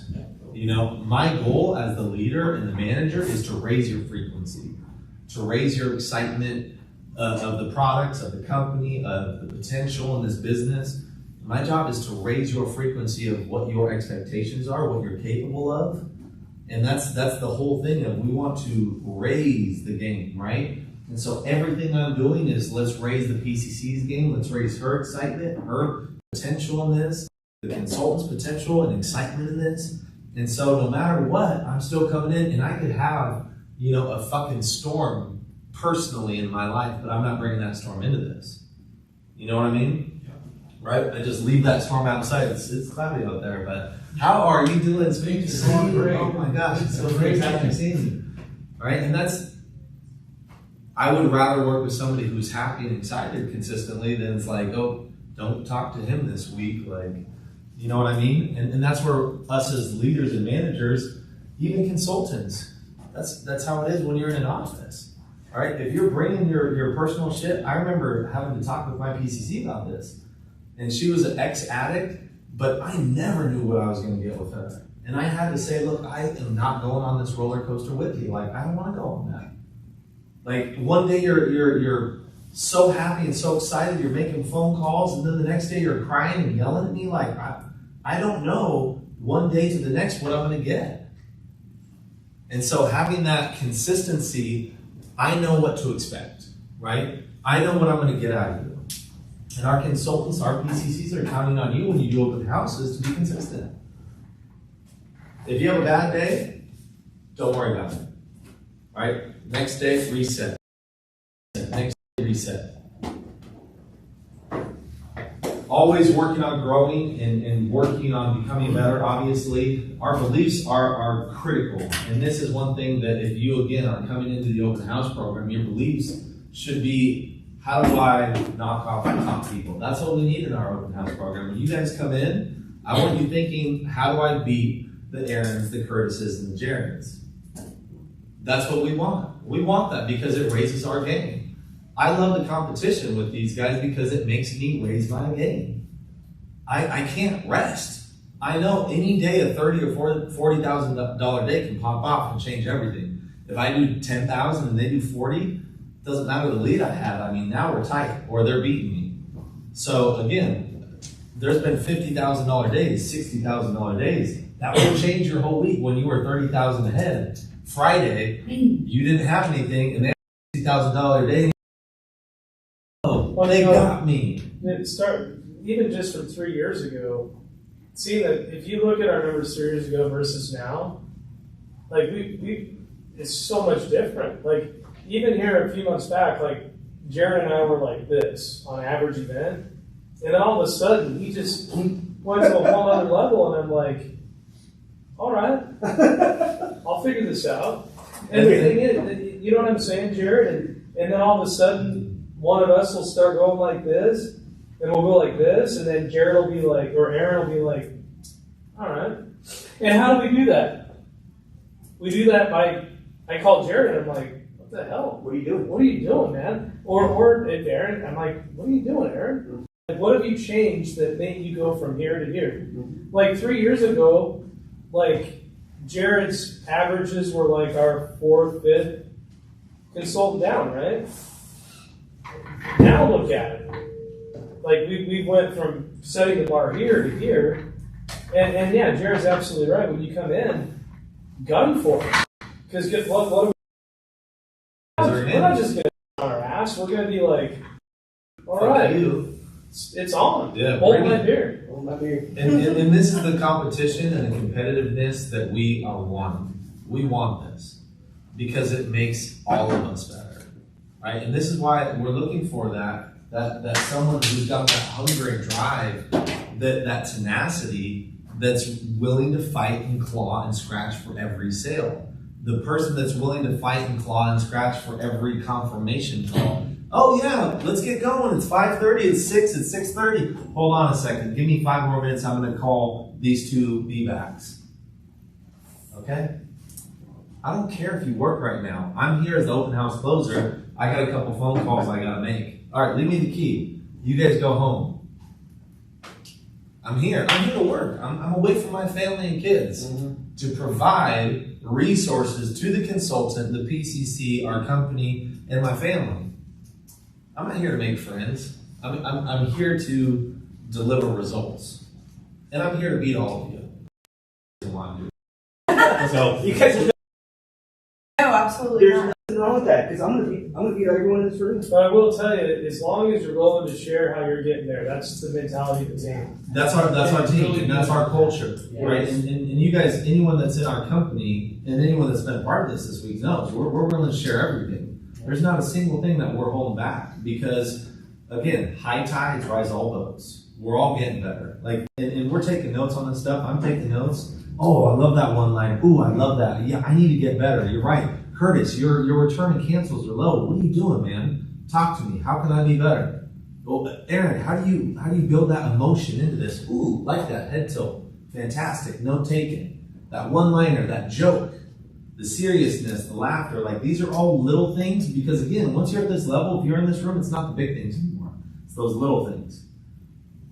And Fridays are huge. Right, doing it every little thing every day. Like when you guys are consultants, a lot of times, and if you guys are at this home office, you'll see it. Thursday night is, let's get a little bit more rowdy because Friday is the weekend, right? And as consultants, you guys know the feeling. I've been there too, right? It's the weekend, right? Don't matter. Thursday night, I'll drink a little extra. Friday, what happens? And then we're leaving off at 3 o'clock, 2 o'clock. We've all been there. I'm not pointing fingers. But Fridays is where the champions are made. Fridays are what separate the men from the boys, right? That's Aaron's best day. Did you guys know that the Marine Corps and the Army and the United States Armed Forces, they have the ammo that they make coded by date it's made? Ammo in combat. They don't ever take Monday or Friday ammo into combat, because Monday and Friday you're not in your game. The people manufacturing the ammo, they're not on their game. They take Wednesday ammo into combat, and Special Forces only gets Wednesday ammo. Army gets Friday ammo. Here's what I want to challenge you is how can you be Wednesday every day? Yep. And that's what you're saying right now is spot on. Friday is my day, my best day statistically, because I make a conscious effort. And Greg makes fun of me. He called me the tortoise in the hare. I'm the tortoise and everybody else is the hare, because I'm always 20, 30,000 behind most of you guys, beginning of the week. And I just keep sneaking up. I kind of joked about it yesterday. I'm like, I've never won one month. Never have. I've never been number 1 month. But I've won the whole year before, because I just keep coming. And I make it an effort. I know, okay, Friday, someone else is sleeping. I'm going to kill it today. And one thing I remember, I didn't play basketball at a young age. I played baseball. It was a big baseball family. And then I switched over to basketball just because it was a new challenge for me and it was faster paced. Well, but my dad, I remember hearing him saying, there's someone out there working harder than you, just know that. And I heard that so many times. And I always pictured someone in another country on a dirt road, playing basketball, and I'm like, let's get back out there. The same thing is in my mind, I'm thinking somebody's out there working harder. I know you guys are trying to take my job, and I'm cool with that. Let's square up, because you're not going to beat me, because I'm not going to let that happen. I've fought too hard for this. I'm just telling you, that's my mindset, though, right? And that's the mindset, is bring it on. Yeah. I've worked too damn hard and put too many damn hours, too much money into my training, that I will be here until it's 10 p.m. I don't give a shit. I'm not losing. And I've been at the office at 10 p.m. Okay, what's my research? What's my game plan? How can I get better? Listening to audiobooks, listening to something, podcasts, always trying to get better. Because I want to be the best that I can possibly be. And how do you know what your best is? I don't. So I'm going to keep reaching. I'm going to keep reaching and keep searching for that little bit more. How can I be better? How can I influence this person more? Make a bigger difference. And when you have that mindset and that tenacity, that drive and that hunger, that's what is going to take you to that next level, right? And there's different levels to this game, right? Wherever you're at, there's another level that you can go to. And then once you reach there, you're going to realize there's another level. And that's the fun part about life, is it's a journey, and you just keep getting better and better. But it's all in energy and mindset and focus. I don't know, someone was talking to Mike Gibson about it last night. He actually called me this morning and was talking to me. Somebody asked him, what was the difference between, you know, a couple of years ago and now? Because you were doing okay, but like you're really doing well now. And you said mindset and energy. That was me. Was it you? We're overall talking. He said energy. What he said. But I'm just saying. Mindset and energy. And it's not like a hyped up energy like we talked about, it's a controlled energy, right? When I know that I have the energy, the focus, you know, I'm dialed in right here. We need to turn left here because you're starting to veer off. It's like, let's turn around. I can control that better. And the more focus and energy and mindset that I'm in the right spot, the better I'm going to be. And the more I'm going to control your energy, your emotions, and take you on that journey. And then at the end of it, more often, you're going to say, yep, let's do that. Anybody here ever take the chance to sit and talk with Carolyn Wilson? She does, she's starting to do this mind coach thing that she did, and she actually did a couple sessions with me. One of the things she said when she was talking about her mentality when she's in a race is she's not in pain. She is not tired. She is not any different than you and I. When she's 50 miles into that 73-mile race, she wants to quit, and she's ready to die, and she doesn't want to continue. She's exhausted. She's untapped, but she digs deep and releases the energy within. And it's exactly what he's talking about. We as closers, we are a lot like endurance athletes.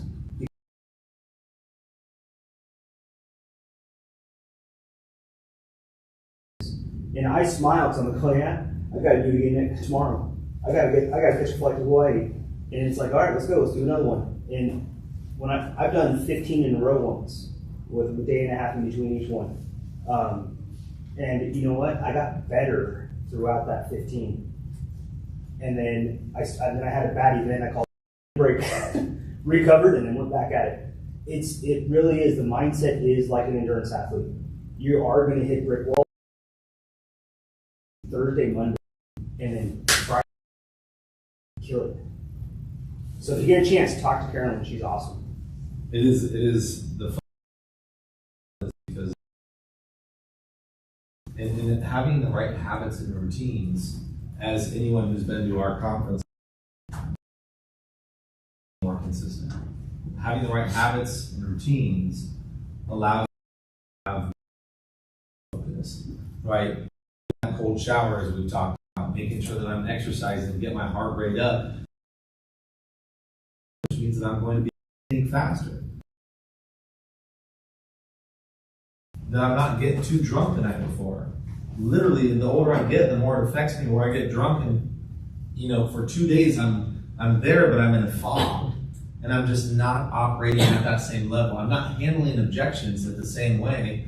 You know, where I really, you know, I have to think about it, and it's not a controlled pause and think about it, right? Like I'm in the zone, but I'm doing it I'm creating that pause. It's like, hold on, I really need to think about it. It's not as sharp, right? And when I'm not exercising, I notice it affects me in every area. I'm just not operating. And so I would urge you, if you guys are going to smoke, do it on the weekend. If you're going to be, drinking, then again, do it on the weekend. If you're drinking, 6, 7, 8, 9, 10 beers and you got to open the house the next day, I guarantee you it'll affect you. Right? You're just not as sharp, not as able. And so these are little things that help me to be better at my job, to be sharper on my toes. And we're wanting at the highest level and at your highest level. And we all know that if we're drinking and smoking too much, it's going to affect us, right? This is kind of what we talk about, performance and mindset. I want to hear from you guys, though. Are there any habits, routines that you guys do that we can steal from that help you to be? Like for mindset or just both? Like mindset, I always look at a picture of my family before I go into HID, and I don't want to let them down, so we can do that interview. Why? Yeah, that's huge. Yep. I'll exercise in the morning. He's just recently a new potential father, so I'm not real sure what he's.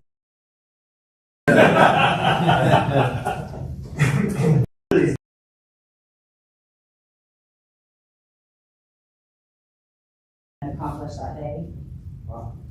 Great. Listen to podcasts on the way to work, spend my time on the road, educate myself. Yep. Turn your driving time into learning time. That's huge. I don't drink or smoke, so that's my strategy. And I don't judge because I No, drink I'm not the smoking, but a little bit of drinking is social. Yeah. But, I mean, I try to eat healthy, live a good life, and that's the best. Absolutely. And it's for what it does me. Yeah. Well, they're saying that if you're getting your heart rate up to 120 beats per minute, it is certainly going to get more blood flow, the proper amount, but it's almost equivalent to a cup of coffee. You know, and that you can exercise for 10 minutes. I mean, when I'm exercising, I'm not like, I need 2 hours at the gym. You know, for 30 minutes, 20 minutes, 15 minutes, I can get my heart rate pumping. And if you can get your heart rate up to 120 beats per minute, that just means more oxygen to your brain. You're going to be thinking quicker, right? So just that's one thing that helps me. I do it in the morning because it wakes me up, cold shower, wakes me up, I'm focused, ready to go, and I've already beaten, 2 barriers, right? Where I didn't want to do it, but I already broke through and said, I don't care, in my mind or my body's saying, don't do that. It's like, 2 objections. I've already handled 2 objections that day. Right? So those are the little things that help me. Anyone else? Any other habits or routines that help you guys? Probably the best one is talking to each other. I mean, some of the best days are the days after I get a phone call from one of you guys. So legitimately, if you're not already talking to one of us, start talking to us. If you don't want to talk to us, talk to each other. Talk to somebody, and it's amazing. I remember when I was in, Greg would call me randomly. I had a cellar a day or two. He'd call me and say, Aaron, my heart's kind of hurting. I'm like, well, what's going on? I haven't seen anything come out of your store in a day or two. And then I'd sell 4 sets of hearing aids that afternoon because he said something. It was serendipity is what it was. But at the end of the day, having that conversation with somebody, that someone's thinking about you, talking to you, you pick up a little bit.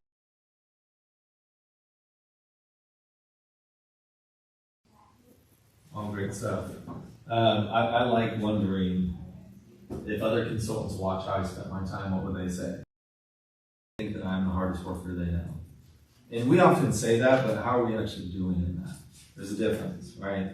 We think we're a hard worker, and that was one thing that Mike Gibson, I'm glad that we got to do a double open house in Tacoma, and he got to spend time with me, and it made me make sure that I am on my A game because I got this person with me, and what do I want him to say about me when he leaves, right? It's that same conversation in the car, right? That your patients are having. What do we think? Curtis, Aaron, Jared, right? The same thing is when we leave and they have that time to talk, consultant and PCC, what are they going to say about us? Are they going to say that we were willing to work hard to do whatever it takes to succeed? Are we just dirt balls? Are we jerks? Are we rude? Are we there to help the office? And those are things that they're thinking as well, right? These are our patients, right?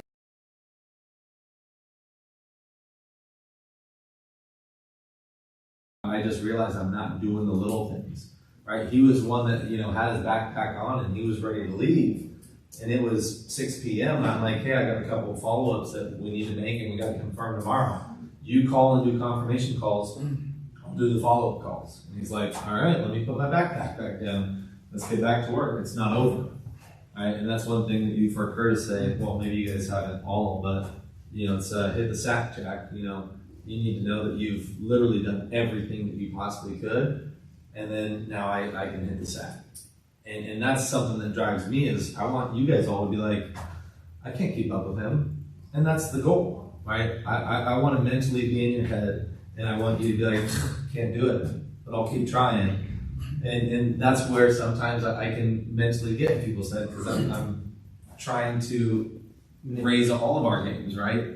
But I also want to win at the end of the week, right? So I want you to hit 150, 170, 200, and I want to be 151, 171, 201. And I'm going to get that, right? And that's just the fun competitive side of it, but at the same time, it's that competitiveness to win is something that we need in our organization, right? That's how we always keep getting better.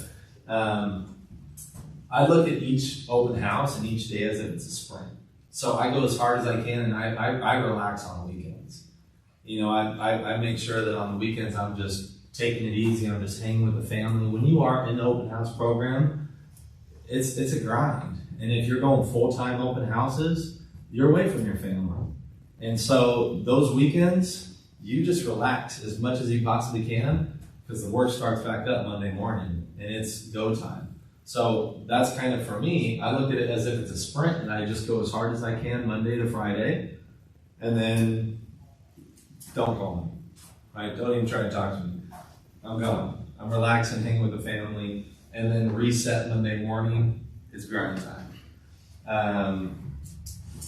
There are many talented salespeople that we've had, and they haven't, Steve.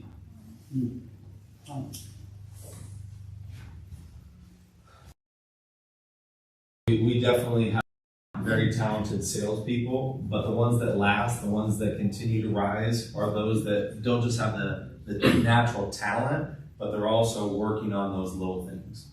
And they're being self-aware. When we were giving people that, like, rate yourself, you know, if I have a 95 or a 98, then obviously we're lying to ourselves. You know, we're not being honest. Right? We have a lot of area to grow, and if we're giving ourselves 9s and 10s on every single one, we're not being real.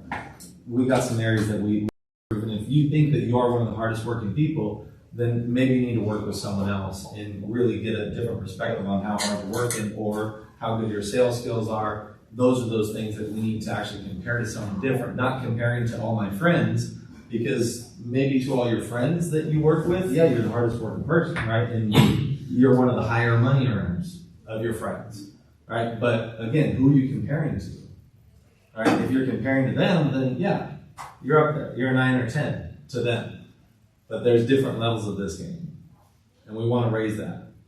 And so a big part of that is, again, having the right habits, the routines, the mindset, and then being willing to put in that effort, that tenacity, and that grit.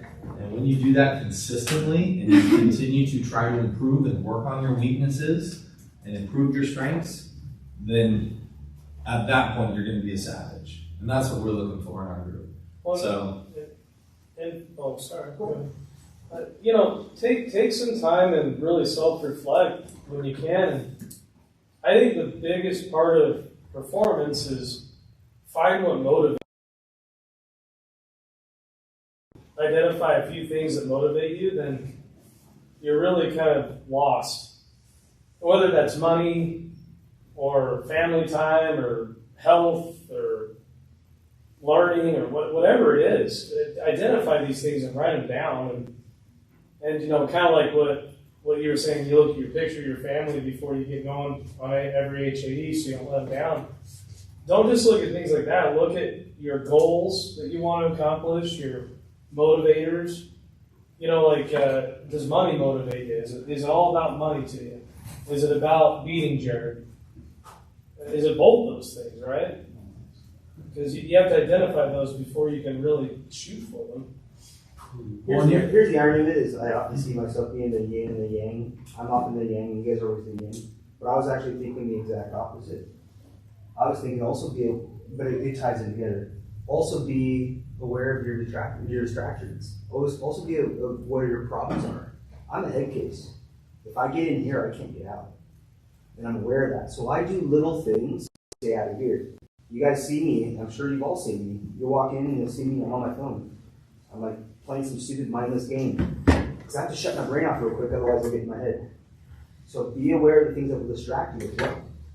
And then do things that will help you to overcome that. And when your head's right, then take your brain to the next level with the mindset stuff. So you have to go to both sides. You have to be aware of your pitfalls and your successes. When I do, I'm the guy that scores myself sub 50. I'm my biggest critic. I'm in my head. I don't like myself. And that's one of the reasons why I'm so passionate, is because I want to prove to myself that I'm worth it. And one of the things that Greg has told me many, many times is simple. It's okay to lie to other people. It's not, but it's okay compared to lying to yourself. Don't ever lie to yourself. And I've always had a hard time accepting my successes and accepting what I'm good at. And I always tell myself, I'm not good enough. I'm going to fail. I'm going to fall on my face. I can't keep this pace up. I can't keep doing 27 events a quarter. In the first 3 quarters, I can't do those things, and I can't keep it up. that's a lie I'm telling myself as well. So it goes both ways. And that is, I mean, and your internal. That's one of the reasons why I created affirmations. I wrote down 100 affirmations of the thoughts that I want to have, right? So if I am that successful person, right? So if you are the person that you want to be, right? If you are the top open house person, what are the thoughts that person is having? How hard does he work or she work? You need to think about that, because that's the person that you want to be, right? Now, the cool part about life is I can envision that, and I'm a big believer in meditation. And any meditation, when it comes to success and things of that nature, is a big part of it is being grateful. So part of my meditation in the morning is being grateful for the things I have, because your gratitude is a frequency that just attracts people to you. You want to be around people who are grateful, who are happy people, right? So I start off my meditation or my morning thanking God, whatever your beliefs are, right? Being thankful for my health, my life, my family, this job, being able to help people, you know, and then I think of giving those to other people. That was the next part of my meditation is, you know, thinking about my loved ones, the people that are close to me, employees, and you know, all the people that are in a close sphere of influence, how I can give love to them, how I can give encouragement, positivity, help to them. And that's kind of how I think about giving back to other people, my patients today. And then the third part of my meditation or visualizing is the goals that I have, see them as if they're already done, right? And this is kind of a tough part, because if you think about your goals, whatever they are, right, here's where you are. And we're trying to get to here, but I've never been there, and I've never felt those feelings, right? I don't know what this person's work ethic is like, because I've never been there. I've never accomplished those goals. So there is a mental barrier that you actually have to break through. That $200,000 open house was a mental barrier I had to break through. But first, it has to be done in the mind. To be done in the mind first, and then it can become done in reality. If you don't see it here first, it's not going to become real in life. And so what your goals are of hitting, you know, 1.3 million or becoming an open house person, you got to see it first here and believe it, right? For the open house people here, if it's 180, if it's 200, if it's 220, that's that barrier, right? And I look at it as like, okay, there's a bigger barrier, right? So if I've never done a $120,000 open house, that's your first barrier. We got to break that bad boy out. Then we got to get to that next one. Then we got to get to that next one. A lot of times it's not going from I've never done an open house to I broke 200, right? You have those barriers. Now we have to see it being done before we can do it. And that's kind of part of that visualization. I see it here first, and I'm living it. I'm not like watching somebody else do it. I am it. I'm in my visualization, celebrating. Right, when we were recently in the Grand, I went and bought 2 champagne bottles, and we needed like 60,000 that day to hit the record. Something, or 53,000 or something like that. It was a pretty big number that is very easy to not hit. I went that morning, I meditated and visualized it, and I went and bought 2 champagne bottles. And I said, hey, and I put them on the desk, I said, hey, this is for when we break 250. And he's like, okay, man, like, I had already done it in my mind, and I've already celebrated popping the champagne. Like, in my mind that morning, I visualized like, oh, we did it! Like, we had won the NBA title. We did it, 250. I've been fighting for that for years, right? But that was I saw it in my mind first, and I've already celebrated and lived it. I know what it feels like now. So that's that vibration of, I've already been there. I've done it. Now I'm just attracted, and now I just gotta live it. Right? And the more you visualize it, the more you see it, and the more we control those inner dialogues, that's huge. That's why I have those affirmations, because it's so easy when you have a bad day to second guess yourself, to question your thoughts, you know, to question yourself, your own ability, your capabilities. And open house is more than anything, because again, I'm going to an office to work with somebody who's experienced, they're a great closer, and my first day starts off and I start not closing sales, and now he's thinking, why did I get this? I'm better than him. And we start second guessing ourselves. And we say, I can't do it, I can't do it. Luckily at this point, 8 years into it, I've done enough open houses where I could work with anyone and my confidence isn't shaken. But it's easy when you're new, as anyone can attest, and never doing sales. I mean, you can attest there's that feeling, right, Brett, in the air where you're just like, should I be the one in this, right? Am I good at this, right? You question yourself. So constantly learning, here's that thought in my head, that weed, and it's ripping it out and replacing it with something more positive. Oh man, maybe I shouldn't do that. You gotta be kidding me, you're a savage. I got this, I got the next one, bring it on.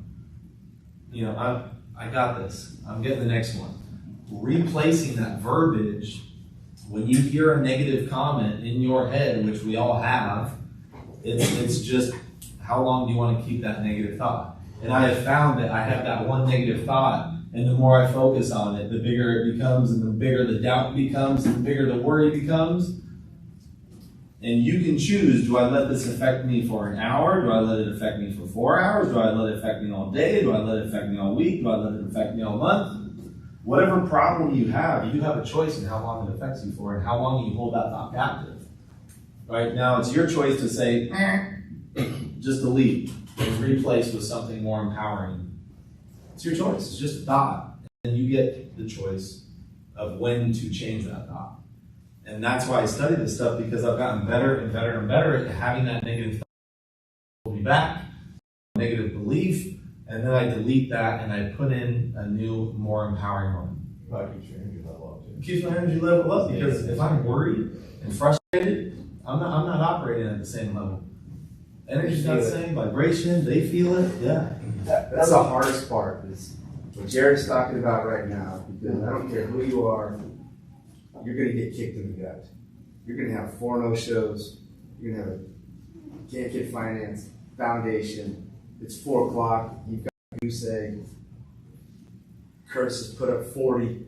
Jared's at 45. Aaron's at 38. You're just going, what in the hell is going on? I'm getting my ass kicked. I've got to be able to overcome that. But I'm fucking Rocky Balboa in my mind, and I will go 15 rounds with you. Mm-hmm. Watch out. Like, I'm Apollo Creed most times. And that's Pretty boxing knocked out the other one. like I'm gonna keep boxing and I'm gonna keep going, and I'm gonna do it with a good attitude, because that's just, again, that person that you want to be. What's that work ethic like? How do they handle obstacles? How do they handle negative thoughts? They don't let it happen to them. I'm talking your best version of you. What do they look like? That best version of you. Picture it in your mind. How do they handle when you have that thought in the morning, I don't want to do it? What do? They push through it anyways, don't they? The best version of you, the most successful version of you, they have the same thought, but they just handle that thought differently. They push through it. They say, no, I'm not listening to that little bitch. Let's go. You get in there on Monday, and your morning doesn't go the way you want. Don't start thinking, like at 11 o'clock, 12 o'clock, don't start thinking, tomorrow's going to be better. It's every single appointment. Yeah. Reset. And find a way to reset, because if you don't, 4 o'clock will hit, and you're like, I'm done. And I'll never forget. I remember the first time I went to Honolulu with Rob Tucson. My Monday, it was like one of those huge days, 10, 12 day appointments. I've been doing this a while already. First time in Hawaii, I wanted. And man, I got my ass handed to me. Every appointment I went in strong, and I still remember at the end of the day, Rob. I think I've told Dex this story before. You guys know Rob. He sits down in front of me and he's like, dude, you look like you got kicked in the nuts today. and it was the first time I ever worked with him, right? He's so matter of fact. He is. And I was like, yeah, that was a rough day. And in my head, I'm thinking what you were saying earlier. I've never worked with him before. I'm like, he's thinking he could do this better because he's a great consultant, right? And by Friday, we pulled it out. We ended up doing $140,000 or something. And I always think of this when I'm having a rough week. It's a great thing I think of. Friday, Rob comes in. My flight's not till 10. We're going to go get drinks and stuff. And Rob, I remember he looked at me and he said, after Monday, I wasn't sure what to think, but I can see why you're a closer now. And I think of that because it's like, you have that horrible day and it can happen anytime. You're like, what the hell just happened? Even if you're doing things right, you're just having these odd things, right? A no-show here. But always think this way. Steve Olson taught me this very valuable lesson a very long time ago. He says, you know, at the end of the day, you can make any excuse you want. But no one's going to remember, even a month from now, what went wrong with your event. We're just going to see the number. And yeah, maybe it snowed 2 feet in Lewiston, Idaho, and you had 3 appointments a week, or Boise when we were there. Maybe your power went out. Maybe there was an evacuation from this. Maybe the COVID. Whatever the hell you want to use, it's an excuse. And if you don't go every appointment like it's the only appointment you got that week, that's how I look at it. I don't know if you said that. I look at every appointment like it's the only appointment I have that week, even if it's Monday at 9 o'clock, my very first bill. I'm like, guess what? You're probably going to get a lot of them. Yeah. And another thing to keep in mind is when your appointment doesn't go right, or for whatever reason they don't buy, not everybody's meant to buy hearing aids when they're in front of you. Yep. You didn't say something the way they needed to be heard. Someone I can sell, Jared may not sell. Someone that Aaron can sell, I can't sell. It's all different sell strategies that work on different people, which is why it's good to put notes and all the stuff we've been talking about. But at the end of the day, if you pretend like that, hey, you have one appointment the whole freaking week. You're like, holy shit, that helps you get third parties. It helps you financially finagle things, get approval here or there. Make sure to call the daughter, get approval over the phone with them. You do what you need to do to succeed with that appointment. Every appointment. And if you don't go into the week thinking that way, and imagine if you go into the week thinking that way and you have 50 appointments. Holy those are those shit. big ones. And this is the difference too, is that open house, let's say your best is 150, right? And your low is 50. You have to find a way to take your low to 75 and your high to 185, because it's going to all average out, right? And again, we're not going to remember what happened, but it all averages out. Everyone is going to have a snow open house.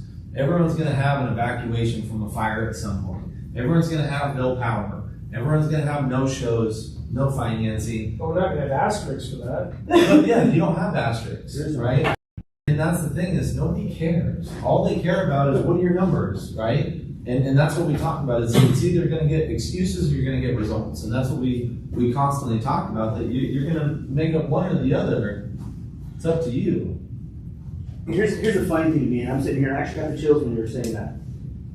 The fire, the power going out, the snow, all these comments, those are things that have happened to us.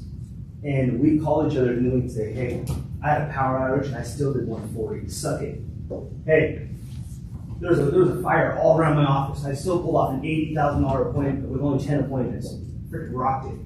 You remember when you overcame. Mm-hmm. When it became an excuse, it means nothing to you. And it doesn't mean anything to hold my beer. Everyone here. They don't care about your reason. Baby down. It is. It really doesn't. And again, I've talked with Greg at length over the years of doing this. Is nobody remembers the reasons why we don't hit the numbers, right? All we know is, did you do it or not? And we all have good excuses that we buy into. The common thing we hear is, I did what I had. I closed everyone I could. I closed everyone. My closing rate was 100%. You know, you had 4 sales and I saw 8 opportunities on your schedule. Yeah, I know, but this person we couldn't get approved. This person was a mega referral. This person had wax, and the rest I closed. Find a way. You know, nobody cares. It really, we don't care. We went 4 for 8. That's the reality. I've been doing this for 7 years, and I still have a hard time accepting that when Greg says it. But he will. He goes, "No, you had eight appointments." Yeah, but 4 of them no-showed. You had 8 appointments. I don't care what happened. You had 8 appointments. And that's kind of the mindset of like, well, how can I adjust so tomorrow's 8 appointments do show up? Mm-hmm. Right? And how can I adjust to get the third parties there? And the faster we adjust, the better. But the biggest thing to me is, as well as the mindset and energy. That's why I work so hard on controlling that stuff.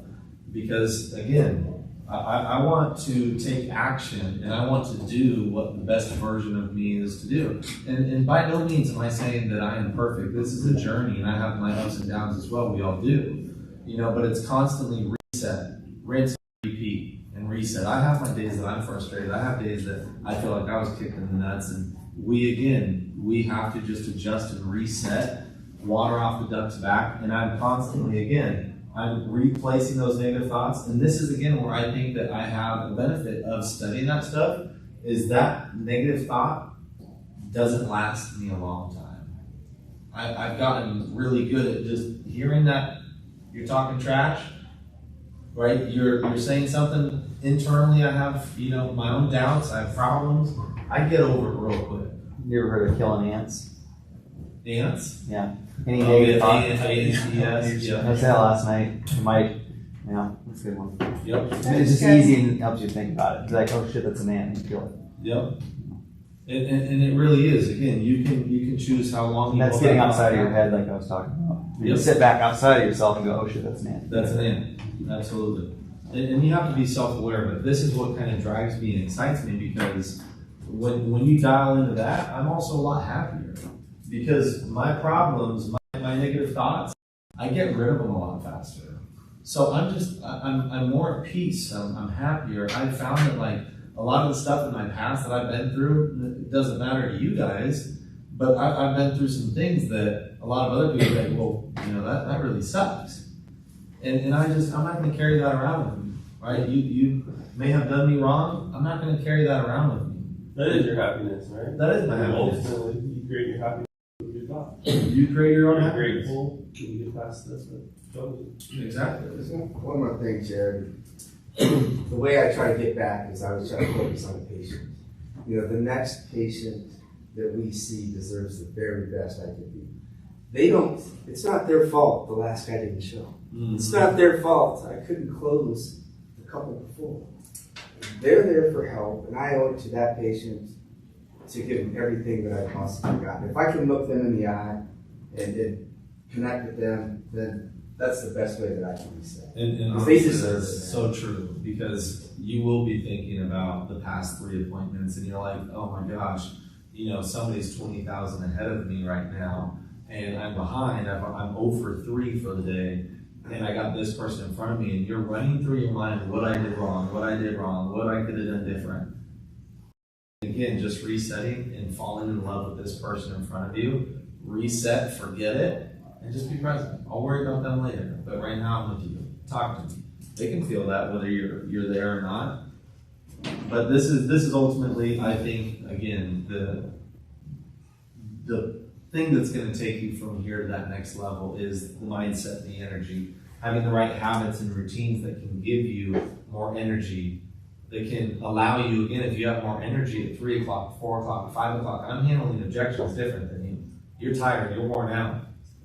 Thursday, Friday, I'm handling objections different than you. I can't say this enough, and I've said it 3 times, but look at what's the best version of your son. Jared said that.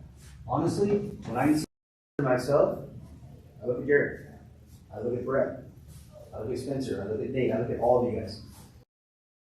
The aspect of this is what makes us special. The way we are built is different. This doesn't exist. Built different. It doesn't exist in a lot of places. It really doesn't. I can't tell you how important it is to know that I got your back. You got my back. We're good going forward. One of the things that you said earlier about you get those weeds and pull them out. You don't sit there and go, there are no weeds, there are no weeds. You pull the weeds. And sometimes a phone call is what needs to be done to do that. And that's okay.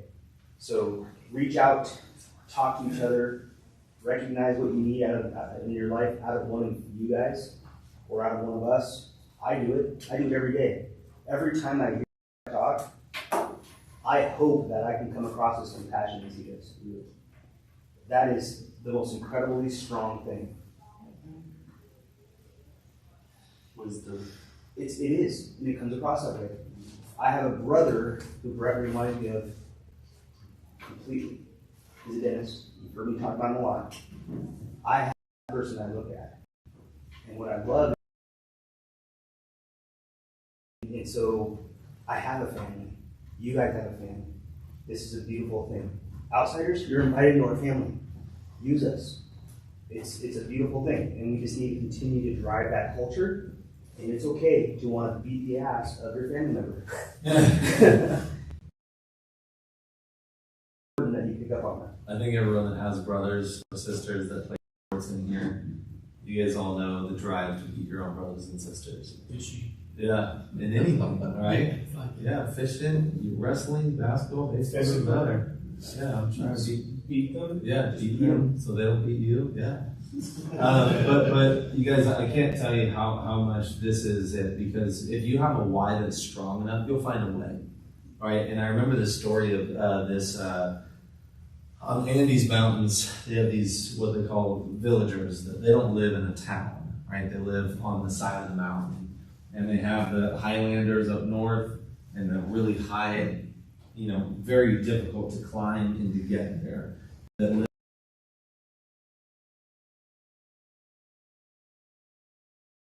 one day the Highlanders sneak down and they take this little baby and they take him back up. And it's difficult terrain to get up there. And that was one of the things that, what do we do, right? Do we send a whole, all of our warriors to go up there? What should we do? And so they send 10 of their best warriors or fighters to climb the mountains, they climb the rocks to try to get that baby back. A week goes by, and they come back, head between their legs, tail between their legs, I didn't do it, right? And I wasn't able to accomplish the baby. And literally a day later comes the mom back with her baby, and they're like, "How did you do that?" And she simply said, "It's not your baby." And that touches me as a father. Is like, look, if the why is strong enough, there's nothing getting in your way. I don't care what obstacle is going to be there. I don't care what obstacle is in front of me. I'll find a way to do it because my drive, just like a lot of you family members, is on my screen, is my family. That's my why.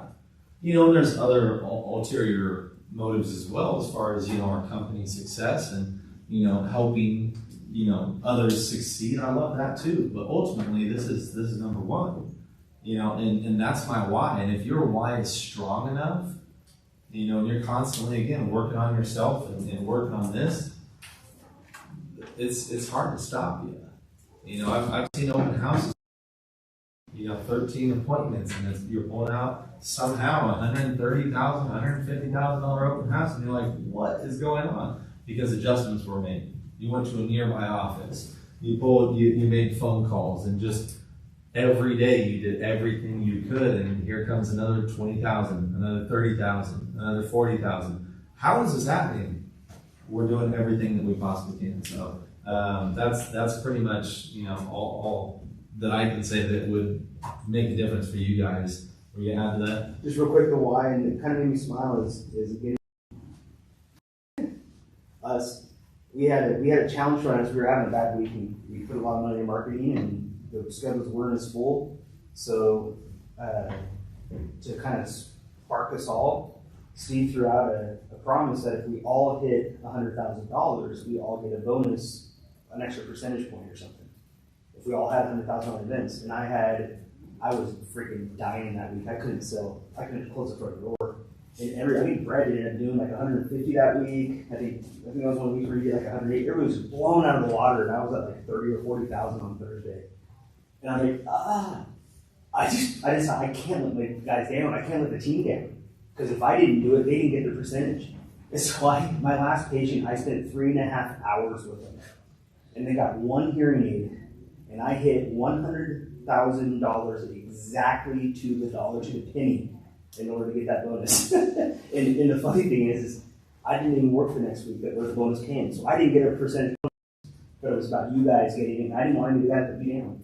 That was my why that and it happened.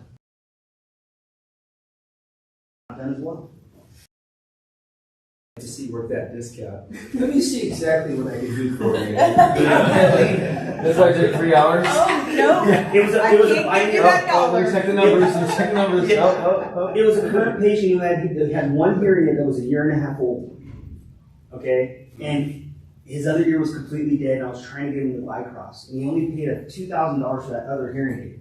And I needed $3,672 in order to get $100,000. And I worked my ass off to get him to buy neural stuff. And I couldn't, no matter what I did, I couldn't do it. I said, okay, well, if you're going to go with only one, you need to have the best.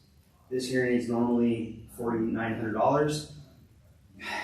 I'll do it for $3,702, or exactly what the number was.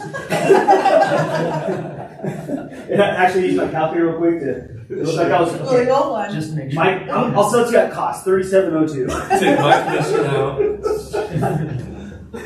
But hey, I had to hit it. That's so funny. Well, we'll take a quick 5-10 minute break and then we'll finish up after that. Performance.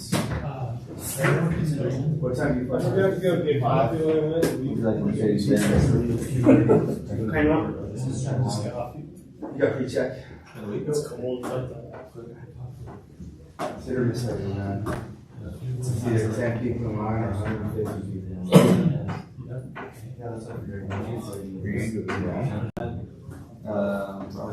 Hey Riley, did you check to get to your flight? Yeah.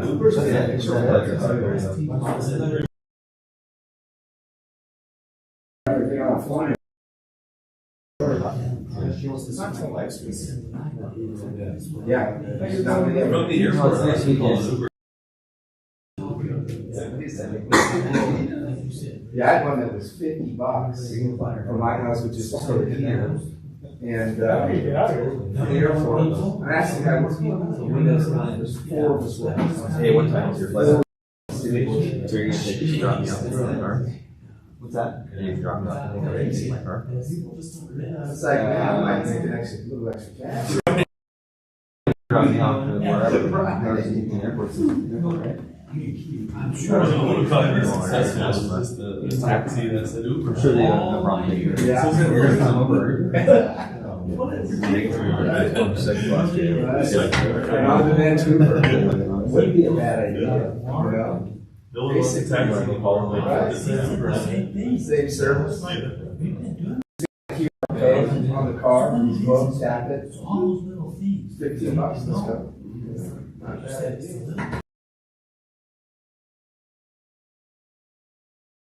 Still being out of business. Yeah. Now we're starting to get closer to taxi prices. Yeah. I give my family, I guess, Great job. think to myself, I really want to lay down. That'd be from you leaving. Tomorrow. Let's go. There's gonna be a time. You can go to a hotel. I know. Apple Pay, you can get in. You can check in. Here's your room. Yeah, that's what's online. Yeah, that's online. For a week, it's gonna be. Who was that? Had lunch with him. No way. Dr. Joe Dispenza. Trying to go into. Yeah, you have one going to him, 300 other people. No, I had lunch with just him. Just him? Just me, Greg, and Debbie, and him and his assistant. No way. I would love that guy. That's Yeah. So what was your take? Most down to earth, like, celebrity I've ever met. Really? So down to earth. I didn't realize I was reading part of what happened to him because he got in a car wreck. Got hit by a car. Basically, his back was just done. Should be in a wheelchair and he got himself. Yeah. I love that guy. It was pretty He's so funny. down to earth. That's pretty great. Love that about him. Heather, when you're talking about meditating, Yes. that's who I meditate to a lot of times is Joe Dispenza stuff. Do you? If I don't meditate in the morning, it's like, I'm just, I just You go know, in it's- you and put that focus iron and on get it. into the Yeah. zone, yeah. It's your shield Mhm. and, yeah. You meditate for an hour? I do. I get up about 5 in the morning and then I get some coffee and then I I lie back down and just, I use Headspace. Do you use guided meditation? I know. You just do it by your own. Mhm. I use Headspace and I like it. It's very consistent. It's guided. Yeah. Not so good. I just can't figure it out, man. I tried. It's practice. So, and I do some prayer during that time too. It's not just, I spend time listening, what is it that I need to do today? Sure. And then I do some talking, but So it's all about, It's a little more reflection as well. and then, Sure. and so just making sure that